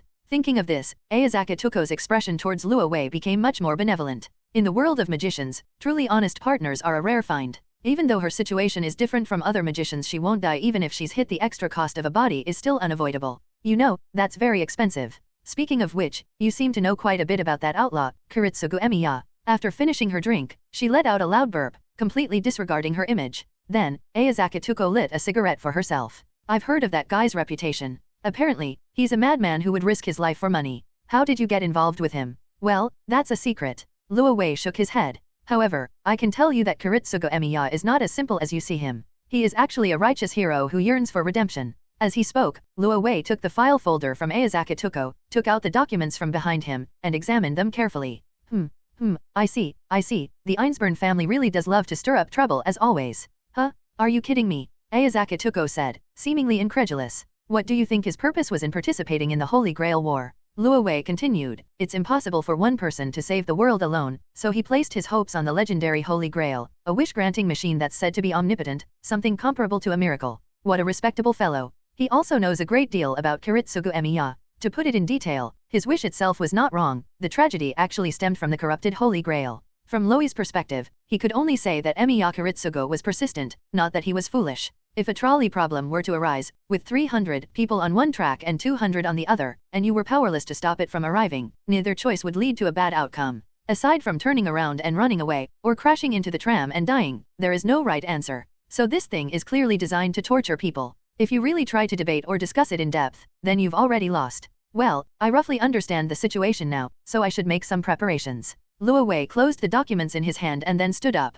Ayazaka-senpai, Fuyaki City is going to be in chaos soon. If you don't want to get into too much trouble, you'd better leave now. Just as he was about to get up and start accumulating, Ayazaka Tuko called out to him from behind. Hey, is that Holy Grail really as miraculous as the rumors say? Is it an all-powerful wish-granting machine? Can it grant any wish? Ayazaka Tuko stubbed out her cigarette and then asked seriously. If it's just a wish to reach the source, it is indeed possible to achieve it after obtaining enough magic power and sacrifices. Luo Wei smiled, seemingly having guessed Ayazaka Tuko's plan. Entering the route doesn't mean you can come out, and magic isn't something you can easily create or comprehend. Besides, it's best to let some things go. Also, don't become my enemy for such worldly desires. If you really need money, I can help you out. Although you do spend money extravagantly, I can still support you. Wow, you really do know everything. Upon hearing this, Ayazaka Tuko raised an eyebrow and then sighed helplessly. Yes, she had just become interested in the Holy Grail War that Liu had described. Ultimately, everyone has regrets and wishes they want to fulfill. When they hear that the all-powerful wish-granting machine is right in front of them, it's hard for anyone not to be tempted, and Ayazaka Tuko is no exception. But Luo Wei also reminded her in time that this miracle was not omnipotent. Using this against her sister is not a simple matter. Moreover, as Orange's friend, Luo Wei didn't want to be her enemy, and he really wanted to see her let go of some of the past, continue on her own path, live more freely, and continue to be that free-spirited woman. However, whether she can eventually come to a realization is not something that Luo Wei can decide. He now had to deal with the current situation, namely the information he had just received from Ayazaka Tuko regarding the servants summoned by the Einsborn family in the Third Holy Grail War. Avenger. Upon learning that the servant summoned in the Third Holy Grail War was Avenger Angra Mainyu, not Arbiter Amakusa Shiro Tokisada, he was already certain that this was indeed the Fourth Holy Grail War timeline he remembered, rather than the later chaotic battle between the Red and Black factions, where Finn stole the Holy Grail ahead of time. This answer also made him feel more informed about his decision to summon Castor. Since the Holy Grail is being summoned as the Avenger Angra Mainyu, it must be the one that has been corrupted by the evil of this world, that is, the Black Grail that distorts wishes, and is also the culprit that caused the fire in Fuyaki City. This was certainly not what Lovi wanted. To achieve his goal, he needed a stable and abundant source of magic power, the true Holy Grail. To this end, he preemptively killed one of the original master candidates, Ryu Nishukyu Ryu, and locked in the Caster class. While the Caster Mage is indeed weaker in combat compared to other classes, their mastery of magic and their effectiveness in special situations are immense, such as right now. The evil of this world, the corrupted Black Grail, such a thing is indeed a problem that other servants would find difficult to solve. However, for highly capable magi from the Age of Gods, it is at most a rather troublesome issue. Given enough time and preparation, it is not difficult to purify it again using magic, which is why Loi chose this class. Originally, he wanted to target Medea, who had a record of purifying the Holy Grail, but unfortunately, there were too few relics related to Medea. The only remaining golden fleece was either bought by some Middle Eastern tycoon or hidden in the collection room under the clock tower, making it difficult for him to obtain it. So Lo had set his sights on other magicians early on, such as his famous ancestor Aleister Crowley, but he ultimately failed. Therefore, he could only set his sights on the other magicians of the Age of Gods. Using fragments of a noble phantasm engraved with runes, C.U. Culane, the Mad Dog of Ireland, is summoned as a mage. Although Dog's fit with Castor is far less smooth than with Lancer, Lo Wei still acknowledges his personality and ability. You treat him with respect, and he reciprocates with morality. He is a very suitable servant. With the purification ritual presided over by himself, who is in charge of the Book of Laws, and with the cooperation of Sakura, who is proficient in all runes, purifying the evil of this world is not a big problem. So, after finishing his conversation with Ayazaka and contemplating his next move, Lovi stood up and walked to the summoning ritual he had prepared in advance. He then used mercury and blood to fill in the last of the array patterns, placed the prepared relic in the center, and then returned to Ayazaka side. The two of them watched quietly and waited for the miracle to happen. Time passed quietly, and as the hands reached the number 12, Lo slowly stood up. Full to the brim, 5 times to go. Then a special and mysterious chanting verse came from his mouth. We share will and woe, your sword is my command. If this logic holds true, then a response is warranted. To accomplish good deeds and eradicate evil reputations. Holding its lock in hand, bound by the power of words. Submit yourself to restrain yourself, and safeguard the balance. Now I have summoned you all, so please listen. Come, Sakura, the Irish hound, join me in winning this holy grail war. As long as I'm here, no matter who's in front of us, we will never lose. I will lead you to victory, we are invincible. Brush. As the incantation was finished, the enormous summoning circle began to spin wildly, and a dazzling light exploded right before our eyes. Is this how heroic spirit summoning works? It's truly amazing. Ayazaka, who had been sitting next to Lo Wei and witnessed everything, was also shocked by what she was seeing. After all, a magic ritual that can achieve such an effect is truly unheard of. Finally, the light faded. A misty haze enveloped the area, confirming that the torrent of magic had been connected. Within the summoning circle, a slender figure appeared and disappeared in the mist. The signing of the contract had already told Luo Wei that he had succeeded, but as the figure of the woman who had stolen his affection slowly emerged from the mist, a slender yet not frail body was clad in a tight-fitting purple-black outfit, and a veil as dark as night concealed her stunningly beautiful face. Her wine-red eyes were so captivating that one couldn't help but meet her gaze. Even without the aid of allure, it could still be described as incredibly bewitching. In short, the other person stood gracefully in the mist, smiling at him. Luo Wei's eyes widened in surprise. It's him. No, it's her. Upon seeing the heroic spirit that responded to his summons, Lovi was completely stunned. Chapter 21, Kaire Kotomine, 1/2. Please add to your favorites. Does your empty chest always feel like something's missing? Maintain elegance. This is a set of precepts left by Tosaka Nagato, the ancestor of the Tosaka family, and it is also an ancestral precept that Tosaka Tokiomi has always adhered to get to the root of the problem. This is the goal that a magician should pursue, and it is also the ideal in his heart, as well as the meaning of the Tosaka family's existence. My name is Tokiomi Tosaka, and I am the current head of the Tosaka family. Since assuming the position of family head, I have wholeheartedly embarked on a demonic path that I am willing to dedicate everything to pursuing. However, I am well aware that I am not a talented magician at all. In fact, I could be described as dull-wit. Many of my peers have already left me far behind, let alone being compared to my ancestors and fathers who were geniuses. As for why someone as mediocre as me could inherit the Tosaka family's magic, the answer is simple: because I am the only child of this generation, I must shoulder the important mission of inheriting and carrying on the magic of the Tosaka family. The Tosaka family line cannot be broken, and it must not be lost before the long-cherished wish of our ancestors is fulfilled. When I was very young, my father asked me this: Tokiomi, do you really want to inherit the Tosaka family's magic? At the time, I answered him without hesitation. Of course, father, I will definitely shoulder the mission of carrying on the Tosaka family's magic. At that time, I was puzzled by my father's question. After all, the Tosaka family had no other heirs besides me. If I didn't inherit, who else could? But later I understood that the reason my father asked that question was to give me a chance to choose my own path in life. He didn't want to fix my fate, nor did he want me to go down a path I didn't like, living a life of pain and exhaustion. For this reason, he was even willing to give me a choice. Later, I understood my father's good intentions, and my fighting spirit soared. I went to the clock tower to study on my own. I persevered through countless hardships and obstacles along the way. Along the way, I met many very different people, as well as geniuses from all over the world, and witnessed firsthand the gap between myself and them. This made me realize more clearly that I am not a genius. Even so, after countless efforts, I achieved remarkable results and gained some fame in the clock tower. Heaven seemed to be moved by my efforts and bestowed upon me 2 invaluable treasures in my middle age, 2 exceptionally talented descendants. Sakura Tosaka and Rin Tosaka, they are my daughters. Unlike me, an ordinary person, they are magical treasures with unparalleled talents, true miracles that are hard to find in the world. If I could, I would even compare them to the legendary grand puppeteer Ayazaka and the new ruler of El Meloy, and have even more confidence that my descendants will one day reach their level of achievement. As a mediocre person, I will never be able to reach the realm that geniuses can attain in my lifetime. I also know that I am absolutely unable to open the door to truth on my own, let alone reach the root and obtain true wisdom and miracles. But my daughters can. They can definitely take my place and reach the end of the demonic path to see the true mysteries. I, Tokiomi Tosaka, have always firmly believed this. However, this reflects an old proverb: fortune and misfortune are intertwined. Heaven is merciful, it has bestowed upon me an irreplaceable treasure. But heaven is also cruel, it has also deprived me of my perfect family. Because the Tosaka family's lineage is shallow, I am unable to give them 2 inscriptions and guide them onto the correct path of magic. In other words, because of my incompetence, only one of my daughters can inherit the magic mark, while the other can only stop there with her unparalleled physique, which causes me great pain.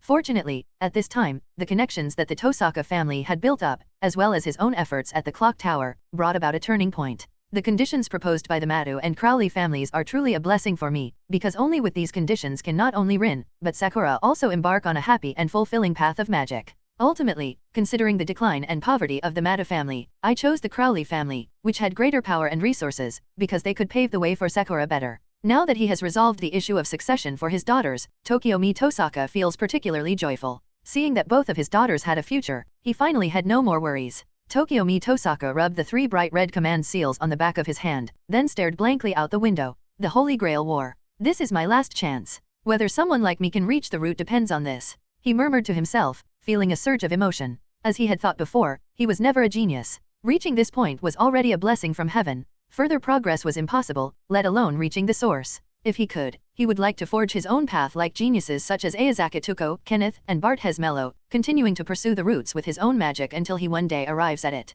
However, it was too late. To fulfill his family's long-cherished wish and achieve his childhood goal, Tokiomi Tosaka had no other choice. Even if he would remain there forever, he was willing to do so. For him, even dying along the way on this path of pursuing truth would be a kind of happiness, because one day his 2 daughters would reach the end for him. The descendants of the Tosaka family will eventually find true happiness. He firmly believed this. Behind him, a young priest in black monastic robes looked at Tokiomi Tosaka, who was muttering to himself, and his gaze became increasingly complicated. What a happy smile. Even someone like my mentor has found a goal that makes him happy, so what about me? When will we finally find the answer to his happiness and meaning? Kaire, what are you thinking about?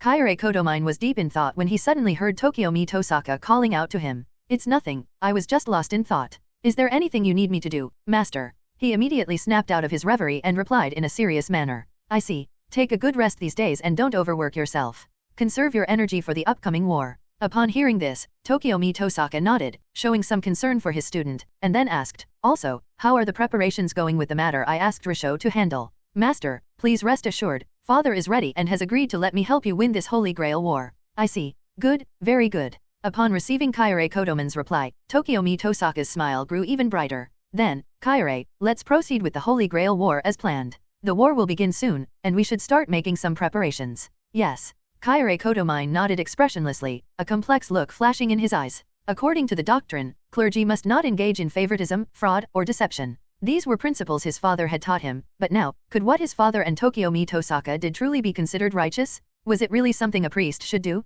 And what did he mean by colluding with them as an accomplice? The more he thought about it, the more confused he became. Chapter 22, The Queen of the Land of Shadows, 2 halves. Once you take that step, there's no turning back, you're heading towards the blood sea of 3,000 worlds. What? In a world shrouded in darkness, on a battlefield where conflict rages on endlessly, death and slaughter have long been the main themes of this shadowy land. Slaughter, slaughter, slaughter, slaughter. Death, death, death, death. Time slips away unnoticed through my fingers, and life is constantly fading away under my hand. Even the 2 crimson demonic spears in his hands seem to have become even darker in color due to drinking blood. Looking back suddenly, I realize with a start that I have truly taken away so many lives. Whether the opponent is human, monster, undead, or even God. What have I done throughout the eternal ages? Fight, fight, fight, fight, fight, an endless battle. Slay all the enemies, and let their blood soak this body that has long since become eternal. It will not age. They will not die. At this moment, I am no longer human, but something that exists somewhere between a god and a human.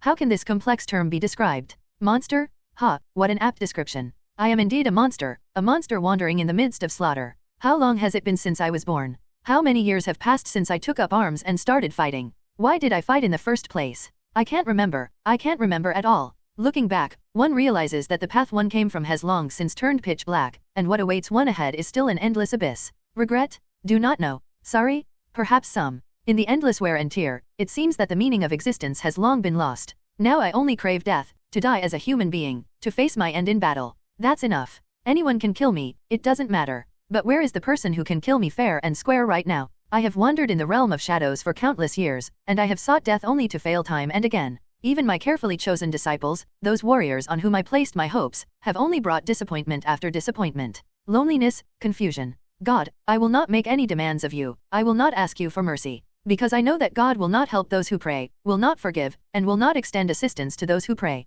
Because that wasn't a prayer, but merely a petition to God. If that's the case, then go die, then let's fight. Let the battle continue. The battle itself is a prayer. One must fight until the very last moment. Only at the end can my wish be fulfilled. Over the long years, a wicked nightmare once visited my kingdom in a peculiar way and conveyed some very important matters to me. Someone can put an end to your suffering. To end a long and painful life, yes, that's what I've been pursuing. I followed the guy's lead and looked in a more distant direction. At the end of solitude, I saw some kind of ending, and a figure at its center. Is he the so-called opportunity? Can he truly bring himself a satisfying death? The one who will end my life. I waited quietly with anticipation for this opportunity. As the years passed, one day, by chance, a call appeared in my mind. That is, the Holy Grail War? Such an interesting and intense thing actually exists, and that special soul also contains a power that I cannot understand. How interesting? It's really interesting. With a mix of anticipation and excitement, I responded to his call by borrowing the metaphor of Siyu Kulane's fate. Your fate is tied to my gun. In this war, I will do everything in my power to help you obtain everything you desire.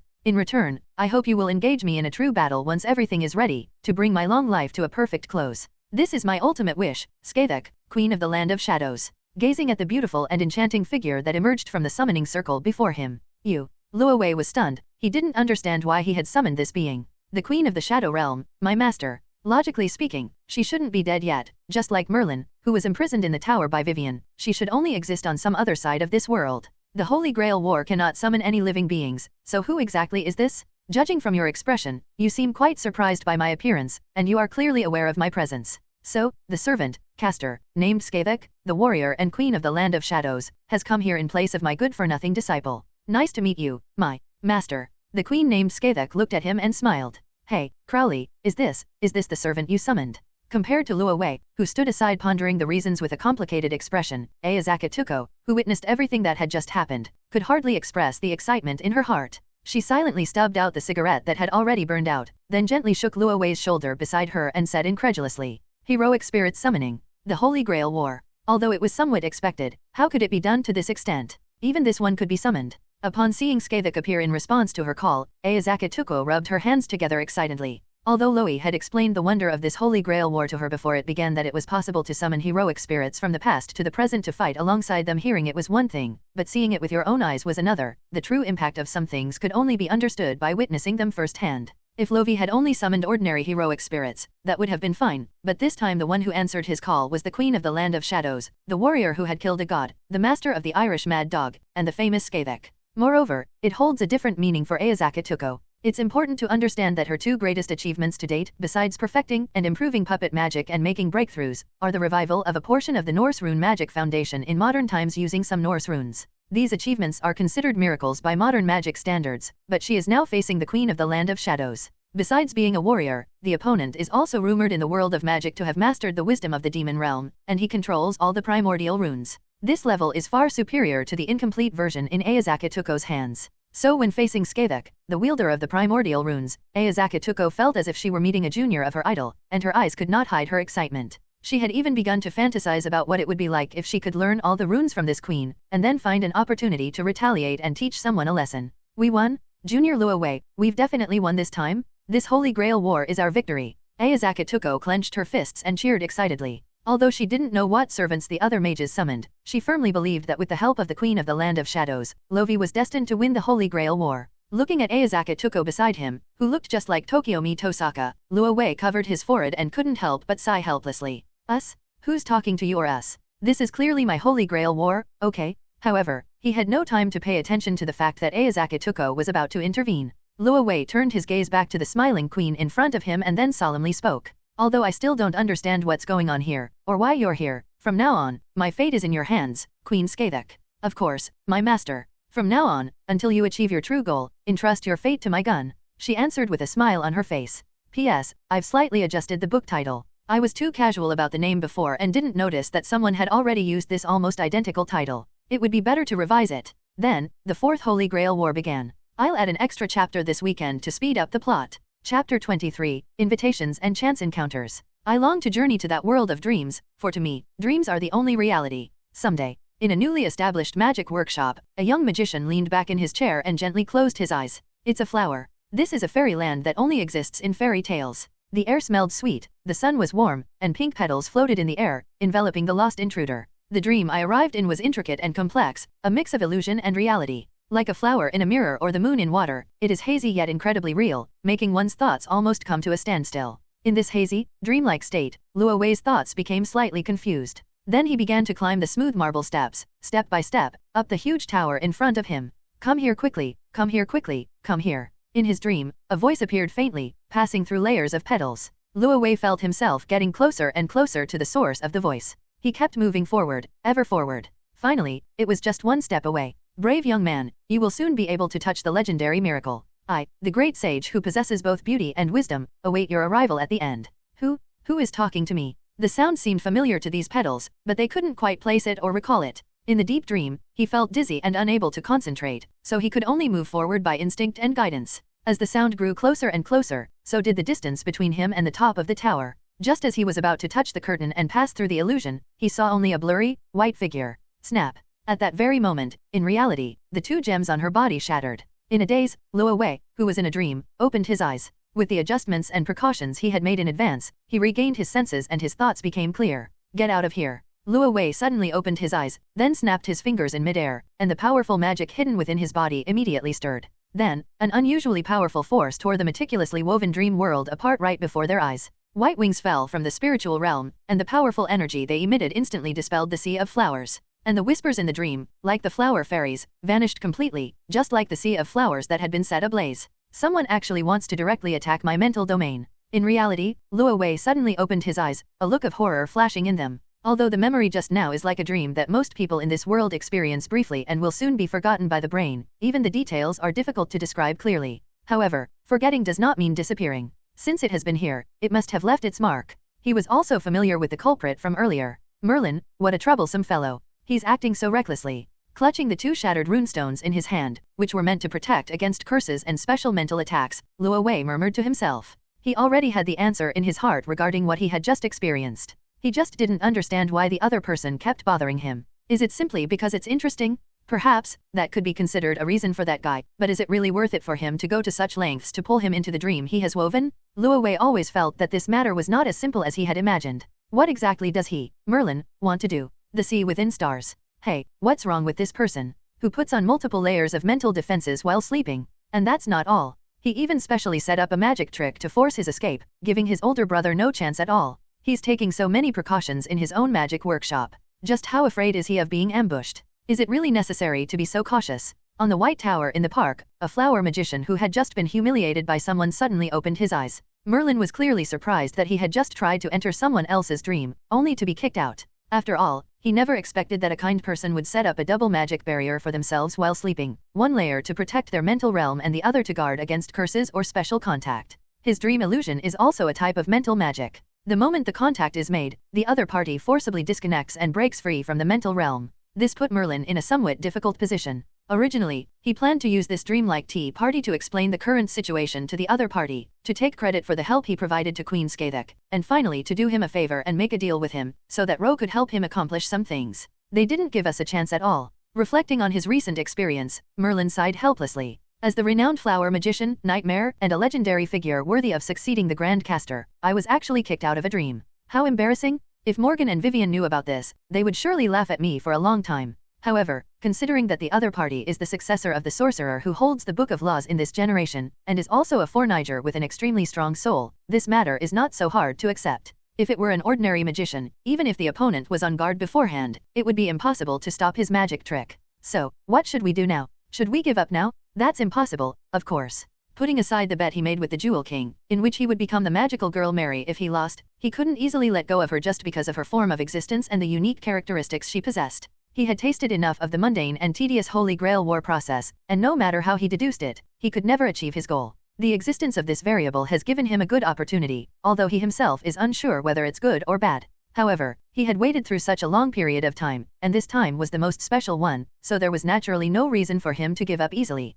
And, to be honest, he was quite interested in that for engineer and this kind of off-the-charts story development. Thinking this, Merlin's lips slowly curved into a smile, and his rainbow-like clairvoyance once again pierced the distance of the world, fixing his gaze on the young man. Hey, interesting young man. I hope you can bring a different answer this time. I hope you can awaken my confused, naive, and stubborn queen, so that she can truly rest. He murmured softly, his hands never stopping. Although my soul strength is beyond the standard and I have all sorts of defenses, don't underestimate me as someone who can become the legendary Grand Caster. Despite the many difficulties, as long as I make sufficient preparations in advance, I can still find an opportunity to sneak in. So, take a good rest first. Sleep well, interesting young man. Our tea party will still begin in the near future, but for now, let your older brother prepare properly. The frivolous voices echoed quietly in the tower, carried by the warm breeze, blowing and blowing. Until they reached the other side of the dream, it quietly echoed in Luo Wei's ears. Merlin. It's him again. He's really persistent. Listening to the whispers echoing in his ears, Luo Wei slowly opened his palm, letting the petals drift from his fingertips and then disappear into the air.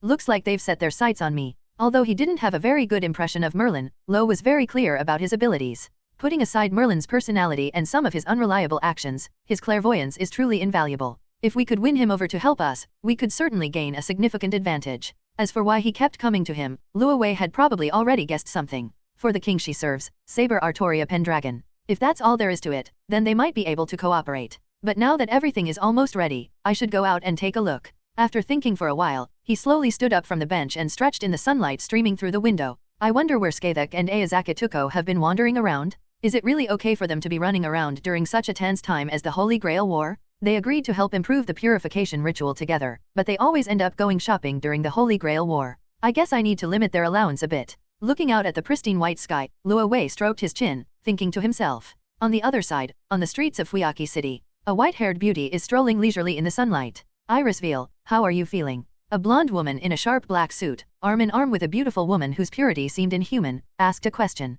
It feels amazing, Saber. This is the first time I've ever been outside my family's castle. There are all sorts of things outside that I've never seen before. I'm so happy. Iris Veal Einsburn tiptoed around Artoria and twirled happily, a cheerful smile spreading across her face. This was also the first time she had ever seen a city outside, having never left that snow-covered castle. Everything in the outside world was so new and exciting to her. As innocent and pure as a blank sheet of paper, she experienced true freedom in this unfamiliar city, and her most genuine smile appeared on her face. Iris Veal. Looking at that flawless and beautiful smile, Artoria, who was following behind, was somewhat lost in thought. That pure and innocent smile touched her deeply, and she couldn't help but think of her past self. Was the original Artoria as beautiful and pure as Iris Veal? However, the naive Iris Veal was clearly unaware of just how attractive her appearance was to ordinary people. Her light steps and her smile, enough to melt away the winter snow, constantly attracted the attention of passers-by, causing them to stop and watch. Moreover, her bodyguard, Saber, a sword spirit, possesses a beauty that is no less striking than hers.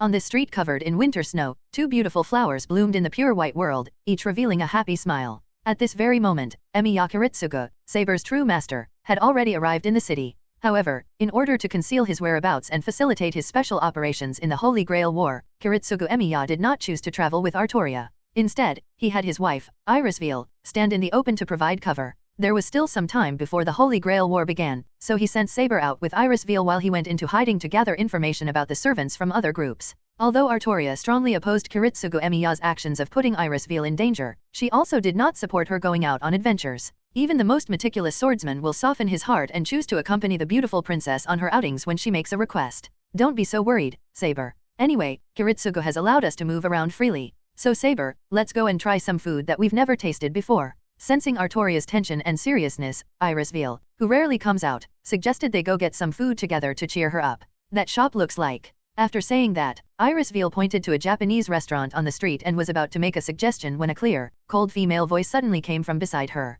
If you're looking for something decent to eat, it's best to avoid that awful restaurant. The food in this country is really not that great. If you want my recommendation, walk all the way to the end of this street. There's a pretty good restaurant called In Magon. A cold voice rang in her ears, causing Saber, who was already on guard, to widen her eyes. She turned around abruptly, staring at the person who had just spoken with a wary look. The person standing in front of her simply smiled slightly. A well-tailored brown and black trench coat perfectly accentuated her tall and slender figure. With her purple hair, burgundy eyes, long trousers, white sweater, and black handbag, a chic woman exuding a unique charm appeared behind them. Beside her stood a red-haired woman, a cigarette dangling from her lips, her face showing a mixture of confusion and surprise. When she saw Artoria and Iris Veal appear on the street like this, a hint of shock appeared in her eyes. The reason for Saber's alertness is the same. As they drew nearer, they both sensed the powerful magic emanating from each other, a magic that was unlike any other magician's, and an aura that seemed out of place in this era. If this were anywhere else, Ayazaka Tuko might think she was seeing things. But where is this? Fuyaki City, the location of the Holy Grail War. In other words, it's not just this ancestor beside me, but also other magicians and servants who would come and stroll around the streets in broad daylight? That's really surprising. However, despite her surprise, Ayazaka Tuko immediately became wary upon seeing these two strange master and servant, especially the blonde girl beside her who exuded powerful magic. Before arriving, she had already quietly taken off her glasses, switched personalities, and prepared to enter the battle at any time. Skavik, standing beside him, showed no particular reaction to this, whether facing the wary Artoria or the tense Ayazaka Tuko. There's no need to be so wary. She directly pointed out what they were thinking, and then smiled calmly. Although it's during the Holy Grail War, it's daytime now. People from the past shouldn't disturb the peace of the present, so we can't just take action in the street, right? And don't look at me with those suspicious eyes. I'm not following you. On the contrary, it's obviously you who are the ones swaggering around on the street at a time like this. Skavik said calmly. She wouldn't do anything in front of the two people she had just met, nor would she bother to hide anything. Chapter 24, Deception, Sneak Attack. Saber, we. On the streets of Fuyaki City, Irisville, sensing that something was amiss, took a few steps back, hiding behind Artoria, her expression becoming somewhat tense. As a special android, she is highly sensitive to magic and is far more familiar with the aura of heroic spirits than ordinary magicians. Therefore, she certainly knew what made Saber so wary. The purple-haired woman in the stylish trench coat who appeared before him exuded a terrifying aura and magical power. It was a terrifying aura that was completely different from that of modern magicians, originating from a distant divine era. Just by looking at her for the first time, one could not help but feel a chill run down one's spine. Although the aura emanating from the other party was not as overbearing as that of the sword spirit Saber, it was as deep as an abyss in Irisville's perception, and the level of danger it posed to her could even be said to far exceed that of Saber beside her. Although Irisville is naive and somewhat innocent, she is not stupid. On the contrary, she is able to judge her situation and recognize her own position. Kiritsugu had repeatedly warned her to be careful before taking action. This is no ordinary city outside. From the moment the Holy Grail War began, Fuyaki City has become a battlefield for heroes from mythology. This is really a headache. They didn't listen to anything I said at all. Looking at Artoria and Irisville, who were both wary and distrustful, Skavik sighed helplessly. Even though what I just said was all correct, it still had no effect. However, this is understandable, since the Holy Grail War is cruel and cunning. Being in such an environment, the two of them would be on high alert for their own safety. Only, seeing Saber slightly adjusting her magic power and preparing to attack at any moment, Skavik couldn't help but chuckle. A decent starting stance, excellent fighting spirit, and that pure magic. Undoubtedly, the opponent is a powerful and battle-hardened warrior. Therefore, their class must be one of the three upper classes. If she were a lancer, she wouldn't be so oblivious. If she were an archer, her starting stance wouldn't match. So the answer is obvious. The heroic spirit of the sword saber. That's quite a good class, and her battle aura is no less impressive than that of her apprentices. Even in Celtic mythology, she would be considered a top-tier hero. Although she doesn't know her real name yet, Skavik has developed quite an interest in her through careful observation. Who would have thought that I would encounter such an outstanding soldier just by going out for a stroll? This Holy Grail War seems to be more interesting than she imagined. Being stared at by Saber with such a battle-ready gaze, she inexplicably felt an itch to fight. Only, because four stunningly beautiful women with completely different styles, hair colors, and clothing had gathered together on the street, they had already created a beautiful scene on the streets of Fuyaki City, attracting passersby to stop and gaze at them with curiosity. They're so beautiful. Someone gazed at Skavik and the others and sighed. Purple, gold, white, and red hair, are they foreigners? It must be a big star from somewhere. Can I go up and ask for a photo or their contact information? Don't even think about it. Why would a big star like that bother with ordinary people like us? But, what if we actually managed to get it? Passers-by began to whisper among themselves, and some even took out their phones to take pictures of the four extremely rare beauties and then shared them online. Even though these people were speaking very softly, Skavik and Artoria heard everything they said thanks to the servant's powerful hearing. Yay, you see, so many people are watching us. If a fight breaks out, it'll be a real problem. Although I'm not afraid of trouble, my master said that if I cause trouble for him outside, he'll deduct my allowance, so I'd better not. Skavik waved her hand, indicating that she had no intention of fighting here. Surrounded by so many eyes, Artoria naturally wouldn't be so reckless as to summon her weapon and start a fight. After confirming that Skavik really had no intention of fighting, she slowly released her hands and nodded slightly to her. When Ayazaka Tuko saw that Skavik had no intention of starting a war, she didn't say much, only letting out a disappointed tisk. She had thought she would be able to witness a powerful battle between the Queen of the Land of Shadows and other mythical heroes. Therefore, she was even prepared to unleash her full power and seize the seemingly frail white-haired woman with swift and decisive action once Skavik had entangled the blonde girl in front of her. It's important to understand that master and servant are essentially a unified partnership. Only through perfect harmony and cooperation can they unleash their full power.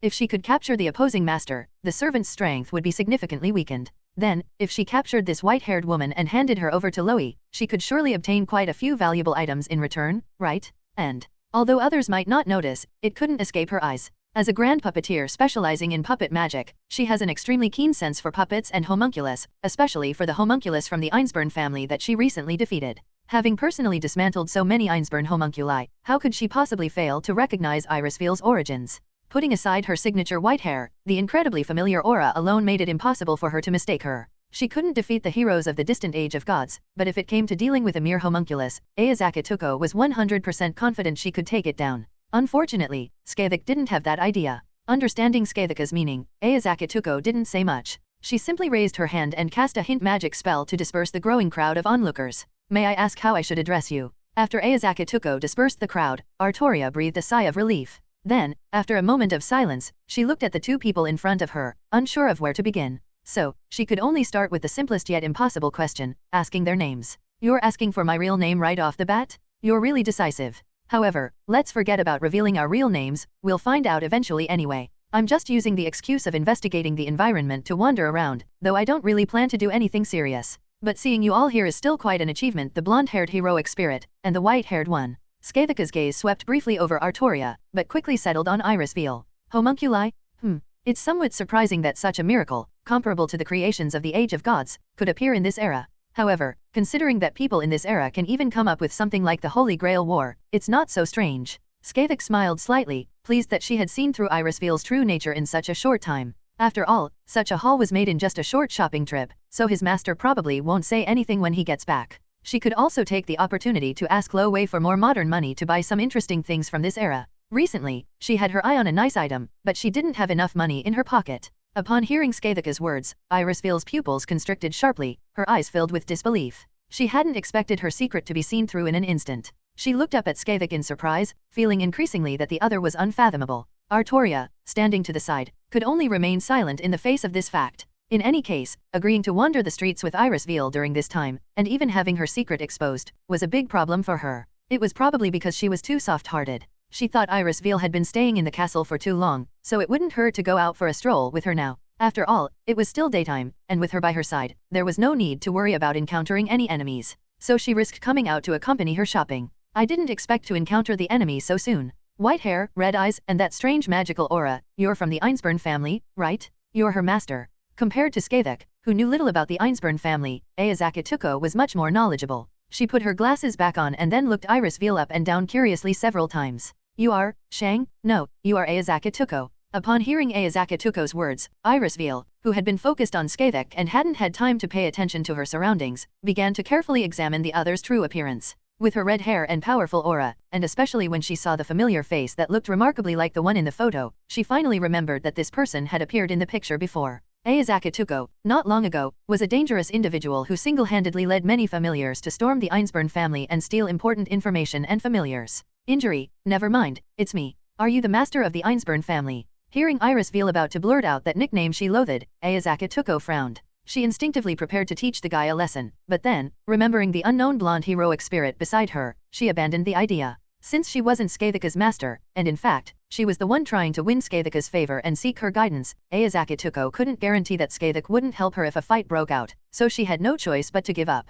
However, what bothered her more was, where was Kiritsugu Emiya? Why hadn't that magician assassin she had recently taught a lesson to appeared? Loie said that the contestant from the Einsburn family should be that ally of justice, so what is this white-haired android in front of us? Ayazaki Tuko glanced at the back of her hand and noticed that the other person was wearing gloves, which led her to some speculations. Is it bait? Probably. If that's the case, then Kiritsugu Emiya is probably hiding in the shadows, waiting to ambush someone. Yes, is that not allowed? Although Irisveel was surprised to encounter a dangerous individual like Ayazaki Tuko here, she could deduce the general situation from the news that Tuko had recently broken into the Einsburn family and taken away most of the Holy Grail War data. Kiritsugu's prediction was correct after all. Ayazaki Tuko, that dangerous grand puppeteer, has indeed participated in this Holy Grail War? She deliberately looked at the back of Ayazaki Tuko's hand, to which Ayazaki Tuko simply smiled mockingly and then waved her gloved hand at her. What are you looking at over there, Miss Android? Irisveel. That woman is so annoying. However, compared to the two magicians who were outwitting each other, Skavik was much calmer.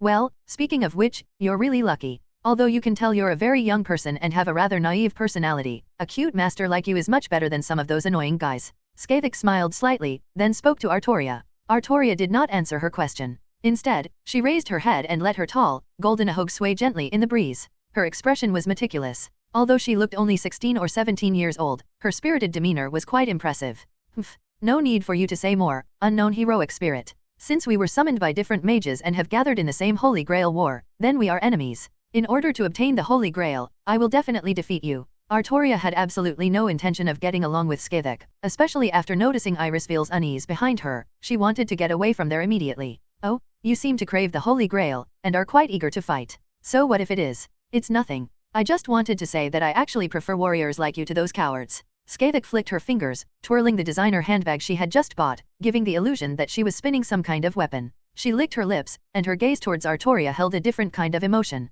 The feeling of being watched by a venomous snake made Artoria feel very uneasy, and she was about to say something more. Alright, it's getting late, and we won't get any interesting information from continuing this conversation, so I'll stop here. Enjoy your modern food, you need to be well fed to fight, my lovely Miss Saber. Skavek smiled calmly, then stopped spinning the handbag between her fingers, and pulled Ayazaki Tuko into the crowd. The words he left behind echoed in Artoria and Irisveil's ears until they finally disappeared completely. Then, are they the other servants? Seeing Skavek completely disappear, Irisveil clutched her chest and said with lingering fear. She never expected that she would encounter such a terrifying servant so soon after arriving in Fuyaki City, before she could even do anything. Not only was the servant female, but the terrifying magical power she exuded also filled her with dread. Although she had great faith in Saber's abilities, she couldn't help feeling uneasy when facing that female heroic spirit. Not only that, even that dangerous woman, Ayazaki Tuko, has appeared here, and she seems to be partnered with the servant from before. After all, they were so close. Remembering Kiritsugu Emiya's warning, Irisveil immediately took out her phone and sent this important message to Kiritsugu Emiya, who was in Fuyaki City debugging equipment. Then, she turned to Artoria beside her and said, Saber, did you figure out her class? She actually recognized your class in such a short time.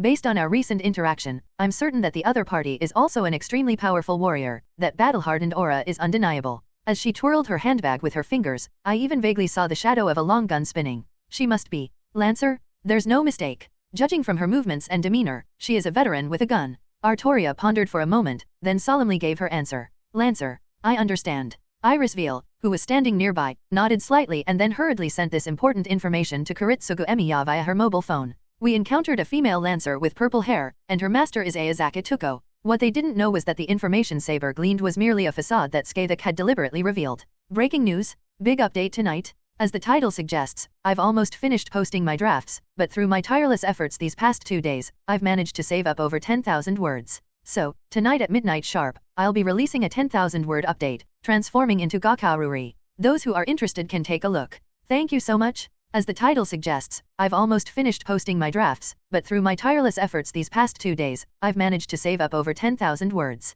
So, tonight at midnight sharp, I'll be releasing a 10,000 word update, transforming into Gakaururi. Those who are interested can take a look. Thank you so much. If you've read this far, please give the author a 1 to show your support. I'd like to know how many people are still reading this book. Thank you. Chapter 25, Taking the Initiative, 1/4.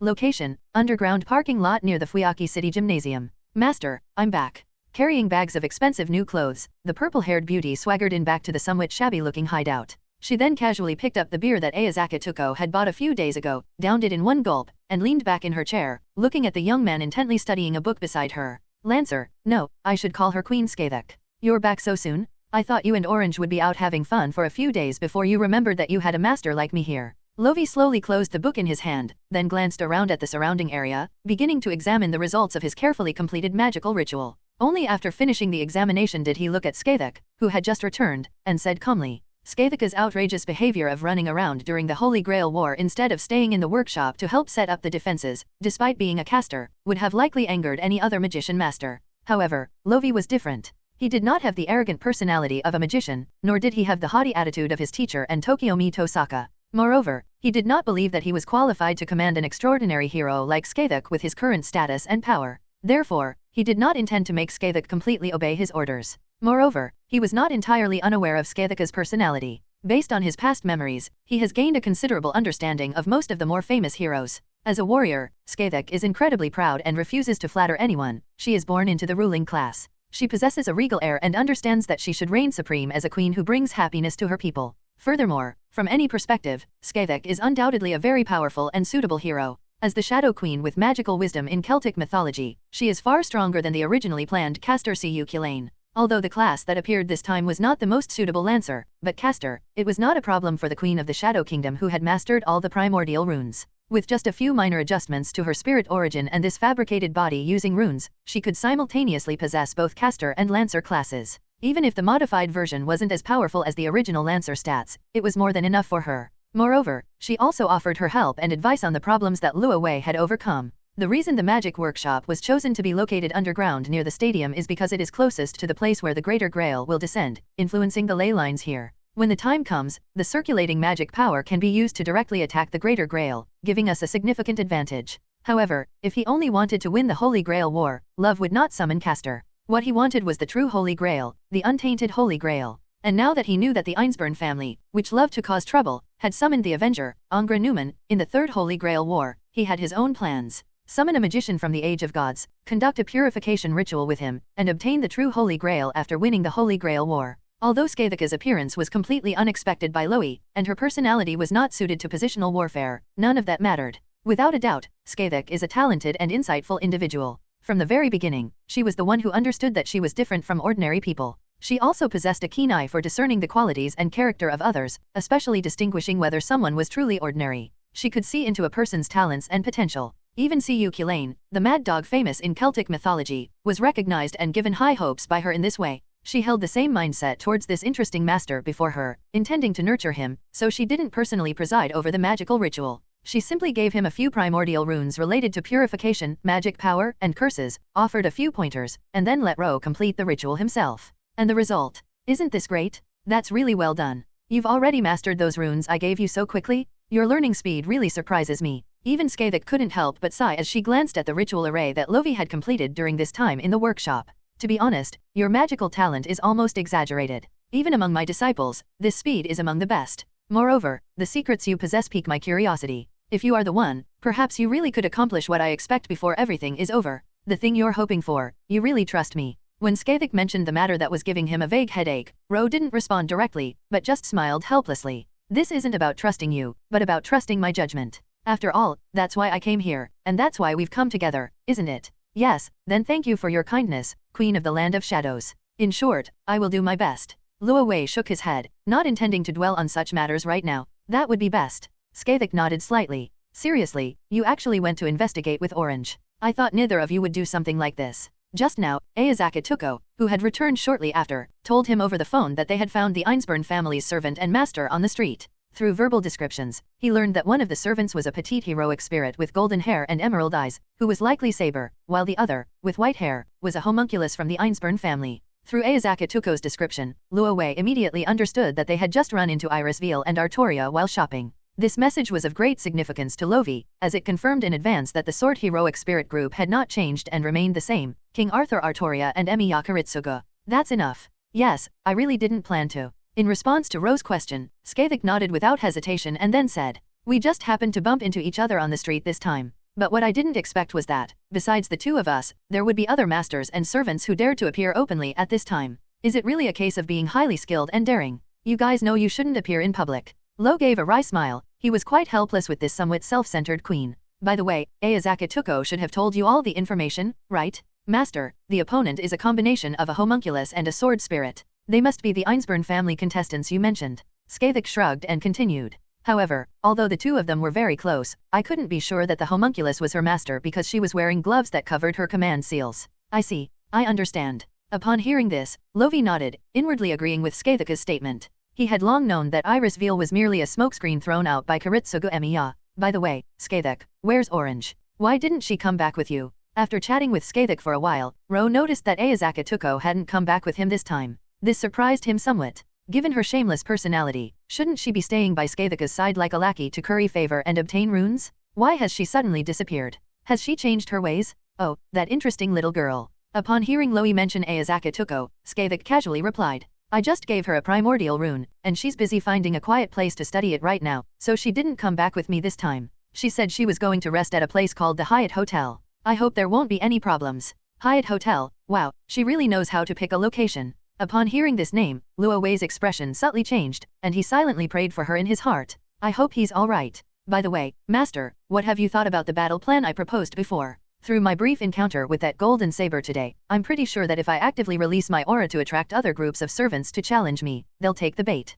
Scathach recalled Artoria, whom she had just met earlier that day, and said with great certainty, "Besides, since you're not with me today, they've probably already accepted Ayazaka Tuko as my master, so I can have her appear with me then. Let Senior Orange appear in public in your place."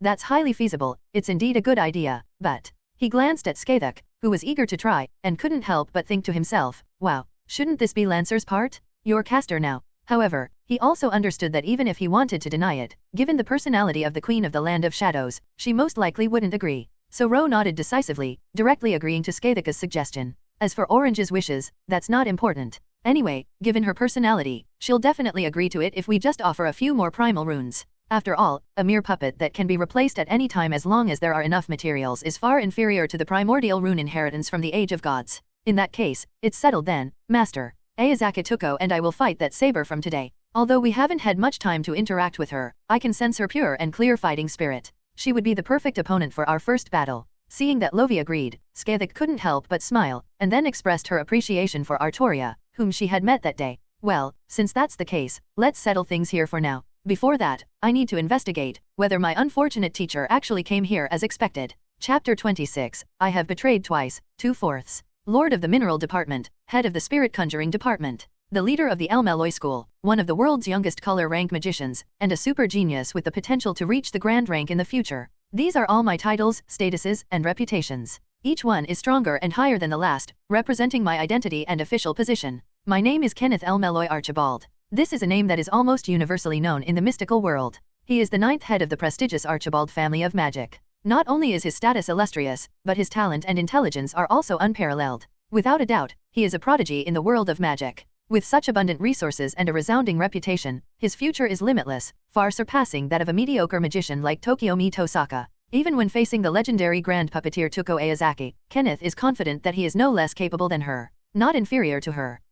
Perhaps with my talent, I should be able to surpass that grand puppeteer by a wide margin very soon? Even a genius like him has insurmountable troubles, especially in the past week or so. Kenneth's mood has been particularly bad. Things have even gotten so bad that this magical genius now needs to take several nitroglycerin pills to stabilize his emotions. The reason is that the things that have happened around him recently have made him feel more complicated than anything he has experienced in the previous 20 years, and are equally difficult for him to evaluate. A few months ago, his prized disciple, Ro Crowley, the 6th head of the Crowley family, who had suddenly left the clock tower and even asked for a long leave, was the clock tower alchemist and magician whom he valued and planned to recruit. Since leaving, he had not returned, and even missed the rank-up ceremony that he had carefully arranged for him. This made Kenneth, who had prepared publicity for him 6 months in advance, intending to introduce Ro to his teacher, Yurifuz, the monarch of the conjuring department, when Ro was promoted to the rank of Nobunaga, and to take this opportunity to recruit the Crowley family into his Elmalloy school, thus helping his prized disciple Ro into the aristocratic faction, feel extremely bad.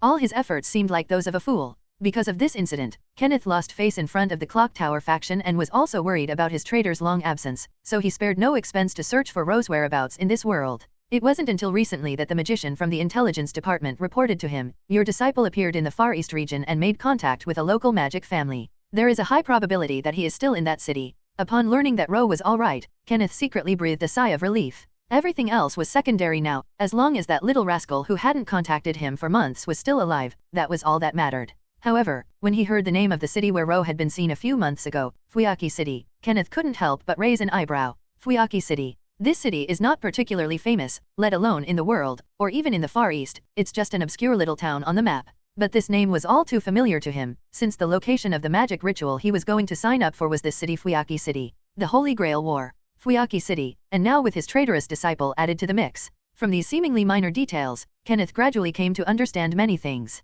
So, that kid secretly went to a magic ceremony in the countryside? As a teacher, Kenneth was naturally furious that his student had kept quiet about his departure without saying goodbye, choosing instead to miss the advancement ceremony he had arranged for him in order to attend a magic ritual in the countryside. This also rekindled Kenneth's interest, who had originally planned not to participate in the Holy Grail War because he was worried about Lovie's safety. He had absolutely no interest in the Holy Grail War, it was just a gathering of magus in the countryside. But, since that traitor was over there, he felt it necessary to go there in person, teach him a lesson, and make him pay for his actions. As a teacher, it is necessary for him to appear in time when a student goes astray, correct their mistakes, or even expel them from the school or punish them with death. If it were any other monarch, being treated like this by a student would surely have turned them into enemies. But he was a magnanimous man, so he was willing to give that rebellious student another chance. He planned to go there himself, and then, during that rural magic ceremony, demonstrate his true abilities as a teacher, completely subdue his rebellious disciple, Ro, and bring him back to hold the ascension ceremony again. So what he needs to do now is quite simple: acquire holy relics, prepare a magic furnace, study the rules of the Holy Grail War, and then prepare more mystic codes.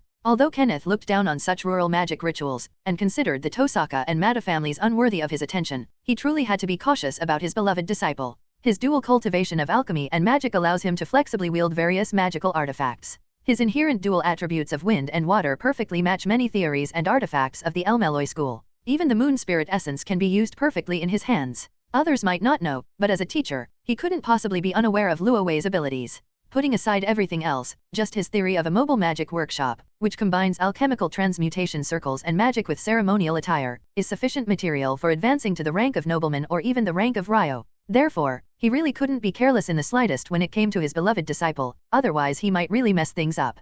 Although the plot usually unfolds like in movies, with the disciple betraying him, the teacher goes out to chase after the traitor and engages in a fierce battle with him in a deserted place. He gradually gains the upper hand in the fight thanks to his rich experience, until he knocks the disciple down with a single palm strike, then binds him and brings him back to suppress him. He then makes the disciple face the wall and tries to slowly reform him, leading him back to the right path. However, in some storylines, the sect leader is no match for the traitorous disciple and is ambushed during the battle. The traitor seizes an opening and kills the leader with a single blow, after which the traitor escapes and wreaks havoc on the region. Given Luo Wei's abilities, achieving the second scenario is not impossible. In fact, the possibility is quite high. As a genius and the person who knows his students best, Kenneth would naturally have considered this possibility in advance. Although he was arrogant, he was not a fool. There were countless geniuses in this world, and in the cruel environment of the demonic path, naivete could cost him his life. Therefore, he immediately abandoned his absurd plan to take his fiancée, Sora, on a vacation while attending a rural magic ceremony. Instead, he actively prepared for an earth-shattering battle between master and apprentice in a city in the Far East.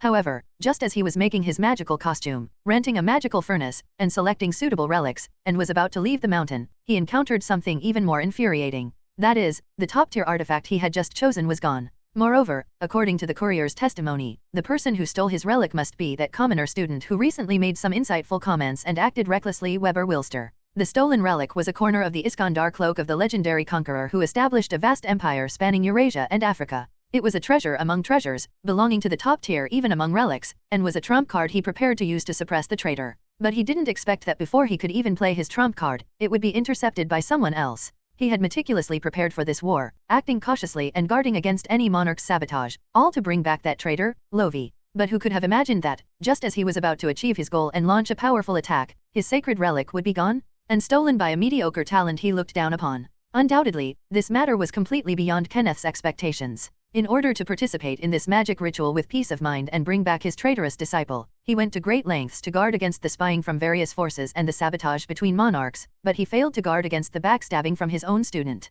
And it happened twice, a full 2 times. After these 2 experiences, Kenneth finally understood what it meant to be wary of a thief within your own ranks. He was betrayed twice, both times by his own students, which undoubtedly deeply hurt Kenneth's pride. But by the time he realized what had happened, it was too late. Weber, who had stolen the relic, borrowed money from his classmates and flew to the Far East, to the same place, Fuyaki City. Good.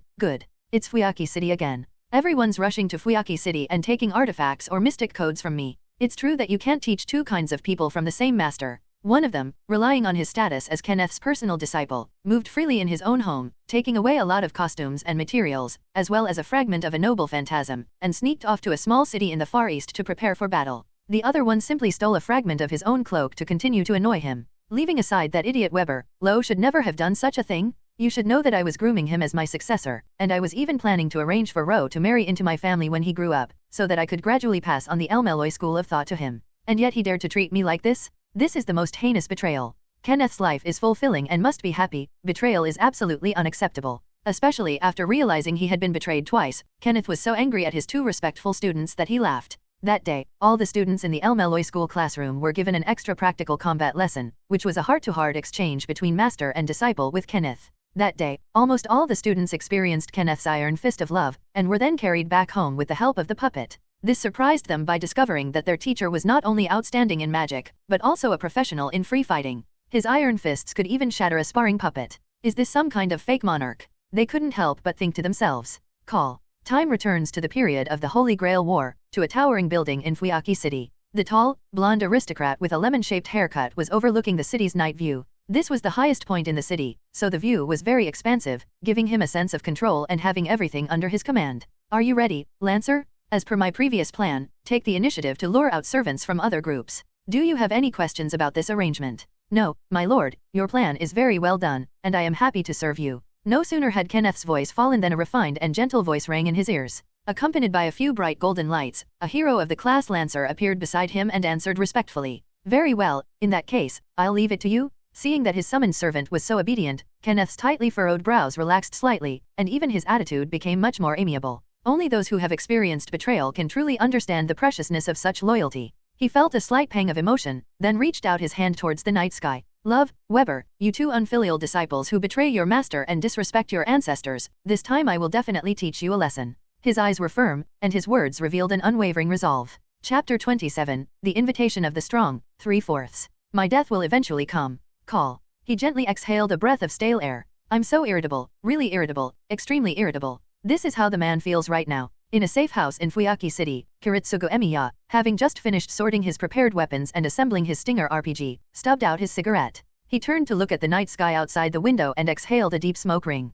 The Holy Grail War has begun, and their battle has commenced. Although he was already used to life or death battles, he didn't cherish his own life as much as he had imagined. He, Kiritsugu Emiya, aspired from a young age to become a champion of justice. To this end, he not only killed his own father but also his adoptive mother to protect others, all to uphold his own will. What? He killed his biological father, his adoptive mother, and the person who once loved him most, thus sending himself down a path of no return. From that day on, his destiny was sealed, and the only meaning of his life was to save the world. Kiritsugu Emiya knew very well that he was never afraid of death. Perhaps he should have died long ago, when he killed his parents. He will die, that is beyond doubt. He has killed too many people in his life and committed too many sins in the name of justice. He will not deny or refuse to acknowledge these sins. But not now. Before he dies, he must do everything in his power to obtain that legendary miracle, and fulfill the wish that has been buried in his heart since childhood. Save the world and bring true peace to this era. He had no other desires. To achieve this miracle, Kiritsugu Emiya married into the Einsburn family, a magical clan in Western Europe, intending to use a spot from this family to participate in the Holy Grail War, and he worked hard towards this goal. Although when he was ordered by a Hayden to summon that being, he had already guessed that with his despicable nature, he would probably not get along with that king. However, when he actually summoned it into this world, the incongruity was far more outrageous than he had imagined. The king who protects humanity, the Night King of Britain, King Arthur of Celtic mythology, this legendary king, who left a vivid mark on mythology, was actually a woman. This surprised Kiritsugu Emiya, who had summoned it, and he also felt as if he had been deceived. Through brief contact, his initial bad premonitions gradually came true. Her rigid knightly style and disciplined chivalrous spirit revealed the nobility of King Arthur in every action.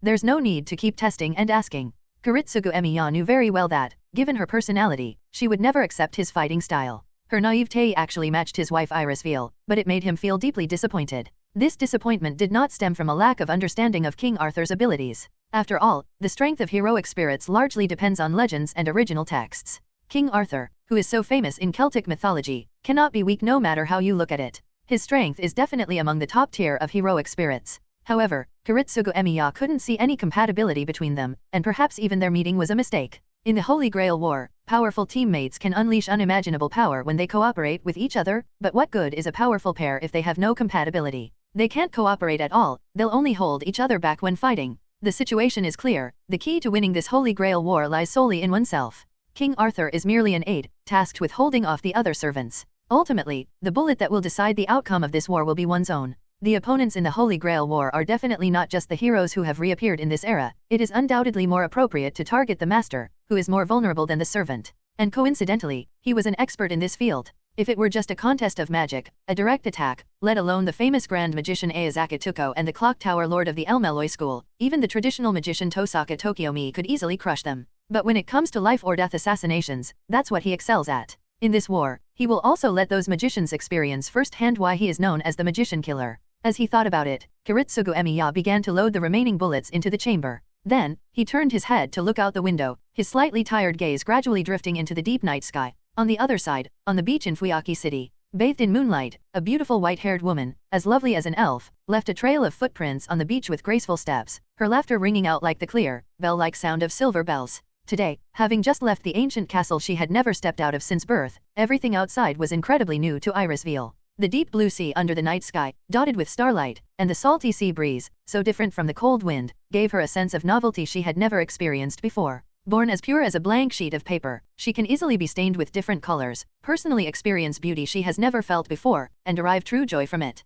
For Irisville, that feeling was freedom, something she had never had before. Irisville. Watching Irisville stroll happily on the beach, Artoria, dressed in a black butler's uniform behind her, couldn't help but be momentarily lost in thought when she saw that innocent and pure smile. Seeing such a pure smile, seeing Irisville's free figure, the outline of the memory in her mind that she had deliberately concealed became clearer at this moment. Once upon a time, wasn't I also such a girl? Was the early Artoria, the lily as pure as a lily, just as beautiful and pure as Irisville is now? Looking back at herself now, even Artoria couldn't help but look back at the path she had once walked. She has truly experienced so much along the way, and so many people and events have gradually shaped her into the person she is today. Just as Artoria was looking back, feeling a slight pang of emotion, she suddenly seemed to sense something. Her previously calm and nostalgic gaze sharpened abruptly, and she turned her head in a certain direction as if sensing something. The azure battle aura that had been swirling around her petite body also involuntarily erupted at that moment. What happened? Saber. A bluish-green gale raged wildly near the coast, causing the air to hum.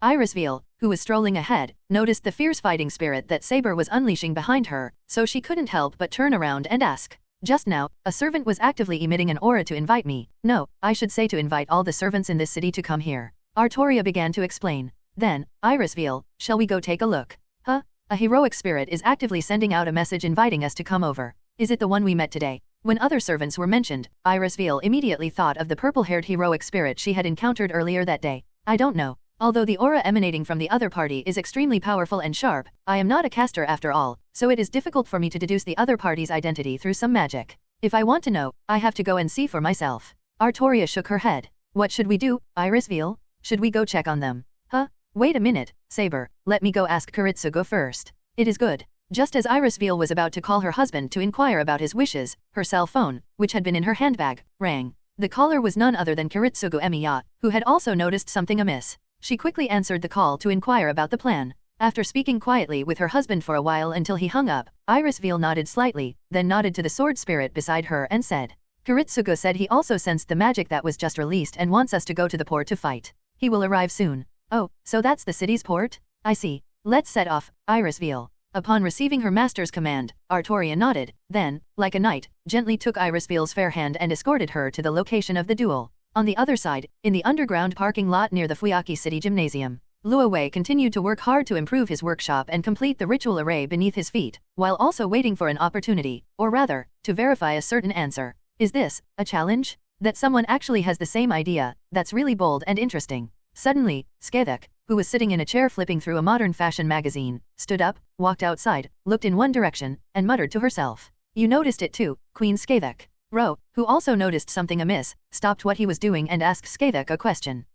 Some guy is brazenly releasing his magic openly. He's probably trying to attract more challengers. He's quite an interesting fellow. I was originally planning to take the initiative. Skethek squinted and looked in that direction as she spoke slowly. I see. Did someone do this before you? But that's understandable, considering you were flipping through fashion magazines as soon as you got back. Luo Wei narrowed his eyes slightly, already having a pretty good idea of what was going on. It seems that, apart from myself, this timeline hasn't changed much after all. But my dear teacher, you already left a letter warning you not to come, so why did you still choose this dead end? Thinking of that lemon-headed figure, Luo Wei couldn't help but feel a little helpless. However, it was too late to say anything now. Since the other party had already arrived, there was no way they could easily leave. He also knew that, given his teacher's personality, getting them to give up was harder than climbing to heaven, and the other party's purpose in coming was most likely because of him. So, Caster, want to go check it out? Of course, since someone has challenged me to a duel, there is no reason not to go. Moreover, I can also sense the clear, flowing magic and fighting spirit emanating from him, so he must be a skilled fighter.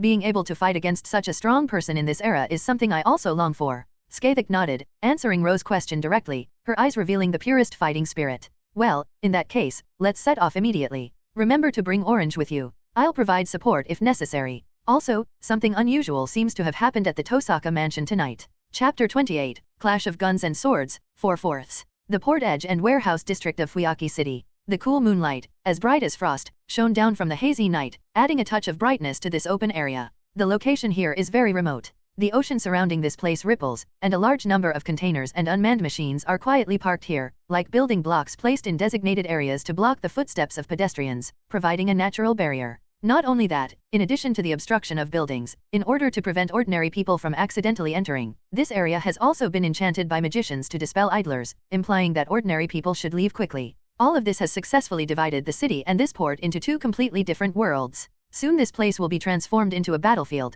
chosen as the stage for ancient heroes to roam. Tonight, the moonlight is melancholic, and under the watchful gaze of the rolling waves, everything reveals that what is about to happen here will be anything but peaceful. A handsome man with long golden hair, a fair face, and eyes that sparkled like jewels and were always full of wisdom stood here holding a strange spear. His fingers were long and clean, his temperament was unique and elegant, and his face was like the first rays of dawn, exuding a gentle glow amidst his handsomeness, making people unable to help but stop and look at him. The man looked up at the night sky, a smile playing on his lips. Then, he unleashed his magic without reservation, letting his aura spread out like a fisherman casting out tempting bait, quietly waiting for his servant to take the bait. And now, some people have already arrived.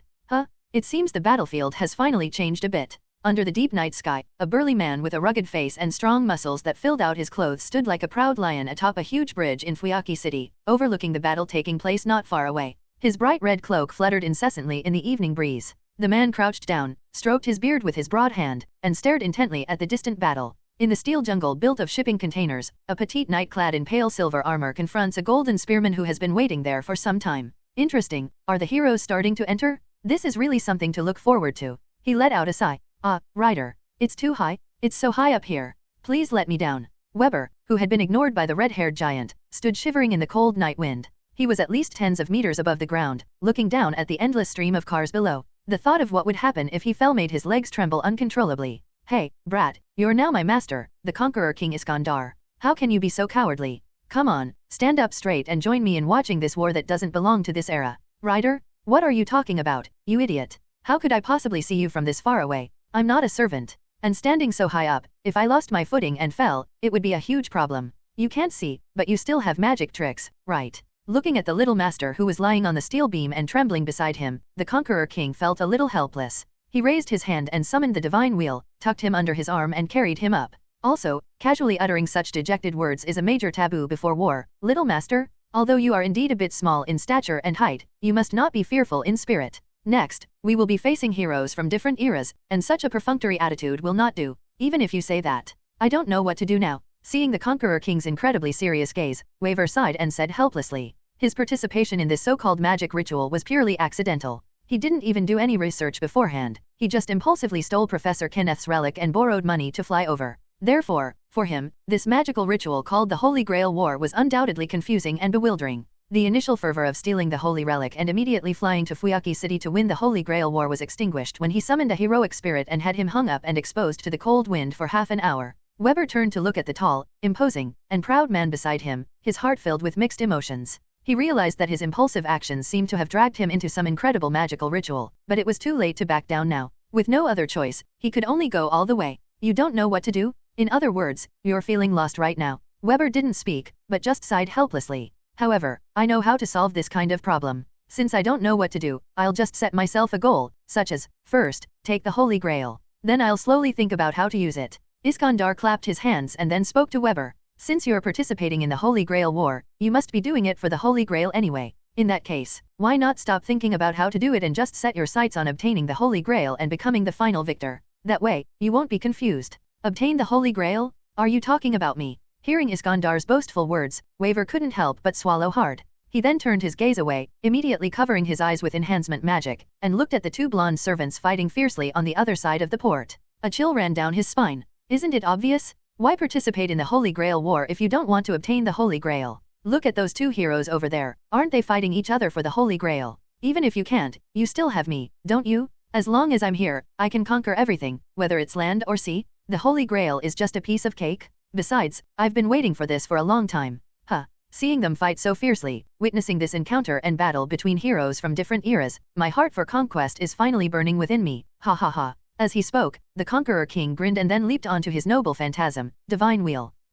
Just rush over like that? Didn't you say you wanted to watch their battle from here? And if we just rush over like that, won't we get caught in a crossfire and get trapped? Waver shouted hurriedly, realizing what Iskandar was about to do. Ha ha ha, so what? My desire to conquer cannot be quelled. We'll deal with what happens afterward. Amid Waver's exclamation, the maverick conqueror immediately burst into laughter, gripped the reins tightly, and steered his beloved steed, shouting, "Giddy up! Never mind, little master, we have to join in the fun. Seeing how fiercely they're fighting, I've been itching to get going. Let's go, join this grand gathering with me. Wait, don't pull me back. Go by yourself. That won't do. Since you're my master, you have to appear together." After a hearty laugh, the Conqueror King pulled the reins, and with a crisp crack of the whip, the divine power wheel of the noble phantasm started up, its dark blue arcs of electricity illuminating the night. The port of Fuyaki City. Compared to the bickering between the Conqueror King and Waver over there, the battle here is clearly much more intense. The sparks from the collision of the demonic spear and the holy sword illuminated the area, and the clanging sounds of the spear and sword clashing together wove together a magnificent symphony.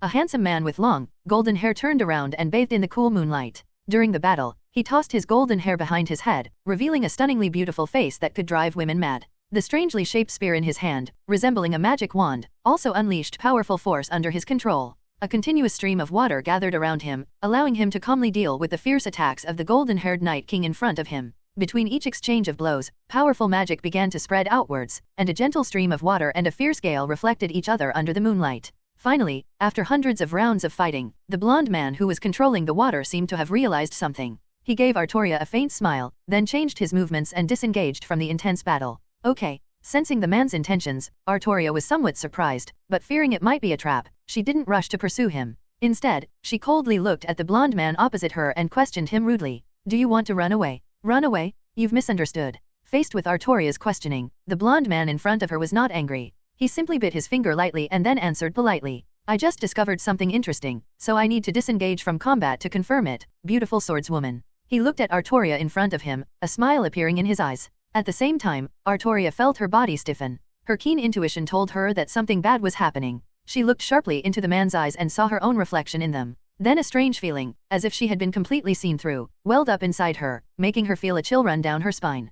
P.S. Update complete. I originally planned to update 5 times, but the feeling of splitting the chapters into several parts wasn't very good, so I didn't split them up. However, each chapter is close to 4,000 words, and the 14,000 word update is completely equivalent to 5 updates. If you've read this far, why not support the author by donating some of your items? Thank you. The extra chapter is finished. I'm now offering a bounty. Before listing it, let's start with a simple bounty. 1 extra chapter for every 60 monthly votes. 1 more chapter for every 60 UN reward. 60 blades plus 1 more. 10 more chapters if there are boxes. I'll update it all at once when it's released. Each of my chapters is almost always over 3,000 words, and I guarantee that, so please rest assured. The deadline is Wednesday. Thank you. Chapter 29, Are You Dire Muid? 1/2. The moonlight was serene, and the stars twinkled. A piercing clang of metal clashing echoed through an uninhabited port in Fuyaki City. The fierce fighting spirit and outward radiating magic dissipated with the clash of guns and swords, and the terrifying destructive power left this remote battlefield in ruins.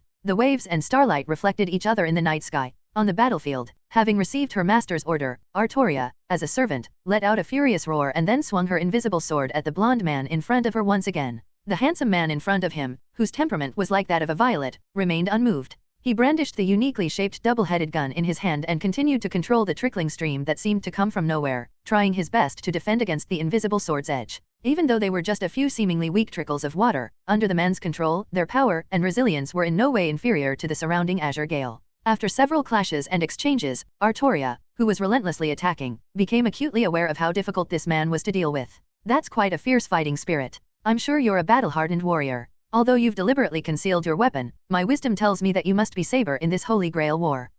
That's not necessarily true. Making hasty conclusions on the battlefield is not a good habit. You can't see my weapon anyway. Maybe I'm actually Lancer or Archer. Even though her opponent saw through her disguise, Artoria's expression remained unchanged. The magic power gathered in her palm continued to surge, and she continued to wield the invisible gale to fiercely slash at the enemy in front of her. You really do like to joke. Seeing Artoria's firm denial, the blonde man smiled slightly, then once again manipulated the water to deflect the incoming attack. He then stepped back slightly, watching Artoria's agile figure in the moonlight. The blonde man bit his fingertip, his eyes suddenly lighting up, and then continued speaking. While I am not a hero or sage known for my wisdom, I am quite confident in my vision. Compared to the fierce gale, what it actually conceals is the aura of stellar power. Saber class, star power, and a signature weapon she doesn't want to reveal. I see. I understand now. As the intelligence gathered, the blonde man, who was biting his fingers, suddenly had a flash of inspiration and had obtained the answer he wanted. It was that person? That's quite unexpected, he couldn't help but think to himself. At this moment, Saber's secret has been completely exposed to him. He narrowed his eyes, looking at Saber with a half-smile. Instantly, Artoria felt that uncomfortable feeling of being completely seen through again. But before she could make a move, the blonde man's gaze shifted to Iris Veal, who had been hiding behind Artoria, his eyes thoughtful, as if he were calculating something. Artoria's expression gradually turned serious. She took a step forward, stared warily at the blonde man in front of her, and questioned him. What do you intend to do to my master? Compared to fighting against ancient heroes from mythology, attacking the vulnerable master is undoubtedly a better choice in this Holy Grail war. Please rest assured, Saber, I have no ill intentions toward the lady behind you. The blonde man shook his head slightly, then replied in a rather polite tone, it's just that my lord is very concerned about the two masters in this Holy Grail war, so he wants me to help him confirm during the battle which two groups are the major enemies he needs to keep a close eye on.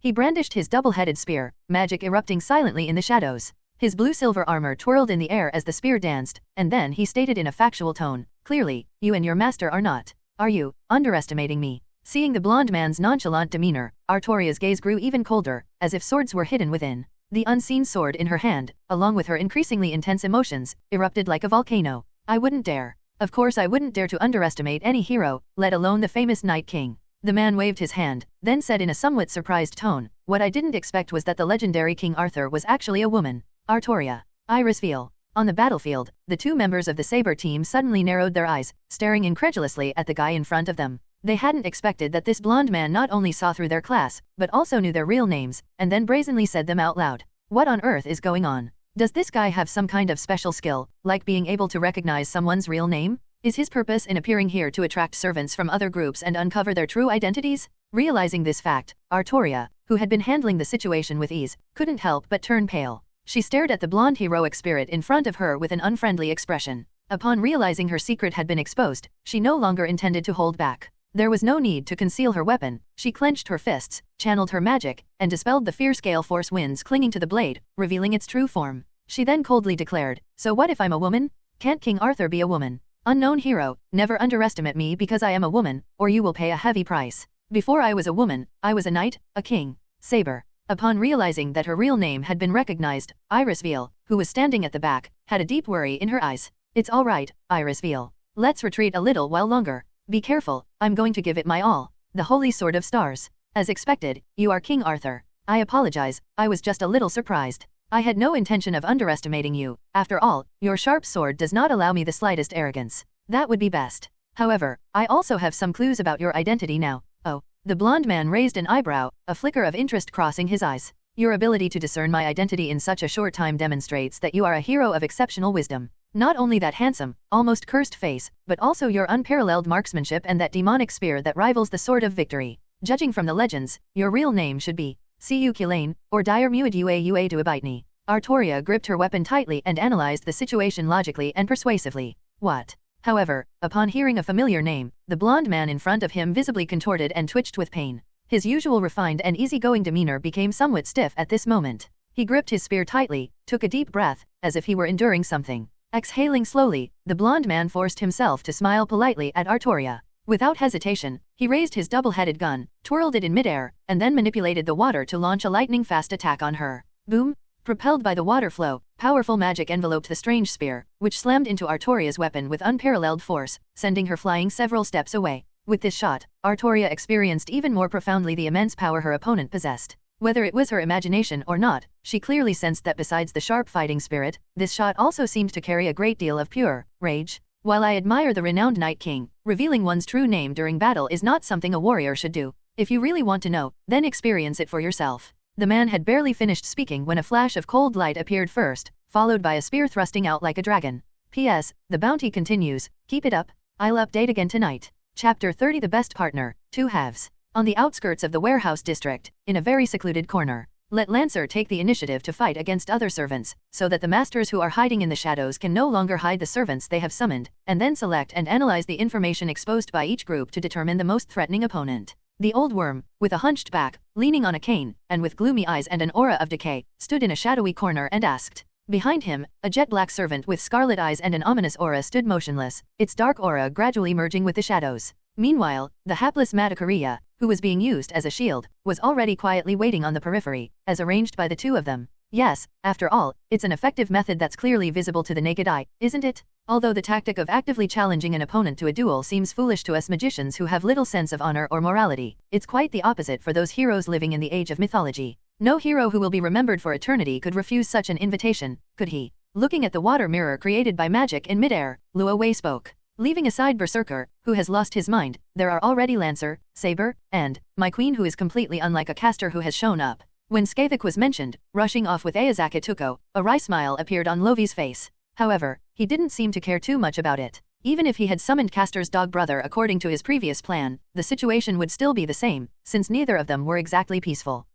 So this Lancer's intention is to bypass the magician and directly extend invitations to heroes from all eras. Given the nature of most heroic spirits, it's impossible for them to refuse such an invitation. Even if the master's magician disagrees, it is difficult to stop the servant's willingness to go. If they really want to forcibly stop them, there is no other way but to use a command seal. But if a magician does that, not only will it waste a precious command seal, but it will also create a rift between the master and the servant. Zukenmata frowned, then analyzed the situation seriously. So it was such an open conspiracy. It seems that Lancer's master is indeed capable. Yes, that's why my husband happily accepted the invitation. Lovi nodded, then continued to look at Lancer and Saber, who were still fiercely fighting in the center of the warehouse area, reflected in the water mirror. Compared to Zukenmata, who was carefully observing the battle and analyzing the two servants, his eyes seemed somewhat thoughtful. Saber is definitely Artoria. The master remains Emi Yakiritsugu. Berserker is still Lancelot, and his master is also from the Mata family. Because of his own actions, Castor had already crippled Ryunoshoku Ryo and presented him to the victim's family, thus transforming him from the original Bluebeard into Skavik.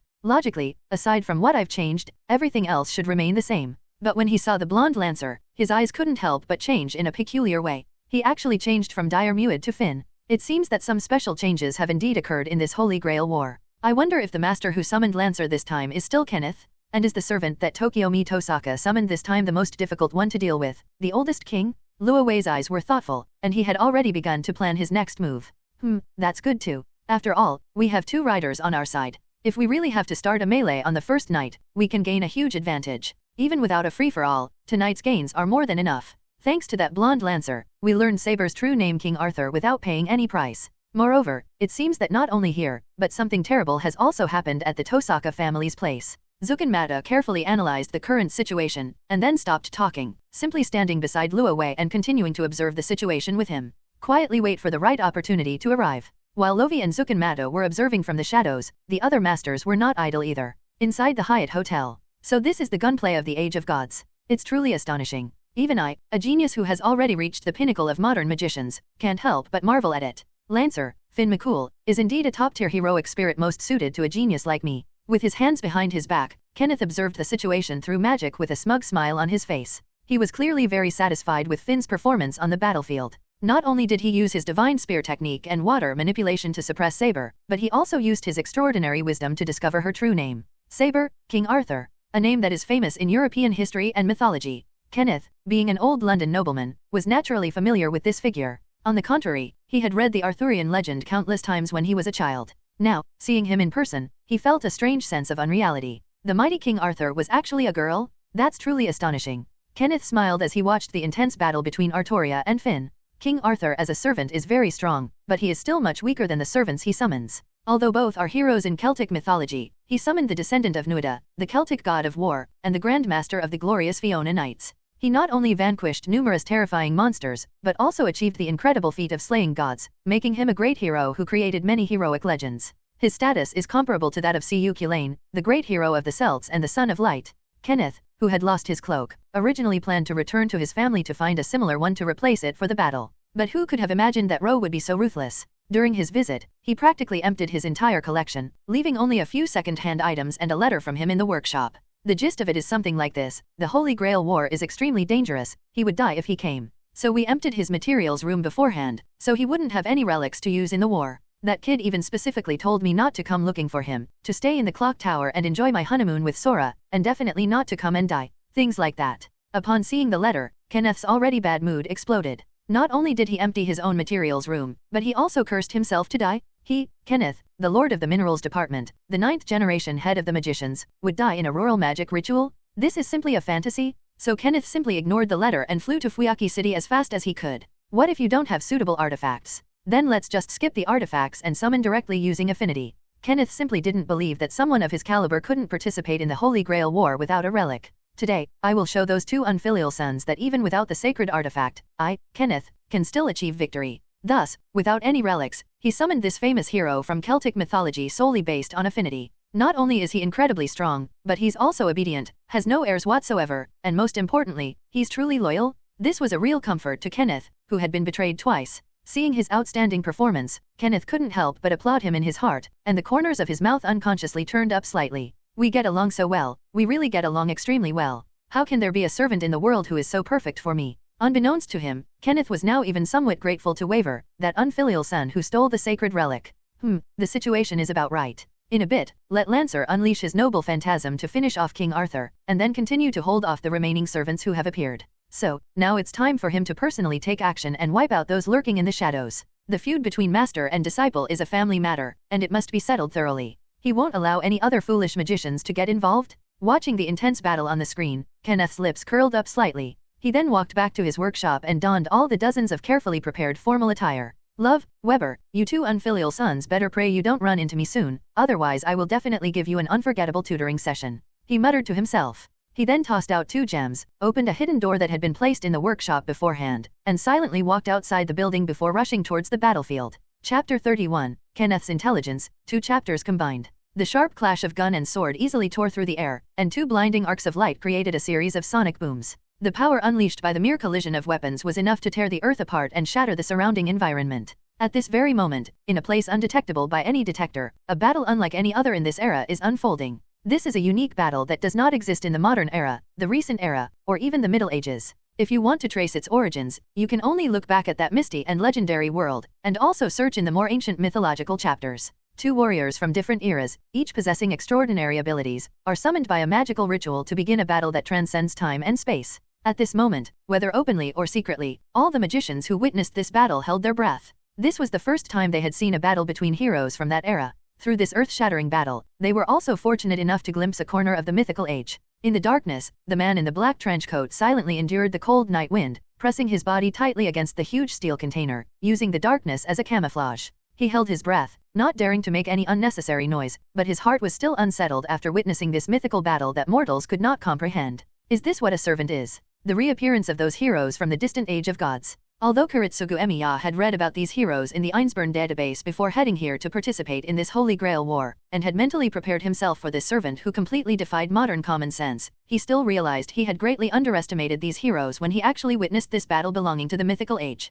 The glorious King of Britain brandished his holy sword, harnessing the raging winds to launch a fierce offensive. The golden spearmen spun their magic spears, using the water to dissolve them all. Those ultimate martial arts techniques that only existed in myths were now so easily presented before his eyes. His prepared trump cards, the origin missile and the fixed time system, along with some high-tech modern firearms. Faced with these ridiculously powerful heroes, all he could do was chuckle. Having witnessed the battle firsthand, Kiritsugu Emiya finally understood the true meaning of a Hayden's advice during the battle. In the Holy Grail War, you must use servants to defeat servants. Only heroes can fight against heroes. Do not act impulsively, and be cautious in everything you do. At this moment, this advice began to echo in Kiritsugu Emiya's mind, and he finally realized his own situation. He had naively believed that with the inherent time system, the origin bullet, and the power of modern firearms, even if he couldn't defeat these servants head-on, he would still have a chance to stall them and buy time for King Arthur to launch a surprise attack on the other masters. Only now did he realize how naive his thoughts were. Putting aside the saber King Arthur he summoned, just judging from the martial arts displayed by the golden man on the other side who was controlling the water, if he dared to go up and try, he would die the next moment.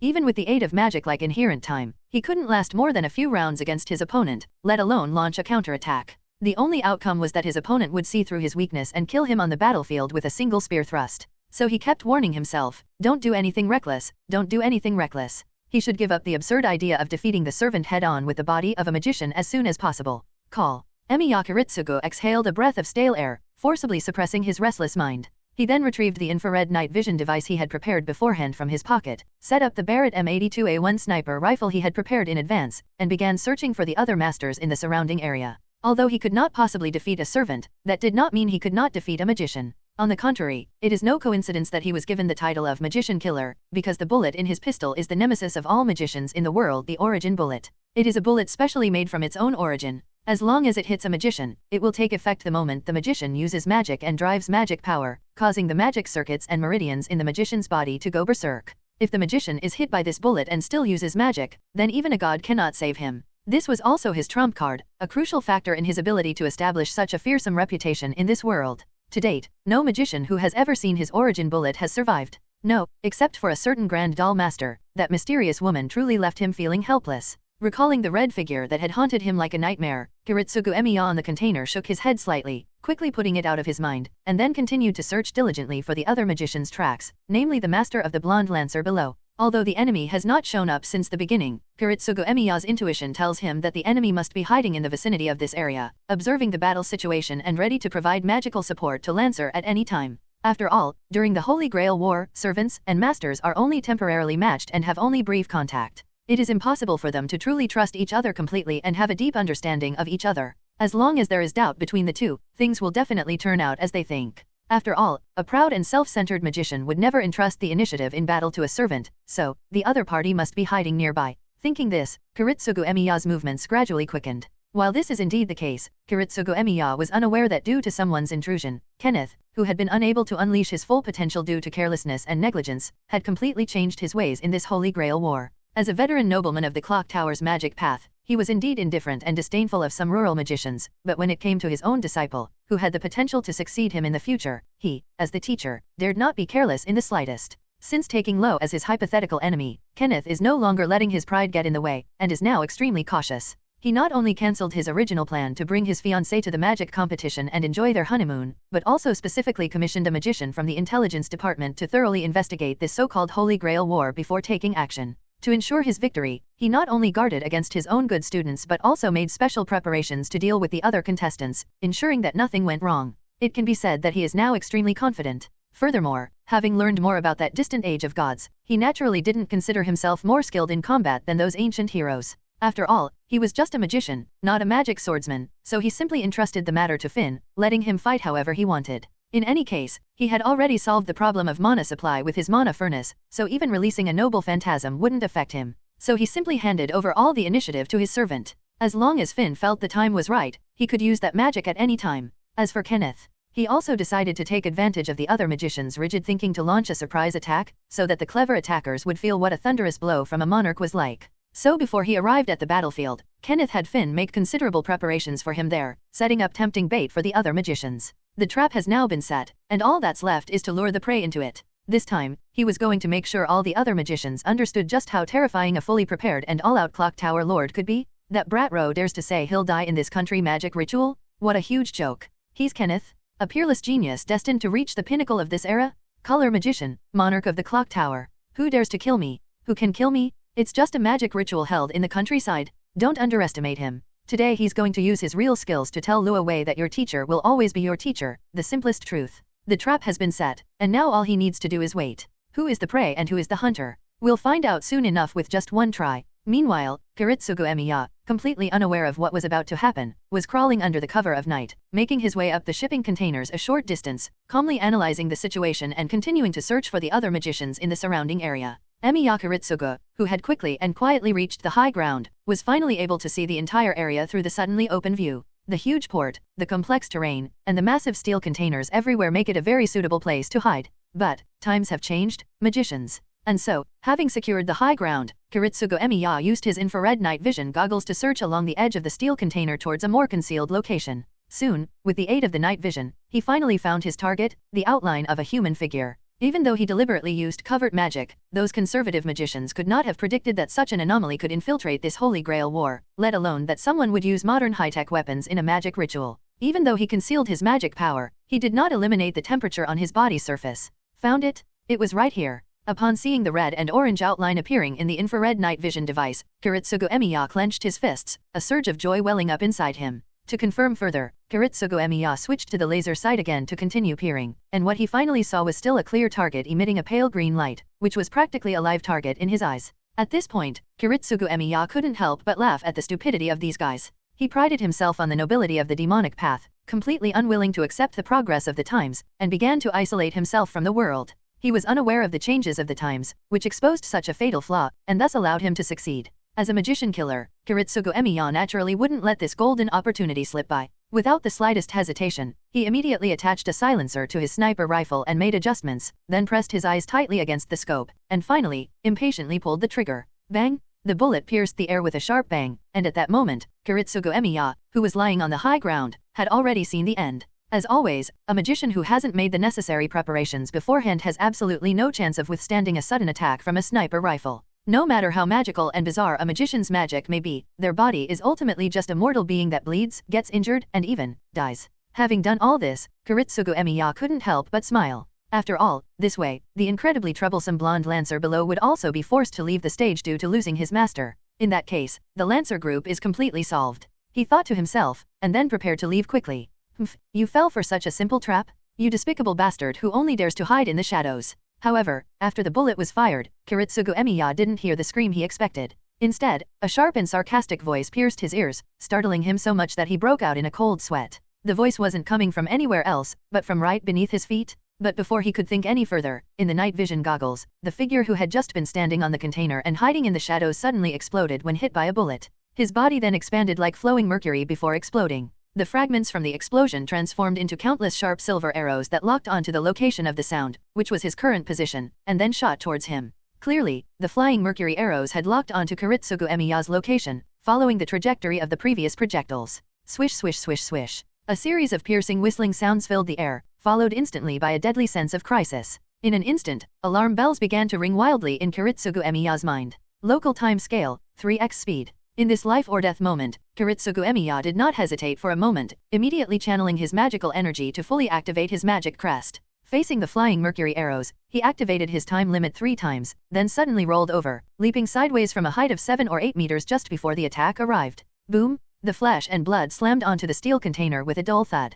Kiritsugu Emiya, who had narrowly escaped the attack, coughed up a mouthful of blood. Then, every bone in his body was struck hard. To him, it felt no different than being hit by a car. Forward. Driven by intense pain, he forced himself to stay awake, then dragged his battered body to his feet from the container, limping as he tried to escape this dangerous place. He managed to dodge most of the sudden attack using his time system, but the flying mercury arrows still inevitably pierced his left leg and right arm, causing him to grimace in pain. Seeing the container above him riddled with dozens of mercury arrows because it couldn't dodge, he couldn't help but gasp, while also feeling a faint sense of relief. If he hadn't reacted quickly enough, he would have been impaled by the mercury like the container and died on the spot. I've been tricked. Having just experienced a brush with death, Kiritsugu Emiya's mind was exceptionally clear. How could he not realize that the target he had just seen was merely bait, used to lure other masters into a trap? He was blinded by his momentary victory and became overconfident, which led him to fall completely into the trap, for which he paid a heavy price. Feeling the pain all over his body, Kiritsugu Emiya felt a chill run down his spine. He gritted his teeth and prepared to leave this dangerous place immediately. But the next moment, a figure suddenly appeared below him, causing his already uneasy heart to plummet to the bottom. Wow, look what I caught. That disdainful yet somewhat indifferent voice reached his ears again. Now, in the hazy darkness of the night, it sounded jarring. P.S. The first version's god-tier character has appeared. Info Kenneth? Chapter 32, Hush, can we make peace? 1/2. It's not that you caught me, it's that I let you catch me. Ha, what a fool. A sharp, sarcastic, and cold male voice echoed through the night, its undisguised malice sending a shiver down the spine of Kiritsugu Emiya, who had just escaped death. However, Kenneth, who had just arrived at the scene, had no interest in the thoughts of a dying man. He stood not far away with his hands behind his back, watching the limping Kiritsugu Emiya above him, his contemptuous gaze filled with disdain, as if he were looking at a clown in a circus. Although I had long anticipated that most of the rural magicians outside the clock tower would be insignificant, I was surprised to see that they were even more depraved than I had imagined. Modern firearms and weapons, and infrared night vision devices. They actually use such things at a magic gathering. Did they think that I had been completely isolated from the outside world after all these years of research? Short-sighted, mediocre talents. As soon as he finished speaking, the biting sarcasm in his words echoed through the night sky. Unlike the Atlas Institute and the Wandering Sea, which are truly isolated from the outside world, the Clock Tower, one of the 3 major components of the Mages Association, is an open and inclusive place for magicians worldwide, located in the bustling London area of the secular world. Therefore, given its important location in the secular world, the Clock Tower is naturally not unaware of external changes and technological advancements. While most old-fashioned magicians believe that technological advancements are a complete mistake, making many mysteries no longer mysterious and severely hindering the progress of magic, thus harboring a dislike for science and resistance to modern technology, Kenneth sees such a categorical rejecter as utterly mediocre. As the leader of the El Meloy school, he holds a different view on technology and the changes of the times. Indeed, technological advancements have diminished the mystery of this world, but this is a result of the passing of the divine age and the choices made by primates, and it can never be changed. There is no point in lamenting it. The weak complain about their environment, while the strong adapt to it. Therefore, he also studies external scientific theories and inventions regularly, but he does not rely on modern technology. Instead, he draws inspiration from them to improve his magic, so that he can go further in this era. Therefore, countering such trivial matters as thermal camouflage and modern ballistic locking is a piece of cake for him, given his intelligence. He originally prepared this for his beloved disciple, but unexpectedly he caught up with other guys, and they just so happened to be guys who use modern technology. He thought about it carefully, and soon guessed the answer. Oh, I know who you are now. Firearms, fixed time system, the offspring of Emiya Norikaze, right? You're the so-called scoundrel, the magician killer. Kiritsugu Emiya is quite famous in the mystical world. After all, he is a scoundrel who killed dozens of magicians. His own inherent time system is also of great research value. His father was also a student of the clock tower in his early years, and it seems that he was a contemporary of his teacher, Yuri Fus. Before he arrived, he had the intelligence department collect information on the contestants, including the fact that the magician killer, Kiritsugu Emiya, had recently married into the Einsburn family. So, Kenneth wasn't really surprised to see him here. Kenneth's eyes were filled with a chilling coldness as he thought about the bullet that guy had just aimed at him. Although he, as a legitimate magician, looked down on these unorthodox methods, he had to admit that this move was indeed powerful. If he hadn't laid the bait beforehand, that bullet could have easily backfired. After all, under such terrifying acceleration, even with the protection of his mystic code, it would have been difficult to deploy in time. If it were any other magician, they might have faced immediate death. Thinking of this, Kenneth's eyes grew even colder. You should know that at first he only came with the attitude of attending a magic and cultivation exchange meeting, and had no intention of taking these country bumpkins seriously. He even thought he could bring his fiancée to the Far East for their honeymoon. Who could have imagined that someone would resort to such ruthlessness on the very first night? This is hardly a peaceful exchange of demonic arts, it's clearly aimed at taking other people's lives. No wonder that Kid Roina repeatedly emphasized in his letter, "Don't come to the Far East, don't come over, you'll die." If it weren't for those two traitors, he wouldn't have been able to prepare to this extent beforehand. That means, according to the original plan, given these guys' underhanded tactics, he might really have died here, right? And if that's the case, then his initial act of bringing Sora here, wasn't that like pushing his fiancée into a fire pit? Based on what had just happened, Kenneth immediately realized many problems. Thinking about his previous actions, he felt a chill run down his spine. So, did that unfilial disciple, Lo Wei, already know the dangers of this Holy Grail war, which is why he didn't want me to come? Upon realizing this obvious fact, Kenneth's anger towards Ro actually dissipated considerably. Although that kid is unconventional, he still has his teacher in his heart and hasn't completely fallen into depravity. It's not too late to bring him back for re-education. However, even though he's calmed down, he still needs to be taught a lesson. So, we can reduce the punishment when he goes back. And now, realizing that this was not a simple magic ritual, Kenneth naturally no longer held the frivolous attitude he had before. After all, this was no longer an ordinary magic ritual, he now had to strike with full force. Realizing this, Kenneth turned his gaze back to Kiritsugu Emiya, who looked horrified, and then made a new move. At this moment, Kiritsugu Emiya, who was on top, saw the true face of the person below and recognized their identity. With his slicked-back golden hair, classic aristocratic attire, and an air of superiority that emanated from him, wasn't this Kenneth, the renowned new monarch of the minerals department at the clock tower? How did I end up running into this guy? Then his inner voice screamed, "Damn it! In the mystical world, being ambushed by a prepared monarch is something you can brag about for a lifetime. But first, you have to survive." So, having already failed, Emiya Kiritsugu didn't hesitate to flee. He had spent so much time finding the only possibility to save the world. How could he possibly give up his life in this meaningless demonic duel? Besides, he really didn't think he had a chance to defeat a well-prepared monarch head-on. His base still contained Stinger RPGs, high-explosive grenades, C4, and even special arrangements made at the US military base. He clearly had so many trump cards up his sleeve in this Holy Grail war, he couldn't possibly die like this. However, Kenneth didn't seem to think so. After all, he couldn't be so magnanimous as to let someone who had just ambushed him go.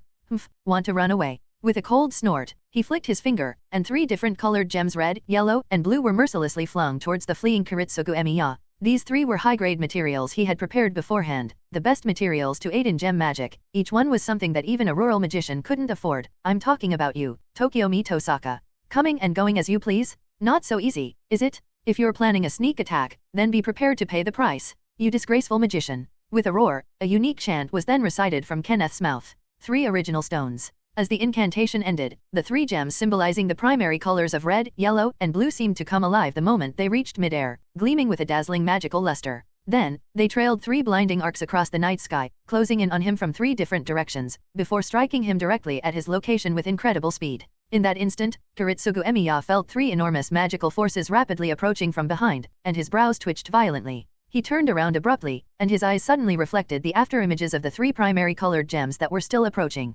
SHH, can we make peace? Are you joking at this moment? Kenneth behind him let out a cold laugh. Boom! Intense magic and explosions filled the entire area. The night is still long, and the heroes' battles are certainly spectacular. But a battle between masters in a completely unknown place seems just as exciting. Chapter 33, 2 Lancers, 2 Halves. While the masters were fighting to the death in that fateful battle, under the night sky on the other side, the battle between the Holy Sword and the Demon Spear gradually escalated to its peak as time went by. Because of its location in a port city near the ocean, Finn has an inexhaustible supply of water to control, giving him an absolute advantage. With every move, he manipulates the ocean like a mythical sea god, sweeping it towards his enemies. No matter how Artoria swung her starlight, she could not sever this ocean. Even the legendary King Arthur felt particularly powerless when facing nature alone. It's almost time. After fighting for so long, Finn realized it was time to end the battle immediately. His master had just informed him through command seals that the Einsburn master behind Saber was indeed a fake. He had caught a big fish and gained a huge advantage. He was about to kill Saber's real master.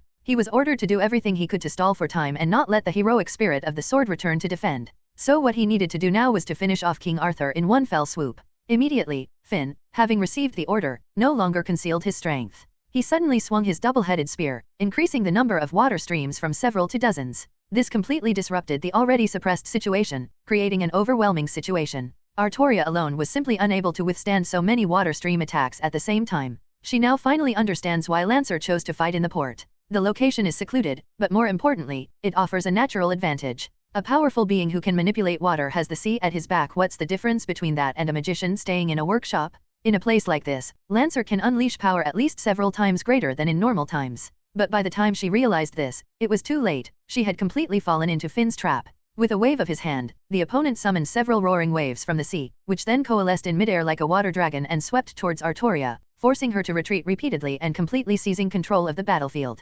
Irisveal, retreat immediately. The situation was becoming increasingly dire, and Artoria realized that they couldn't continue fighting like this. If they continued to wear down Lancer in front of them, they would surely die. So now they had to fight to the death? Thinking of this, she gripped the holy sword in her hand again, controlling the azure gale to block the waves while shouting to Irisveal behind her. Soon, she will unleash her noble phantasm to break the deadlock. However, because her noble phantasm was too powerful, Irisveal would be in great danger if she stayed there, so she had to cover Irisveal's escape first. But, Saber. Upon hearing this, Irisveal's expression showed some worry. Don't worry about me, I have a plan. Okay, alright, be careful, Saber. Seeing Artoria's extremely serious expression and hearing her anxious cries, Irisveal knew that staying would be pointless. With the command seals in Kiritsugu's hands, she, as a fake master, couldn't offer Saber any real support. So she nodded solemnly, then turned around without hesitation, preparing to leave before the 2 servants engaged in their final battle. Finn merely glanced at them indifferently without intervening. He had long since realized that these 2 were not master and servant, and the message his lord had just delivered confirmed this.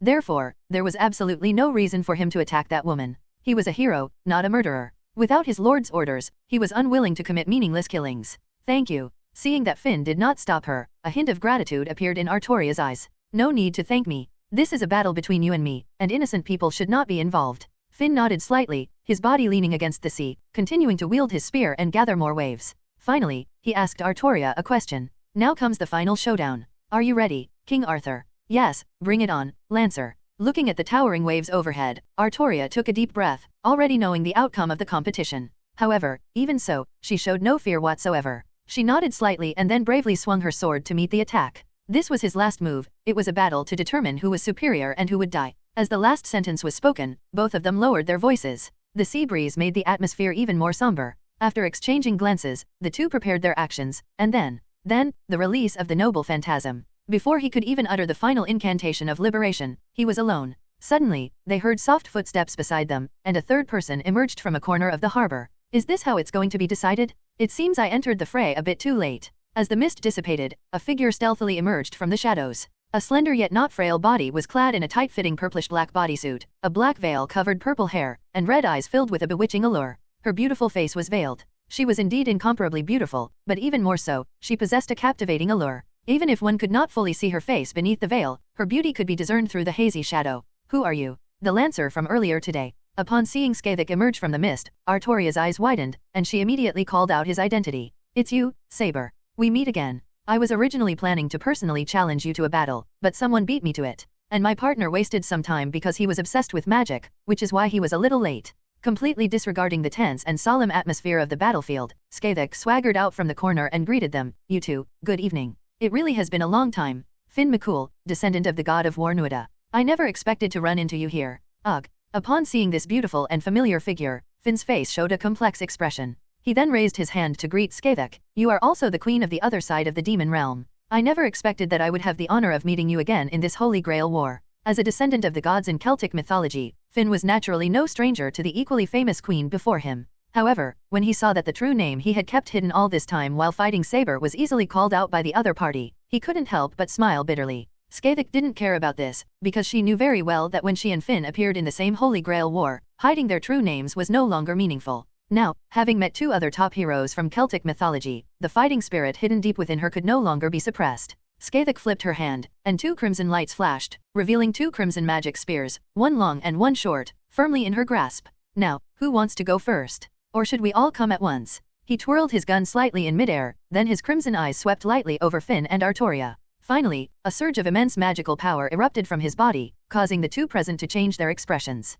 Two lancers. Seeing the magic spear spinning endlessly in Skavik's hand, Artoria couldn't help but turn her head to look at Finn standing in the distance, her small eyes filled with great confusion. Chapter 34, The battlefield grows increasingly lively, Part 2. Things are really in a mess. Upon seeing Skavik suddenly appear on the battlefield, Finn, who had been confidently preparing to take down Saber and her master in one fell swoop with his master, paused, then stopped, and couldn't help but sigh inwardly. Located in a coastal area, with the sea at his back, he has countless water currents at his disposal. As long as he is in this harbor, he will have an absolute advantage, and even King Arthur would not be his match. If a clash of noble phantasms had actually taken place, the power unleashed by that holy sword, which could not be fully unleashed, would have been absolutely insufficient to withstand that colossal wave. In fact, he had been holding back somewhat from the very beginning of the battle. His tactics, employed to wait for other servants to enter, were merely attrition and containment. However, Artoria failed to recognize her actions immediately, allowing herself to be gradually drawn into the game. Furthermore, even knowing that the homunculus behind her wasn't her master, Saber's actions suggested its importance.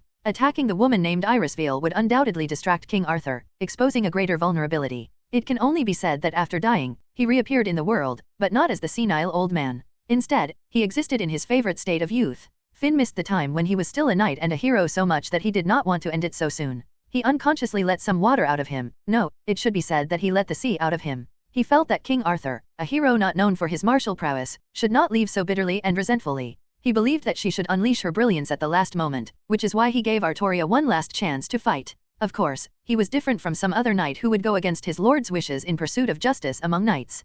Finn did this because he already saw his inevitable victory, and he would fulfill his lord's orders before satisfying his own desires. However, because he hadn't had such a satisfying battle in a long time, he gradually got carried away and, seeing that no other servants had arrived for quite some time, assumed that no one else would come, which caused him to miss his chance. He was simply careless and missed a golden opportunity. He must remember this mistake and never repeat it. Now that Skavik has entered the scene, Finn, who knows the abilities and reputation of this Queen of the Shadow Kingdom, naturally dares not underestimate her in the slightest. He glanced at the two crimson demonic spears in his hand, one long and one short, his eyes narrowing with apprehension. Honestly, he was more wary of Skavik's two magic spears, capable of slaying gods, than of King Arthur. The original balance between the two sides was completely shattered by the intervention of this force. He could still use his noble phantasm to directly clash with King Arthur and then crush her with the power of the ocean, but that would only lead to one outcome. Even if he can defeat King Arthur, it doesn't mean he can achieve a complete victory. On the contrary, after unleashing his noble phantasm, he will be in a vulnerable period, revealing a huge flaw.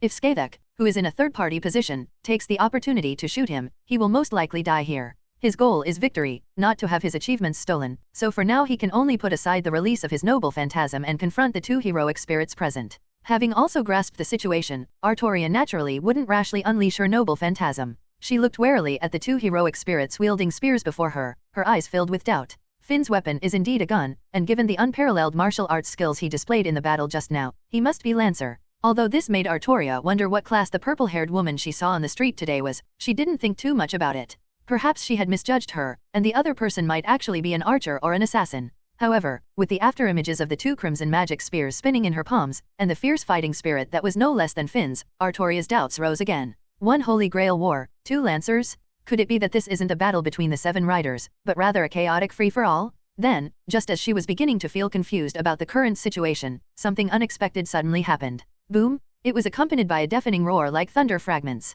Immediately afterwards, a blue lightning bolt ripped through the night sky and struck the battlefield, stunning Skavek, Finn, and the others who were eagerly preparing for battle. They looked at the lightning bolt with suspicion and uncertainty. A flash of lightning followed, and then a wave of heat from the thunder dissipated, revealing that the true form of the lightning was actually a majestic and imposing war chariot. A war chariot traveling in the sky. It's a tank. Finn bit his finger, the first to recognize the true nature of the lightning. The chariot was an ancient one, carved with bull heads, and the riders on it were not horses, but 2 blue divine bulls, treading on lightning and pulling the magnificent chariot. Both sides, lay down your weapons. You are before me now. The one making such a high-profile entrance, loudly announcing his arrival, is a red-haired heroic spirit named Ryder. He drives his living room chariot and rampages into the battlefield, loudly proclaiming his arrival. The 3 people present were stunned by this outrageous scene, and then looked at the red-haired giant, whose appearance was obviously out of place, with the eyes of someone looking at an idiot. Beside him was a black-haired boy who had been traveling too fast in midair and was somewhat disoriented from the cold night wind and the astonishing height.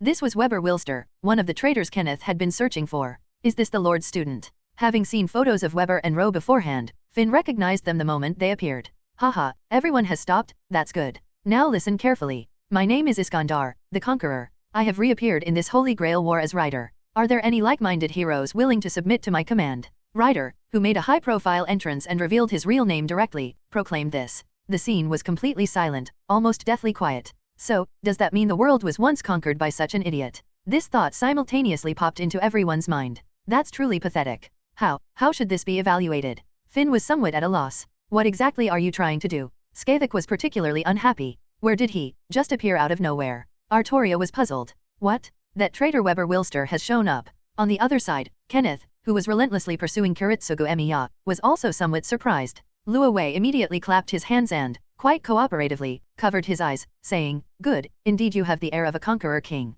He thought to himself, browning in like that, isn't he afraid of getting ganged up on by 3 people? Zukanmatu looked puzzled. As planned. Lua Wei shook his head slightly and replied with an innocent look, obviously, this was completely unplanned. In other words, the current situation is that Lancer, Saber, Caster, and Ryder, who just appeared, have all revealed their true names. Adding Berserker Lancelot, that makes 5 known. And with Assassin, who left the scene because of the attack on the Tosaka residence, the only one whose true name hasn't been revealed yet is Tosaka Tokiomi's servant. Zukanmata didn't doubt Lua Wei's words, but instead stroked his chin thoughtfully as he analyzed the modern war situation. Oh, Madu, you don't really think Assassin will be eliminated so easily on the very first night of the Holy Grail War, do you? Faced with Zukanmata's analysis, Lua Wei shook his head indifferently, then gave him a reminder. What do you mean? Upon hearing this, Zukanmata frowned. However, it is said that the longer a person lives, the more shrewd they become. Having lived for over 500 years, he was certainly not a fool and naturally understood the implied meaning in Lua Wei's words. Those who can become heroic spirits are all true heroes who have left their names and traces in human history. Even the assassin, whose combat ability is slightly weaker, is no exception. How could he possibly leave the stage so hastily? And even if he wanted to use the assassin's advantage for an assassination, he certainly wouldn't have chosen to act during the highly tense period of the first night, would he? It would have been more appropriate to do it on the 3rd or 4th night, when the various factions were in disarray and thus exposed weaknesses. But he chose the first night, a time that was clearly suicidal, which means... Lo Wei did not make his point clear, leaving it to Zukanmatu to make his own deductions. Assassin did it on purpose. He wanted to create the illusion that he had been eliminated and withdrawn on the first night, so that he could go from the light to the shadows and hide in this Holy Grail war. The assassin class is inherently skilled in assassination, so they are specifically targeted and guarded against by all masters during normal operations. But if they are taken out, they can completely hide in the darkness and then, when all parties are off guard, they can strike like a sharp blade into the enemy's chest, thus gaining an absolute advantage. Within minutes, Zukanmata's eyes lit up as he immediately realized the correct answer to the matter. Exactly. Lua Wei nodded in response. Then, Maduo, why do you think Tokiomi Tosaka would come to help Assassin stage this charade? Why stage this scene? Upon hearing Lua Wei's question, Madazukan glanced at him, then thought of himself, and quickly understood everything. Ha ha ha, I see. I never thought that we weren't the only ones who formed an alliance before the Holy Grail War even started. That brat from the Tosaka family actually thought of this beforehand. The archer, who has strong summoning abilities, is openly used to restrain and fight, but he has also secretly joined forces with the assassin. He is undoubtedly planning to attack us from both the master and servant sides at the same time. He is really amazing. Zukanmata couldn't help but admire the meticulous plan devised by Tokiomi Tosaka. Even he had to admit that the combination of archer and assassin, one in the light and one in the dark, was far more advantageous than their berserker and caster combination. For example, right now, upon realizing that assassin was still alive and might possess highly advanced abilities such as aura concealment and substitution, Zukanmato immediately became alert. He looked around and then released a number of insects as a precaution, fearing that an assassin might suddenly rush out of the darkness at any moment. He then lowered his voice and asked low, Patriarch Crowley, what should we do next? There are too many servants involved in tonight's test. If we continue fighting, it will be difficult for us to control the situation. And, should we still send Madokaria with Berserker to the scene? If possible, Zukanmato would really like to keep Berserker by his side. After all, they would be facing an assassin who could be hiding in the shadows at any time. It would be impossible not to feel uneasy. Moreover, he never expected that King Arthur would also appear in this Holy Grail war. You should know that the berserker he summoned was no nobody, and he happened to have a complicated and tragic relationship with King Arthur. Lancelot, one of the culprits who caused the downfall of the kingdom of Arthur, would undoubtedly push Saber to the opposite side if he rushed out, and there is also a high probability that his true name would be exposed. After all, that's Lancelot, the Knight of the Lake, a crucial figure who fought alongside King Arthur, protected the kingdom, and ultimately betrayed him. Even if the berserker in this world possesses the ability to disguise his identity, he might not be able to fool King Arthur, with whom he spends every day. That's why Zukanmato hesitated about whether to let Lancelot participate. Of course we have to go in. We've come all this way, why should we leave empty-handed? Upon hearing Zukanmato's concerns, Luo Wei immediately offered words of advice. 4 have already gathered on the battlefield. Apart from the hidden assassin, only Lancelot is missing.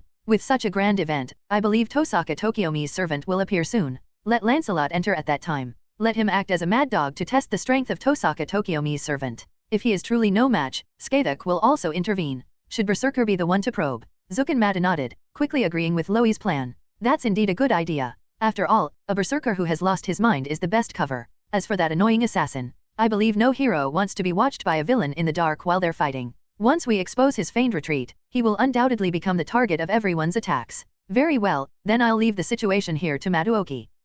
Doesn't the Crowley family head intend to see it all the way through? When Luo Wei announced his departure, Zukanmato looked somewhat surprised. Luo Wei didn't hide anything from him and answered his question directly. Excuse me, Maduo. My teacher has also joined the war this time, and he seems to be fighting against that son-in-law master of the Einsburn family. I'm worried about his safety, so I have to go and check on him. Your teacher? That, the monarch of the minerals department, Kenneth. Zukanmato was somewhat surprised. He couldn't understand what there was to worry about. After all, he was a monarch. Without any servants, even I would only be able to flee in panic if I were to face him. How could a mere Emi Yakuritsugu possibly? Although he had many questions in his mind, seeing the serious look in Luo Wei's eyes, he didn't ask any more questions. He just nodded slightly and gave a word of advice. Then I'll leave this place to you, Crowley. Watch out for the guys hiding in the shadows. Thank you. His reason for leaving wasn't just because he was worried about Mr. Kenneth's safety. Orange, who had just arrived, also sent him a message on her phone, saying that she seemed to have made an unexpected discovery as well. So, whatever the reason, he had to go and see for himself today.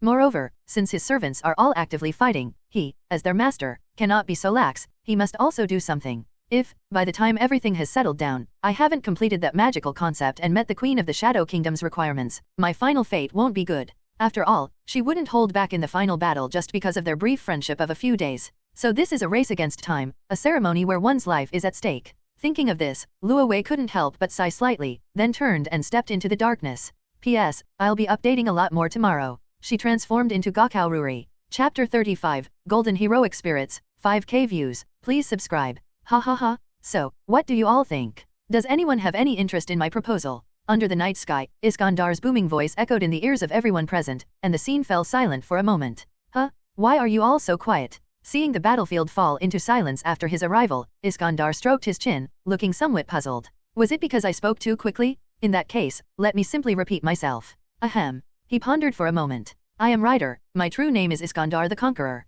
Are there any like-minded heroes present who are willing to become my subjects? Then this eccentric guy cleared his throat and loudly announced his real name again. This guy. The expressions of the three people present all turned strange for a moment. Although their reactions were still different, basically. Ryder? Is this the kind of pointless question that's causing you to barge in and disrupt our battle? As a knight, I can't tolerate this kind of behavior. Once she realized what was happening, Artoria blinked and then sternly reprimanded Ryder. I agree with Saber's point of view. If you're going to barge in and disturb the hero's battle for such a trivial reason, you're being incredibly rude, Ryder. Finn's expression was indifferent, then he nodded slightly. The significance of the Holy Grail War is naturally to compete for the Holy Grail, but there is only one Holy Grail, which is the treasure that my lord will obtain. I will not give it up easily. Compared to Finn and Artoria, Skavik wasn't in a much better mood either. After all, being interrupted by a hothead just as the battle was about to begin would upset any warrior, let alone her, the queen of warriors. So she simply raised her hand and gently flipped it in midair, then directly aimed the two crimson magic spears at Iskandar, who was still standing on the chariot, and then unleashed a chilling killing intent without any concealment.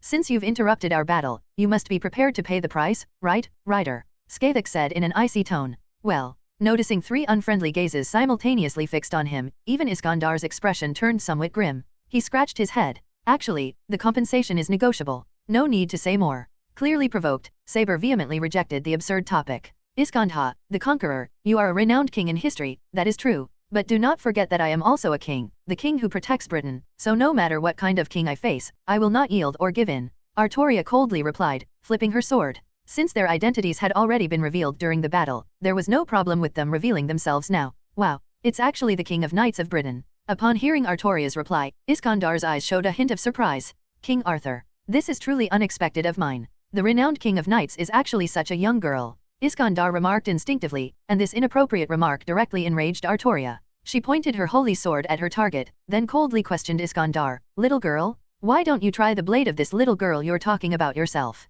Conqueror King Iskandar. There's no mistake, it really is you. On the other side, Finn nodded slightly inwardly after hearing Iskandar introduce himself, then turned his gaze to another petite black figure on the chariot. The combination of the magician, Weber Welster, and the conqueror, Iskandar, was indeed something Kenneth had told him beforehand. However, this world-renowned conqueror seems to be quite different from what he imagined. No need, King of Conquerors. Although I am not a king, I am the captain of the glorious Knights of Fiona, and a hero who wants to regain his former glory. Since I have answered my lord's call, I must naturally help him live and achieve final victory. Therefore, I will not serve two masters, nor will I do anything unjust like betraying my lord for personal desires or romantic feelings. Finn's words were equally sharp. He brandished his double-headed gun and then rejected Iskandar's offer without hesitation. Humph. Conqueror king? Just a king of the mortal realm. I am the queen of death, who rules over the realm of the dead and the distant other side. Even the lord of the underworld cannot make me grovel. No matter how powerful the warriors of the mortal realm are, they will all be silenced in my kingdom after death. And you are just one of them.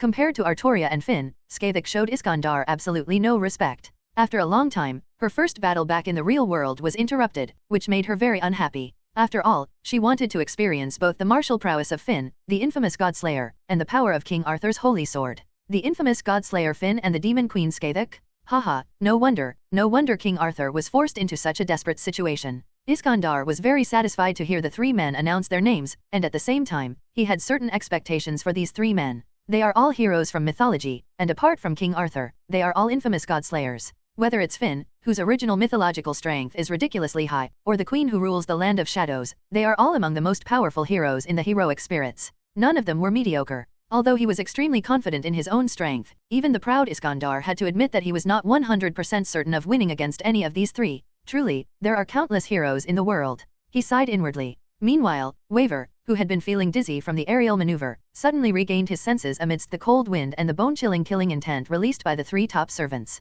The top heroes from three Celtic mythological chapters, plus Iskandar, the supreme ruler who created an astonishing empire in human history. This is simply not a place for a nobody like him. Everyone present is a hero with power far exceeding that of this era. They can take one's life in an instant with just a flick of their finger. This made Weber swallow hard, inwardly cursing himself for what he had been like a few days ago. Waver, what are you thinking? Why did you participate in such an absurd ritual? Is this kind of mythological battle really something a nobody like me can get involved in? However, apart from Iskandar, the others on the battlefield had no interest in the thoughts and feelings of such a minor figure. It's all right, little master. Since I'm here, you won't get hurt. Noticing Weber's unusual behavior, Iskandar gently patted his head with his broad hand, then smiled warmly and comforted him. Rider. Feeling the warmth emanating from that large hand, Waver felt his initial unease lessen considerably, and even the red-haired rider before him seemed less unpleasant than before. Following Rider's lead, he moved closer to him. So, after comforting his little master, Iskandar suddenly changed the subject, looked around, and then raised his arm to amplify his voice with magic. The heroic spirits gathered here tonight, heroes from different eras, have all appeared. Now, if there are still any cowards hiding in the shadows, any cowards who dare not show themselves, they will surely suffer the contempt of me, the conqueror King Iskandar. The deep, resonant voice, deliberately amplified by Iskandar, echoed continuously at the docks of Fuyaki City, quickly reaching the ears of everyone present and beginning to spread further and further without diminishing in strength. Oh, this guy wants to gather everyone here. Upon seeing Iskandar's actions, Skavik couldn't help but smile. Rider, what's wrong with you? Artoria was slightly taken aback by this, because according to Iskandar, there were other people hiding around this battlefield. Ha ha ha, of course it's obvious, Saber. Your fight with Lancer just now was absolutely spectacular. The superb martial arts and the magical power that emanated from the battle were so captivating that even after a long time, one couldn't help but stop and watch. So, my fight with this Lancer. Iskandar looked at Skavik with a puzzled expression, only then realizing that there seemed to be two Lancers this time. However, Skavik didn't bother to respond. In short, I believe that any hero or great man who has experienced such terrifying power will be unable to remain calm.